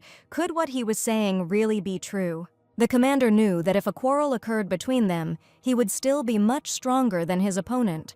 Lucas began to get angry at Commander Leo. His face expressed irritation and displeasure, and rage flashed in his eyes. He could hardly contain his emotions. Feeling that the situation was getting out of control, his hands clenched into fists, and he wanted to say everything he thought, but he tried to keep himself under control. Leo thanked Lucas for the support he had given him all this time, but that was why he couldn't let him continue being a guard. Inside, he felt a growing tension and a desire to protect his honor and dignity, but suddenly he realized what was going on. And since the young man had become a nuisance to him, Lucas promised that he would soon disappear from his sight forever. Perhaps the commander was too rude to his comrade now, but it was the only correct decision. The hero headed to the office of the high priest, who had been waiting for his arrival for a long time. He asked Leo not to be shy under any circumstances and to pass, because now an important conversation was about to take place between them. This man was Pope Marco, and when Leo met him in person, the man always looked like a decent priest, but in reality, he was probably thinking about how to advance his political views. It was necessary to remain constantly on guard with him, and Leo reported that he had returned with an answer regarding yesterday's conversation about his appointment as Commander-in-Chief. The priest was sure that the young man had come here to accept his offer, because he could not refuse under any circumstances. But Leo had already made up his mind long ago and declared that he had not come here for such an answer. He told the priest that he wanted to resign from the position, and his words sounded very confident. The priest sighed heavily and made a sarcastic grimace because he needed to get the young man in the role of Commander-in-Chief. He decided to remind him that Leo had once mentioned a wedding with the Holy Lady, and the young man was puzzled as to why the priest had suddenly decided to talk about it. He asked Leo directly because having connections with a saint is a great honor, but for some reason the young man continues to hesitate. After all, his father allegedly already received 2 responses, which were probably positive. Leo had no doubt that his father was involved in this engagement. It was the priest who persuaded him to marry the Holy Virgin. Leo then decided to stay true to the idea he came here with, but now he was wondering if his father had received any threats. But the priest insisted that his father had prepared such a high place for him, and was the young man really ready to reject their good intentions? Leo admitted that he wished to obtain another position that would be as prestigious as the Commander-in-Chief of the Holy Guards. He offered to stand up for St. Clair and from that moment on become her only protector. It turned out that the priest's face immediately changed, and he said that he needed to think about it because they didn't even have a name for such a profession. Now he was sure that the young man would be on their side, and he even liked his proposal. But in return, he asked for one promise that none of the clergy would ever again act secretly against his opinion. For example, they destroyed the divorce letters from Tristan and signed an annulment agreement. To get the young man to agree, the priest promised to take his request into account as long as he fulfilled his role as a guard. Unfortunately, Leo realized that even a father can do something dirty, but in order to protect dear things or people, sometimes it is even necessary to do so. But he won't be at all against it if he only has to become a traitor and defend the honor of the Medin family. Lucas tried to vent his anger during the sword training with the knights. His movements were sharp and full of energy. He struck with force, trying to throw out the accumulated irritation. While he was fighting his opponent, all that was on his mind were the thoughts of the commander's words, that he did not want to see him as a hindrance, and also asked him to never say certain words again. He swung his sword angrily, intending to become an enemy and opponent to such a perfect guy like Leo, considering him to be a real stubborn person. Training became a way for him to relieve stress and throw out negative emotions in order to feel stronger and more confident, and the opponent only asked Lucas to stop because he had long been defeated. Yesterday, Leo was not himself, and Lucas did not understand why he suddenly became a hindrance to the commander. Even though he understood that the commander was behaving this way on purpose, he still felt completely defeated in front of him. But during training, he managed to defeat Leo, but Lucas was unhappy that he won only here. Lucas was lost in thought, looking at the blue sky. His thoughts were carried far beyond the current events, and in this calm and serenity, he was looking for answers to his questions and felt an inner silence. A soft wind gently swayed his hair, creating a feeling of freedom and hope, and at that moment the knights decided to play along with their commander and see what would come of it. Sophia's friend Mariana came to visit. She missed her incredibly. Her eyes shone with joy and warmth when she saw Sophia after a long separation. Mariana hugged her friend with a smile, and their gazes showed genuine tenderness and happiness from their meeting. She immediately stated that she could not believe that her Sophia had managed to deal with the impenetrable Leo, because from the very beginning she had always wanted to ask her about him. Sophia smiled that Marianne came to find out about their relationship, but she only admitted that everything was not like that at all, and that day Leo only showed tact and helped her out. But some rumors had already reached Marianne that there was something more connecting Sophia and the gentleman. After all, the girl somehow found out that they spent the whole night together, and this information, according to her, is reliable. The news was so unexpected for Sophia that she almost choked on her tea when she heard about it. Marianne was sure that her friend would tell her everything that happened before their night together. But Sophia only screamed that nothing like that happened, and her friend could stop inventing ridiculous situations that didn't happen. Mariana asked her friend not to be embarrassed because it was just her personal life, but Sophia said that this news was a complete misunderstanding. Marianne frowned because she was sure that she would be able to discuss love affairs with her friend, but here everything turned out differently. Lady Medden noticed that her friend drank only tea, although she had previously asked to always bring a lot of sweets to the table. Marianne didn't touch the treats at all, although she always liked sweet cakes and aromatic desserts. In fact, before starting the conversation, Marianne asked the maids to clear everything from the table. And Sophia did not understand at all what happened to her friend because she looked very mysterious. After a long conversation, Sophia tried to put together everything her best friend had said earlier. It turns out that her husband bought her a new dress as a gift, but unexpectedly made a mistake with the size. And since the dress size did not quite match her past, the girl suddenly had to go on a diet, and Sophia asked again if she understood everything correctly. A wonderful chair was set for the guest's arrival, but she refused it because if she ate all the desserts, then Marianne would have put all her efforts into vain. Her husband gave her a dress with the words that she should wear it on their anniversary because the dress was really perfect, and they even agreed with her husband that the anniversary would be as beautiful as this dress. The girl had no idea that the dress would not fit at the waist, and even the maid could not help her put it on, asking her to pull in her stomach, but the lady could do nothing about it. With tears in her eyes, she confessed how hard it was for her and how she missed desserts, but Sophia was sure that it was hard not to do what she liked. The friend fully understood Marianne's suffering, but she tried to hold on because she really wanted her dress to just button up. Sophia also loved sweets, so her friend's experiences were incredibly familiar to her, and she supported her as best she could. Suddenly, the girl had a very interesting idea, because together they could prepare such sweets that you can eat even while on a diet. The ladies and maids gathered in the kitchen to prepare the first sweet dessert that Marianne would be able to enjoy without any problems, without worrying about her figure. Noticing how Sophia deftly put an apron on her dress, her friend remarked that she had completely adapted and probably even cooked for herself. But Marianne never cooked her own food and only offered her help, promising that she would remember everything. Sophia gave her friend kitchen utensils to mix the cream with, and the girl was excited to prepare her first dessert.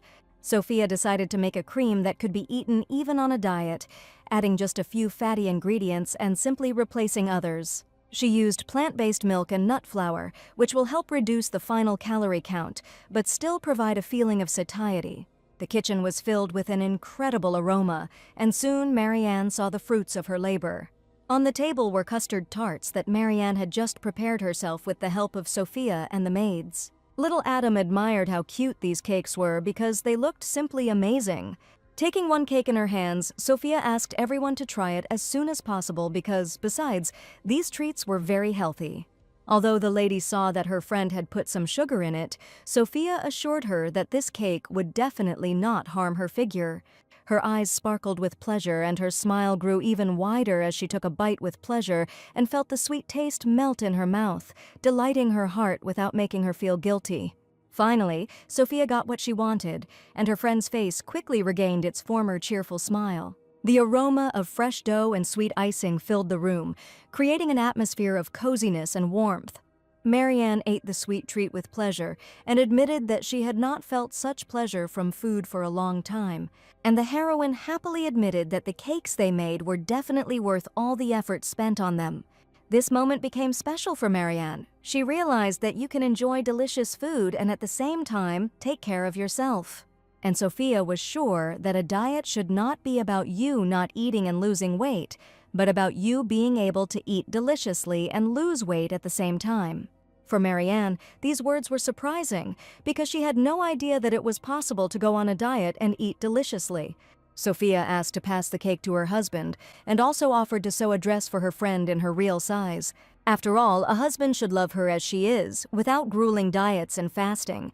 Marianne was incredibly grateful to her friend for such wonderful cakes, but besides this, she told her about such a painless method of losing weight. Life in the Medden family home continued as before, and a few days later, Sophia received a personal letter. A friend thanked her for her advice and help the other day, and she thought that Sophia was incredibly cool for being able to cook, because Mariana had also recently tried to cook diet food for herself. But she didn't succeed, and her husband found out about her experiences, then admitted that he loved his wife the way she was, and then burst into tears. Everything turned out as Sophia had predicted, and Marianne felt her care, promising to visit her beloved friend again soon. Sophia was glad that her help was at least a little useful, because in that case her past life was not in vain either. She put the letter from her friend on the table and remained sitting with a thoughtful look, as if something had flashed through her memories. Suddenly, a male voice was heard and asked if something was bothering the girl, although Sophia was sure that she was alone in the house today. Sir Lucas visited her house, and it seems that something similar had happened before, and he also offered his help. Lucas smiled and asked if there was anything he could help the sad lady with. At first, Sophia wanted to refuse Lucas's help, but suddenly an interesting idea flashed through her head. This time she decided to use Lucas's help, and the young man himself did not expect it. Sophia asked if she could borrow the young man for a while to help her do something. They were talking about their previous agreement because if Lucas won, he promised to go shopping together. The young man remembered what their argument had been about and happily agreed to spend time with Mrs. Sophia, and also to help her with absolutely everything she wanted, and for Lucas it was a great honor. When Lucas entered the nursery, Adam was incredibly surprised why Mr. Lorraine was not there today, and another person came instead. Surely the young man did not expect such a question and thought that Sir Leo constantly spent time with them. Sophia explained that Sir Lorraine was at work and couldn't play with Adam all the time. The little face was clouded with sadness, and disappointment appeared in his eyes, believed that before this Leo often played with him. But the little boy's words were absolutely true, and Sophia wondered what she could say to him that would quickly calm him down. She decided to ask the boy if he liked Sir Leo, and he happily replied that Sir Lorraine was the strongest, coolest, and funniest. Sophia told Adam that this is why so many people want to spend time with him, and she wonders if everyone loves Sir Leo as much as her son Adam does. For the first time, the boy realized that he definitely couldn't spend all his time with just one person, and for his little heart, this was an incredible discovery. Although she thought it would be nice if Adam didn't think about Mr. Leo and the fun games they had together for even a second. At this point, Lucas decided to intervene, and with a smile on his face declared that he was a close friend of Mr. Leo. The boy was interested in his words and wanted to know what kind of friendship connected the unknown young man with his best friend. Lucas said that they had worked together for many years, and so during all that time they had become friends.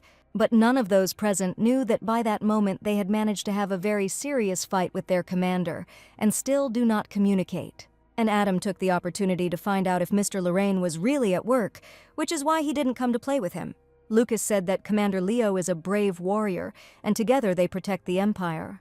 But since Lucas had a day off today, he promised the boy to protect only him and his beautiful mother. Adam quietly lowered his head and sighed, hoping that Sir Leo would come soon so they could play together again. He hugged his mother Sophia and confidently declared that he himself was able to protect her because he was already big and grown up enough. Lucas was about to get out of the carriage. He carefully adjusted his suit and looked around, preparing to help Sophia and Adam get to the ground. But Adam decided to get out of the carriage first and offer his hand to his mother, his eyes shining with joy and excitement. Sophia was frightened that Adam ran out of the carriage first. Her look was full of anxiety and care. She stretched out her hands to support him and help him get out onto the ground. He extended his little hand with a smile to help Sophia out. The baby was full of desire to show his care and attention, and his action brought a warm smile to his mother. Sophia felt a wave of excitement rise inside her and breathed a sigh of relief when she saw that Adam was smiling and okay. Adam went out first on purpose so that Mr. Lucas wouldn't shake hands with his mother, his little heart filled with mixed feelings. He tried to look confident and proud, doing everything himself so that no one could interfere or help. Lucas realized that the boy did this on purpose because he probably thought that Lucas wanted to be in Mr. Leo's place.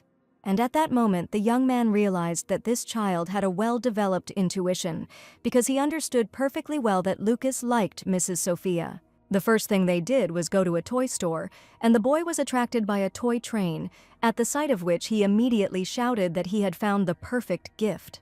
But Sophia smiled and replied that the gift was needed for the girl, and probably for little Adam it was still difficult to understand.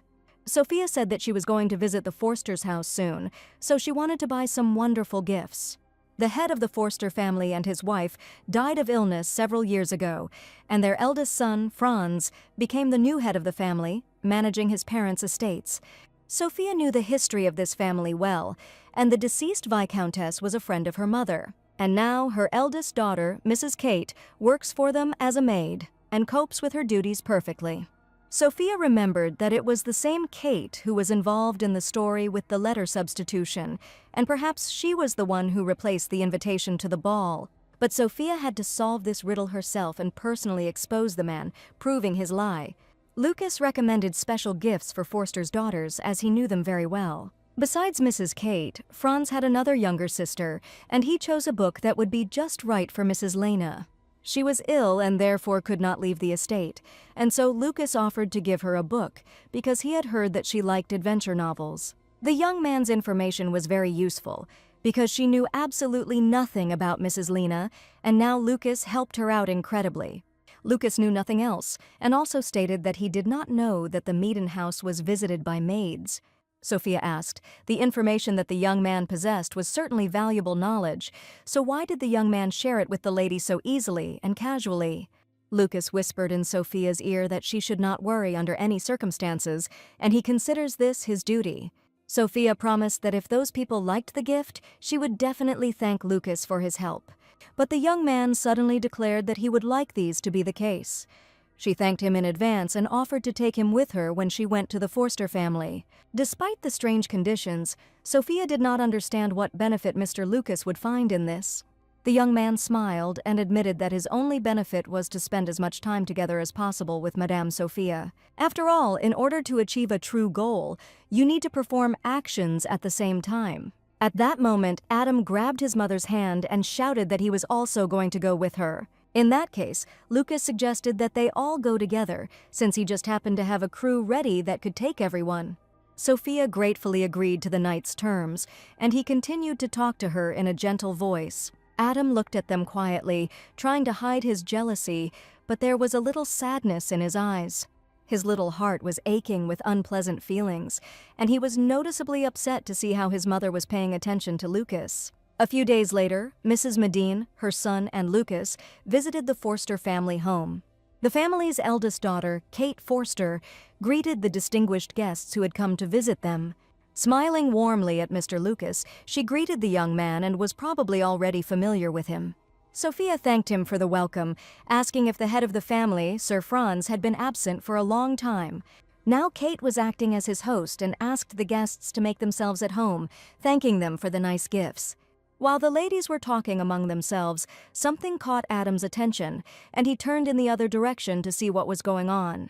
Nearby, he saw a girl with short hair hiding behind one of the columns. But as soon as she saw Adam's gaze on her, she immediately started running, afraid that she had been noticed. Little Adam did not understand anything at all, but now he was overcome with great curiosity and wanted to know what kind of girl this was.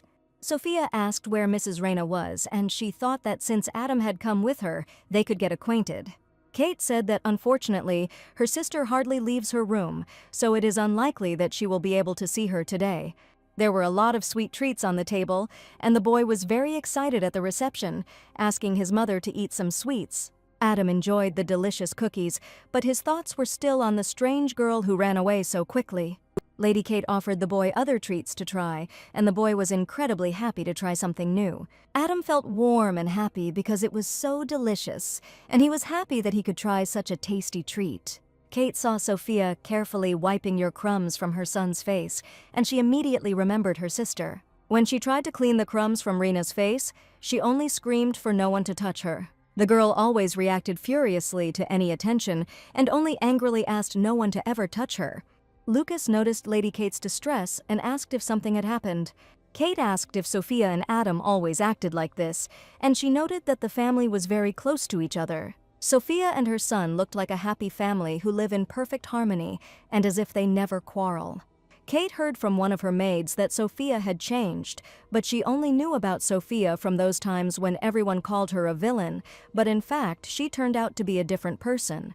She had not yet been able to meet the Medine family, and she had heard that things might not be going well with them. Lucas said that it was actually better to ask Sophia directly, especially when she was sitting right in front of her. If Kate has any questions, she can ask Mrs. Medine personally rather than believe stupid rumors. Having collected her thoughts, Kate decided to ask the question that had been bothering her for a long time and to which she would like to know the answer. She turned to Madame Sophia and told her that she had heard that the noble life of Mr. Adam was a little difficult, but she couldn't understand why, if their life was going well, Sophia continued to be so carefree and happy and laugh at everything that was happening. And according to Kate, if a person is in a bad situation, he should probably sit and be sad. Adam suddenly felt sad after Kate's words. He quietly lowered his head and felt a wave of sadness and disappointment rise up inside him. Perhaps Kate's words struck a chord with him or reminded him of something important to him. Kate felt awkward after her question to Sophia. Her cheeks turned a little red and she quickly looked down, trying to hide her embarrassment. After her words, Sophia asked Lucas to keep an eye on Adam, and she would like to talk to the lady alone. The young man thoughtfully went with Adam to play children's games, while Lady Sophia and Lady Kate were left alone. Sophia asked if the lady really wanted to know the reason why she and Adam remained so cheerful despite all the difficulties in life. Sophia's answer was simple, because the mere existence of the Adam made her incredibly happy, and every minute spent with her son gave her only joy. For now, they were protected by the grandeur of the Duke's family, but Kate admitted that if any difficulties arose, it would be difficult for little Adam in the future. Sophia thanked him for the experience, but these were just their personal family problems that she didn't want to tell anyone about. And suddenly she asked if Kate really wanted to bring her sister and young Master Adam together so that the children could get acquainted. Sophia was able to keep a smile on her face because many people were willing to support her family, and I have great respect for them alone. That's why she wanted to continue to protect their family with her own hands, despite all the troubles in life, and also despite the false rumors about their family. The heroine was ready to lend a helping hand to anyone who needed it, and she saw that Kate now needed her advice. That's why she admitted that if the girl suddenly had some kind of misfortune, she could always share it with her. And Sophia promised to provide unconditional support if Kate ever needed the slightest help. Kate didn't expect Sophia to support her at all, because they all said that this girl was a real villain and you should never expect help from her. She claimed that the Medine family was part of her, but Kate heard that the girl had recently returned to the Grandcourt family. Sophia is confident that she was not aware of the ridiculous rumors at all and has no idea from whom Kate heard this information. But now she has admitted that this is absolutely impossible, and she still remains part of the Maiden family. And at that moment she was incredibly frightened that Madame Sophia realized that it was she who had replaced the invitation to the ball. Jumping up abruptly from the table, Kate asked Mrs. Sophia to forgive her, promising to return soon. Still, there was definitely something wrong here, and the heroine decided not to pay too much attention to it, but still her soul was uneasy. While Lucas was walking with Adam around the estate, the boy suddenly heard a strange voice nearby. Near one of the doors, he saw a teddy bear lying on the floor and immediately approached it. He took the toys in his hands, and as soon as he opened the door, he realized that the same mysterious girl was sitting in front of him and asking him to come here. Adam apologized, admitting that he wanted to take the toys to another room, and asked the girl for forgiveness. But as soon as he looked at this girl, he noticed the scars on her hands.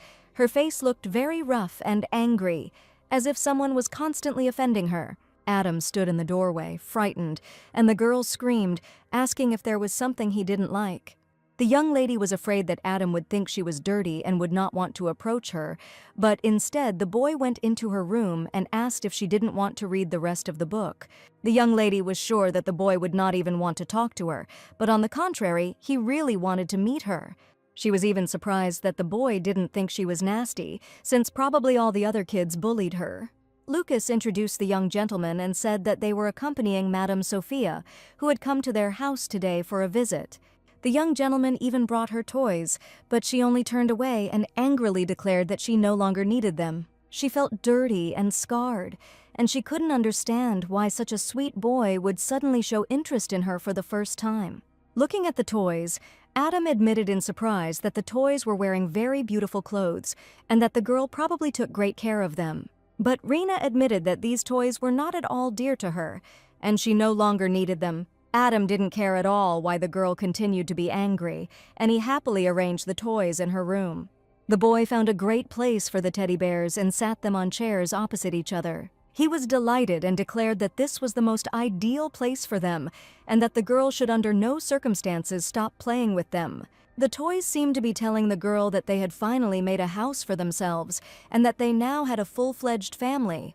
The young lady also became very sad, because just recently she was going to throw away these toys, which actually meant a lot to her. Smiling, Adam asked him not to thank him, because he knew that the girl would still want to play with these toys. Usually everyone would notice the young lady's scars and think she was disgusting, but she noticed that the boy, on the contrary, didn't care at all. He even noticed what a beautiful dress she had, and Rena couldn't even remember the comma of the last time she looked someone in the eye and talked. Seeing the book in the girl's hands, Adam asked if she hadn't read the whole story yet, and in fact, Rena hadn't finished reading the book yet. But unexpectedly, the boy confessed that he couldn't read yet, and all the books were read to him by his beloved mother. And as soon as Rena found out about this, she suggested that the young gentleman read a little. All this time, Lucas closely followed their communication, and finally the young gentleman met a child of his own age. Rena began to read the story about how the dragon rose on the currents of wind to the window. While the old pages were turning, he began his story. The young gentleman did not yet fully understand the meaning of some phrases, and when Rena began to read about the wind streams, she explained that this meant that the dragon had flown even higher, right up to the window. And now the boy understood how the big magic dragon was able to climb right into the window. Rena enjoyed reading the book about the dragon to Adam. Every word seemed captivating to her, and the illustrations in the book complemented the bright picture of the fantasy world. Rena felt a desire burning inside her to learn more about the dragon's adventures and his brave deeds. And Adam looked at the pictures with great interest and listened with pleasure to the girl who was reading about fantastic adventures. Suddenly, the young gentleman looked out the window and saw that there was some strange piece of paper lying behind it. He immediately asked the girl with great curiosity what it was, but Rena did not immediately understand what they were talking about. She opened the window, and in an instant that same mysterious piece of paper flew into her room. When Adam picked up this piece of paper, he realized that this was a real treasure map, and they needed to go on a journey right now. Rena had never felt anything like this, but for some reason she found it very pleasant to communicate with Adam. When the boy suggested going on a trip, she was upset because her older sister did not allow her to leave the room. Rena said that Kate said that she should not cause trouble to the guests, and that is why she should always stay in her room and not show herself to anyone. Adam was surprised to hear this because the girl had not harmed him, and after his words, Rena began to think that maybe she really could leave her room, at least for a short while. Taking the map in his hands and persuading the young lady, Adam exclaimed that right now they were going in search of real treasures and an exciting adventure awaited them. The first thing he did was go into the kitchen to see the cooks and say that he urgently needed their help. He asked the cooks to prepare food for them because he and the young lady were going on a journey right now. The cooks smiled and began to prepare a delicious treat, but what surprised them most was that the young lady also left the room. The caring cook gave the boy a basket of fruit and sweets and asked him to take care of Madame Renee. They walked slowly down the corridor with a basket of treats, and at that moment they were seen by the maids, who were also surprised that the young lady had left her room. Upon meeting the maids, Adam was both closely monitoring the treasure map and also wanted to give them a pleasant surprise. He quickly took out small gifts from the basket and handed them to the maids, who looked at the young master with great surprise. He said that he and the young lady were looking for treasure using a treasure map and asked not to tell anyone that they had just been there. The maids looked at each other and whispered to the boy that they would not tell anyone about their little secret. It was as if a new world had opened up for little Rena when she left the room with Adam to hunt for treasure. In this new world, everything seemed magical: mysterious corners, hidden secrets, and the possibility of finding something very valuable. Rena walked forward with a smile and an enthusiastic look, ready to discover all the secrets and feel like a real treasure hunter. According to the treasure map, the treasure should have been somewhere nearby when they stopped in the garden near the mansion. All this time, Adam carried the basket of treats on his own, and sitting down near a spreading tree, he admitted that he was finally tired. As soon as he touched the grass near the tree with his hand, he suddenly felt some strange little box. Rena was scared when her sister approached. She felt a little nervous and a little confused, not expecting to see her sister so suddenly. A mixed feeling arose inside her, both joy and a slight fear, because she was not prepared for such a sudden appearance. What she was most afraid of was that her sister would now start scolding her for daring to leave her room without her permission. In a sad voice, the girl asked her older sister not to scold, but she said that she asked to stay in her room while guests arrived to their family. The little girl was incredibly scared because she was never allowed to leave the room, but at that moment, little Adam patted her on the back and said that everything was fine, assuring her that Raina had done absolutely nothing wrong and that she should never be afraid to leave her room again. The words of encouragement helped Renee feel better. The girl realized that she was not alone and that there were people around her who supported her, and this gave her the strength to continue and believe in herself.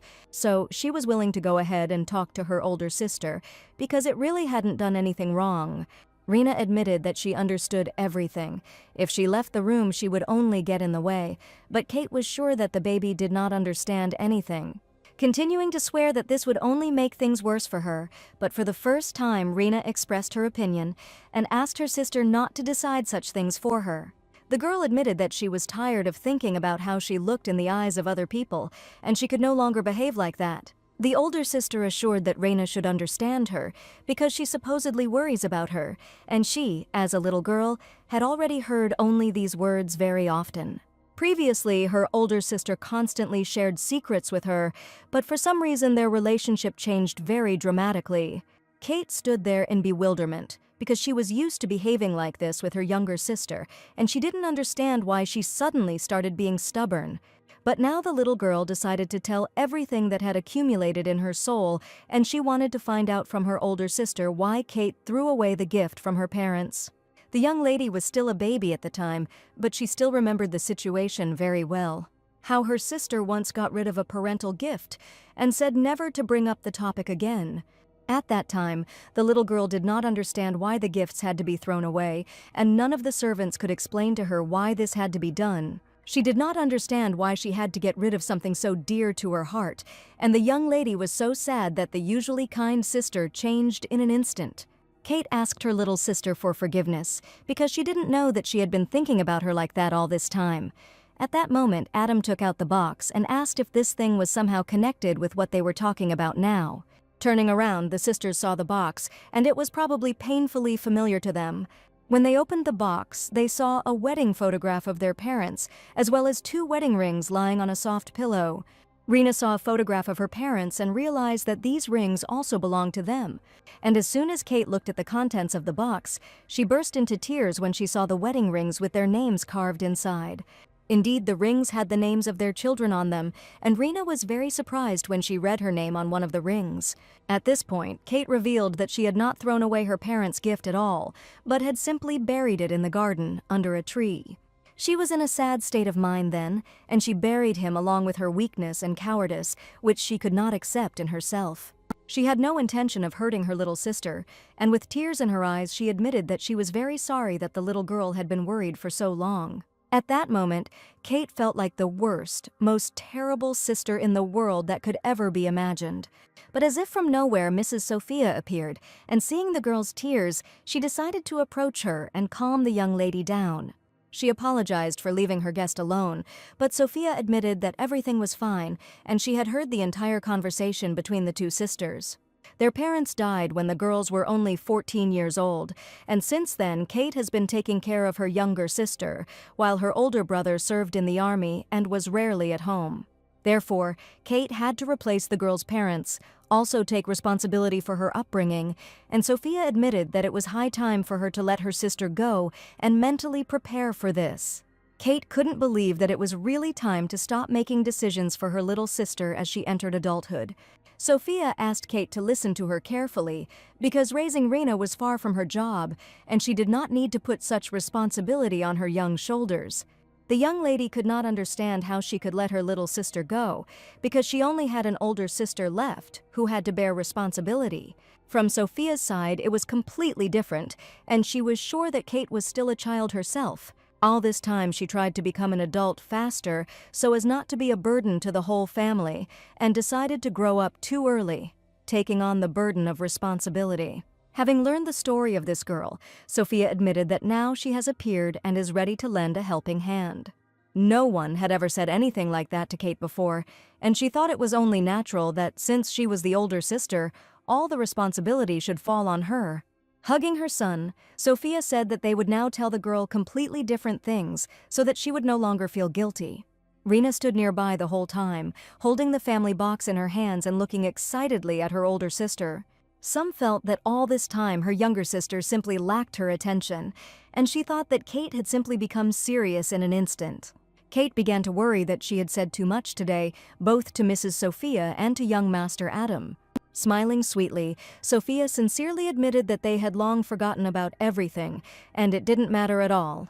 And now everything was absolutely in order, and Adam was most glad that the young lady Rena had finally come out of her room for the first time today and made peace with her sister. Sophia's warm words and care helped Kate get rid of sadness and anxiety and filled her soul with peace and confidence. Kate began to believe that there were true friends nearby who were always ready to support her in difficult times. Adam and Rena ate the delicious treats with gusto, and their cheerful voices and laughter sounded around them. This moment was filled with warmth, friendship, and joy, and the kids felt truly happy.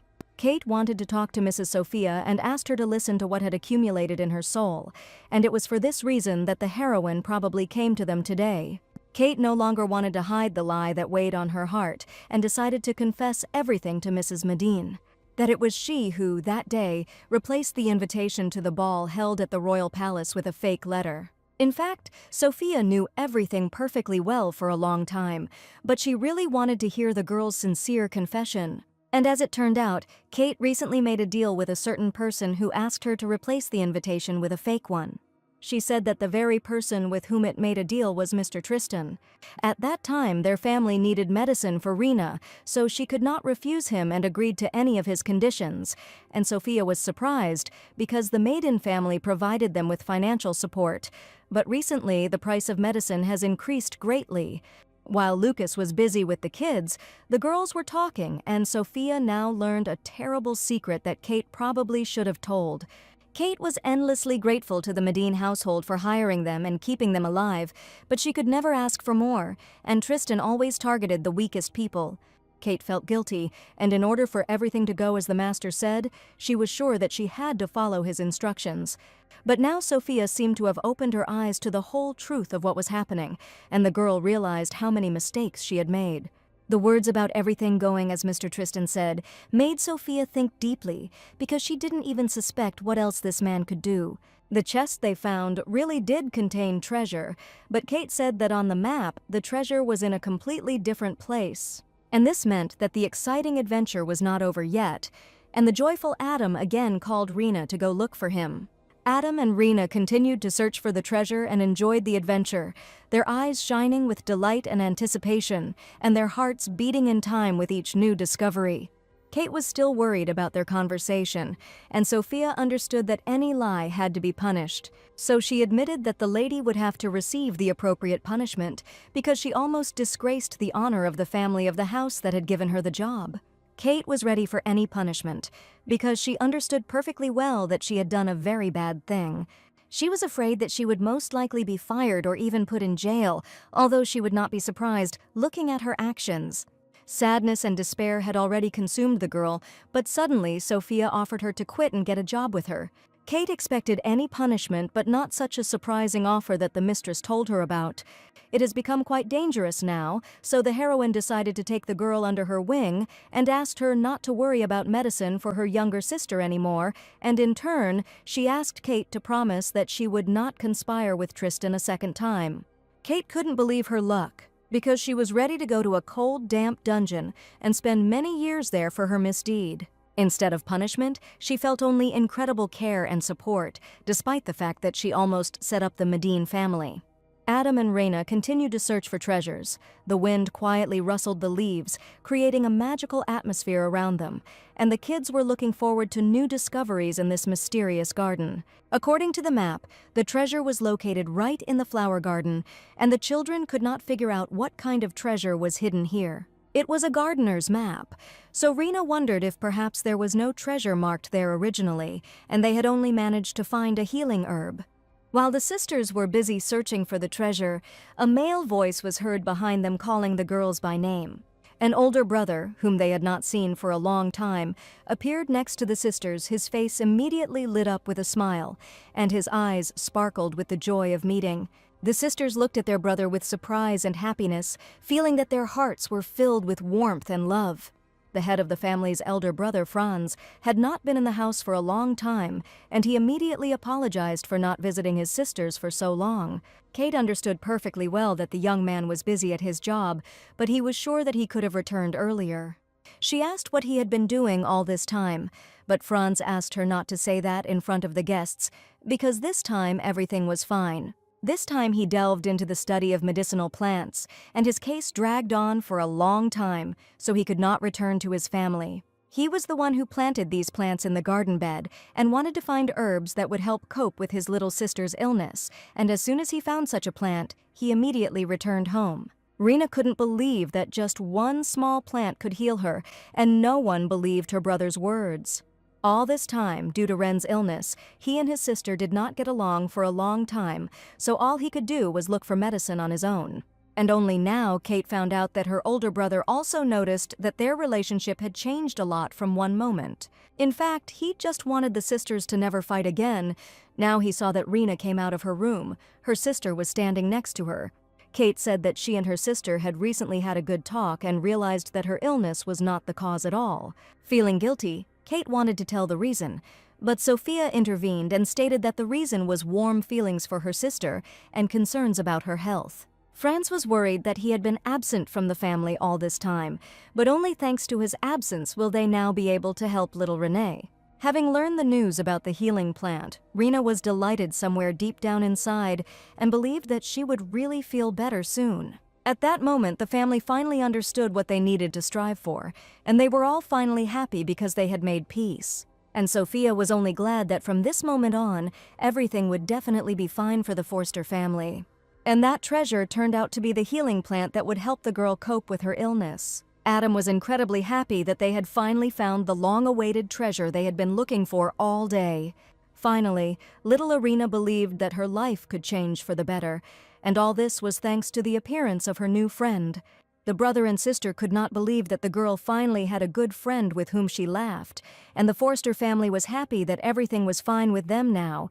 Their faces were shining with happiness and calm, because they felt that they had overcome difficulties and were together again. A few days later, at Madine's house, Kate arrived to her mistress, announcing her intention to leave, but Sophia could not understand whether the girl no longer wanted to be a maid. But Kate insisted that this was not the case at all, and only asked for permission to resign from this position. Kate made a responsible decision and decided to leave only because she knew that Rena now had such a wonderful friend as young Master Adam. She smiled and really hoped that they would definitely see each other in the future, but now Keith decided to arrange his independent life. Adam happily waved his little hand to the maid, promising that they would definitely see each other soon. Leo realized that Mrs. Sophia had foreseen that Kate would soon leave her, as if she had actually seen the future. With a satisfied smile, Leo understood that it was not in vain that he had gathered to protect Lady Sophia, but suddenly he heard the words of Lucas, who asked the boy to accompany him again. The young gentleman had already gotten a little used to Lucas, so Sophia was sure that the boy would agree. Upon hearing their conversation, Mr. Leo thought it was an incredible misunderstanding, and he did not understand how everything could have changed so much. After all, from the very beginning, this place did not belong to him at all, and now the young man was going to act by other methods to achieve what he wanted. It was time for Adam to say goodbye to Leo, and he really didn't want to do it. His heart was full of sadness and frustration because he was so used to his friend. Sophia asked the boy to accompany and pay his respects to Sir Lorraine, who had spent a long time with them. Adam didn't want to let Leo go because they became real friends and shared many pleasant moments together. The young gentleman flatly refused to see Leo off, and Sophia, stroking his head, suggested that he think a little and come to them soon. He felt anxiety and sadness rising inside him, and his eyes filled with tears at the mere thought of separation. Leo was incredibly grateful to the Medin family for the time they spent together, but he ultimately allowed himself to be treated unfairly. He was too used to these people, and the whole Medin family had always been too kind to him. And as soon as he saw Lady Sophia together with all the servants who came out to see her off, he was incredibly surprised. and at the same time, delighted. Leo didn't expect that Sophia would come to see him off with all the servants of the mansion. His eyes widened in surprise, and his heart started beating faster. Sophia said with a smile that although they were now on different sides, they should under no circumstances stop communicating and continue to communicate. She was worried that little Adam did not want to see Mr. Leo off and locked himself at home with tears in his eyes. Caring Sophia presented the young man with a basket of treats so that he could eat at lunch or at another time, and not remain hungry on the road. All this time, the young man incredibly enjoyed the food in the Medine house, and he thanked the cooks who put their efforts into preparing the dishes. The cook was embarrassed by the knight's praise, but admitted that it was not he who prepared this basket, but Lady Sophia herself. Sophia decided to cook the food herself, because Mr. Leo helped her out very often, and in this way she wanted to express her gratitude in such a modest gesture. She handed the basket to Leo and promised that he would definitely like the food. Leo looked at Sophia with gratitude, realizing that he was important to her too. At that moment he felt special and valuable, and his farewell became a little easier thanks to her care and attention. Holding the treats in his hands, Leo looked at the basket with gratitude, promising to definitely eat everything. Mr. Leo's carriage left the Medine house. It rolled slowly along the road, leaving behind the quiet noise of the wheels. At that moment, Sophia felt her heart squeeze from separation, but she knew that it was temporary and that they would definitely see each other again. When the carriage left, Adam ran out to meet it and cried because Mr. Leo had left. Sophia smiled at her son and promised that the boy would definitely see Mr. Adam soon, and that he should not be too upset under any circumstances. He stood there sobbing and watching the carriage leave, hoping that Leo would return soon. Adam cried a lot after Leo left. His little heart was full of sadness and sorrow. He felt tears welling up in his eyes. Leo watched her go with sadness and longing in his heart, realizing that he would have to leave this house and all those who were important to him. Suddenly, the coachman announced that the passage was blocked by a fallen tree, and they would have to go around the road, making a huge detour. Leo's carriage slowly passed by the places where he and Sophia often walked together. The memories of those happy moments filled his heart with warmth and sadness. He looked longingly at the familiar trees, benches, and flowers, remembering their laughter and conversations. The young man saw the site of the harvest festival, and he remembered how Sophia had carefully fed him a spoonful of pumpkin soup, but then he had not actually been able to taste it. Each street seemed special to him, because it was here that they shared their joys and dreams. Leo felt that these memories would forever remain in his heart. He looked at the flower shop where he and Sophia were choosing flowers for Mr. Adam, and also with this young boy they talked about a lot of things, and Leo was truly happy in these pleasant, warm moments. Looking at the basket, Leo realized that he didn't want the food to go to waste and was going to eat it all because he had already gotten hungry during the journey. In the basket lay a delicious sandwich with vegetables, which Leo ate first with pleasure, remembering Lady Sophia. But besides the tasty food, there was something else in the basket, and this little leaf was at the very bottom. In the small box lay an incredibly beautiful brooch and a small note with a message in which Sophia promised to pray for the knight's happiness. Leo held the letter in his hands with trepidation and tears in his eyes, feeling the warmth of her words, a reminder that Sophia was always there, even if they were now far apart.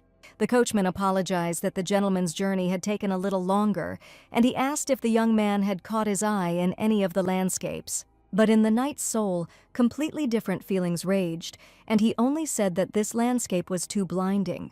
Leo finally arrived in the capital, where he was immediately met by the Holy Virgin, and all the locals paid attention to him. The knight's strict uniform suited him incredibly well, and people thought that Lady Clarice looked very cute with this young man. Everyone understood that Mr. Leo had probably become the personal bodyguard of the Holy Virgin, and many envied this girl. Lady Clarice almost tripped on the road, and at the last moment Leo quickly caught her so that she did not fall. She sighed with relief and thanked him for his concern, because even if she was in danger, now Leo would definitely save her. Mr. Leo considered this his duty and promised that the girl could count on him at any time, because now he was responsible for her safety. Clarice was incredibly happy that from this moment on, Leo would always be with her, because she had been waiting for this for a long time. Clarice said that she would like to go into town the following weekend, inviting the young man to go with her. Now Leo had no choice but to constantly follow this girl. But Clarice was incredibly happy, despite the efforts she had to make to get Leo to be with her. She was sure that the young man really came back for her, and this meant that he probably had feelings for her. From that moment on, Leo lived at the Altrua Academy in his personal room, in which he had to stay at all times. When he opened the door, he realized that the Knights of the Holy Virgin were watching over him and were constantly near his door. Wherever the young man was, he could not relax because he was constantly under some kind of surveillance. Clarice was already awake early in the morning, and she couldn't wait for her and Leo to finally go out somewhere together. In the corridor, she saw other ladies living in the academy who were animatedly talking about something. She asked what the girls were talking about, and they seemed to be frightened when they saw Mrs. Clarice. The girls were just discussing a paired amulet that one of the students received from her fiancé. The young ladies immediately turned to the Holy Virgin and wanted to ask, because she must also have such an amulet. But at that moment, Leo approached the Holy Virgin and told her that from now on, she should wait for him in her room and not go anywhere without him. She never finished speaking with the ladies and only asked Leo to set off on their journey together as soon as possible. They went to an interesting place, which the Holy Virgin had long wanted to visit with Mr. Leo. Recently, the young man became a holy knight, and the atmosphere around him changed, and Clarice noticed that Sir Lorraine began to look tired. Leo was glad that the girl was worried about him, but in reality his soul was troubled by other doubts. They entered a cozy establishment where everything was done in pink tones, just as the Holy Virgin adored. Having ordered herself a delicious dessert, the girl's face was filled with a happy smile, and she also couldn't take her eyes off the knight sitting opposite her. The ladies sitting at the neighboring tables began to whisper, and Leo only asked if she really liked this place. Many girls talked about this place, and the sweets here were very popular, and after trying one of the cakes, Leo really found them very tasty. Clarice was incredibly happy that Mr. Leo also liked the place. Leo saw a crumb on her face, but the girl did not understand which side it was on and asked him to carefully remove it. The knight had to fulfill any whim of the Holy Virgin, and taking a white handkerchief in his hands, he agreed to wipe the crumbs from her face. This moment attracted the attention of the other ladies present in the establishment, and they realized that a relationship was probably brewing between the knight and the Holy Virgin. Clarice specifically asked the young man to remove the crumbs from his face because she knew that rumors could start after that. As soon as she said her words of gratitude, to her great surprise she saw a familiar silhouette outside the windows. Mrs. Sophia was standing near the establishment, and Clarice began to get incredibly angry because for some reason this girl was again next to them. She suddenly stood up from her seat and asked Leo to leave, since she supposedly still had many places she would like to sit today. Leo knew he was probably in for a very difficult day and humbly agreed to go along. The lady tried to distract the young man as quickly as possible so that he would not notice that Mrs. Sophia was standing right next to the windows. The only wish of the Holy Virgin was to meet with Lady Sophia unnecessarily, so that she would not attract Leo's attention. The streets were completely deserted, despite the fact that it was sunny and a warm day. Leo asked the girl not to go anywhere alone under any circumstances, even if there were absolutely no people on the street. They walked along the shore, from which the beautiful winter sea was visible, and the Holy Virgin was incredibly happy at that moment. Leo kept a close eye on the situation, and also noticed several people who were closely watching where they were going. Clarice suddenly brought the young man here, but she had no idea that it would be so cold on the seashore. Leo carefully threw his jacket over the girl when he noticed that she began to shiver very strongly from the cold wind. Since they had known each other since childhood, the young man knew that she was always afraid of cold weather and trembled from every breath of wind. Clarice and Leo walked along the beach, enjoying the fresh sea air and the sound of the waves. Suddenly, the girl showed something to Mr. Leo, and it was an incredibly cute pink shell. It was not just a simple shell, but a paired one. It was called a paired amulet, and the legend said that if two people put on one of its parts, they would be together forever. Clarice handed the shell to the gentleman, but he only looked at it coldly and did not understand what to do with it and how he should behave now. She happily declared that she wanted to give the shell to Leo, but the young man was indignant because it was she who found it. By placing a small surprise in Leo's palm, she wanted to give the shell to him specifically so that he would give half of the shell to that very one when she appears in his life.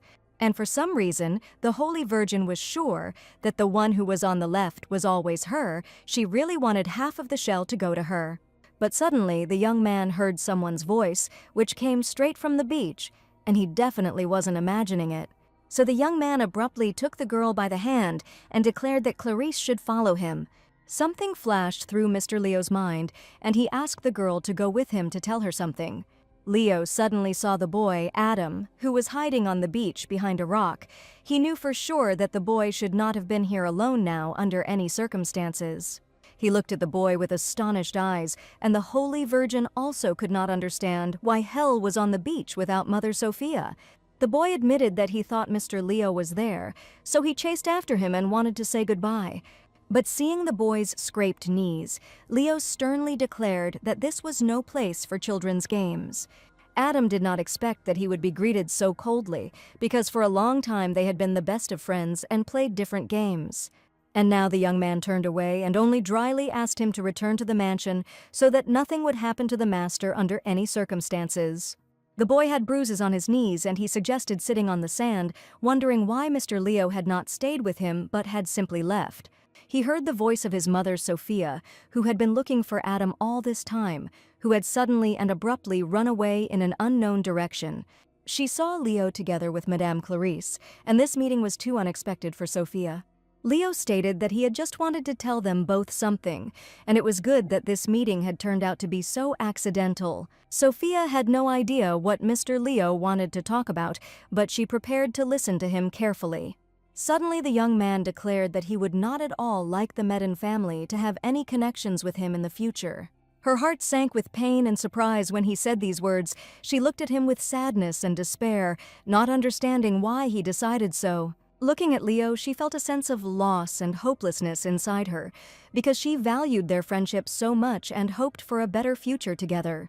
After these words, he silently left with the Holy Virgin. He responsibly escorted her to the room, because their time together was over for today. Clarice was looking forward to my future meetings, but at that moment, Leo asked her to stay for a while. He held a cute pink shell in his hands and admitted that, to his great regret, he could not accept such a gift. And Clarice sincerely did not understand why the young man refused to accept the paired shell, because she was sure that a small part of it would belong only to her. The young man carefully placed the shell in the girl's palm, confessing that she should share it only with someone dear to her. Clarice quietly replied that she understood everything perfectly, and at that moment the girl's heart seemed to break into small pieces, holding a small pink shell in her palm. She broke it into 2 pieces and was about to tell the master the important words that had long been kept in her heart. She still hoped to get something from Mr. Leo and admitted that he probably did not understand the full meaning of this gift. After all, if a person gives half a shell into which he has put his feelings, then he should receive the same sincere feelings in return. So she held one half in her hands and admitted that she would like the other half to be with Mr. Leo because she likes him incredibly much, and from now on she would like to be only with him. Leo replied that he would remember the girl's sincere feelings towards him, but he still could not accept this gift because Clarice was like a younger sister to him. Clarice just wanted Leo to look at her as a girl and was ready to wait for his decision for an eternity, but Leo assured that a girl should not do this because her own time should be spent usefully for herself. His cold silence and lack of reaction made her feel very sad and insulted. She thought there was something special between them, and she was sure he shared her feelings. The next morning, the Holy Virgin could not even concentrate on her usual prayer, which she always did perfectly. Clarice felt a sense of emptiness and disappointment inside because she had so hoped for reciprocity, and from strong emotions the girl suddenly fainted. She was picked up by a young man with long hair from the temple. He quickly came up, gently supported Clarice, and looked into her eyes with concern. When Clarice woke up, she realized that Mr. Sion, the very same cardinal, was standing in front of her. He said that the girl lost consciousness during prayer and warned that the Holy Virgin needed to rest a little more. The Holy Virgin was sure that despite her condition, she needed to pray, but the cardinal declared that this was not so at all, because her existence was a light for them. He noticed that the girl was very worried about something, and she admitted that the person she had liked for a long time had refused his feelings. She was sure that Leo had distanced himself from others and had come to her only for one reason, that he really liked her and had chosen her. Her eyes filled with tears, and she felt how hard it was for her to accept this pain. But the cardinal asked her not to worry, because the Holy Virgin must be sure that he would definitely see the magical charm in her. But Clarice cried and said that Leo had refused her feelings, and there could definitely be nothing more between them.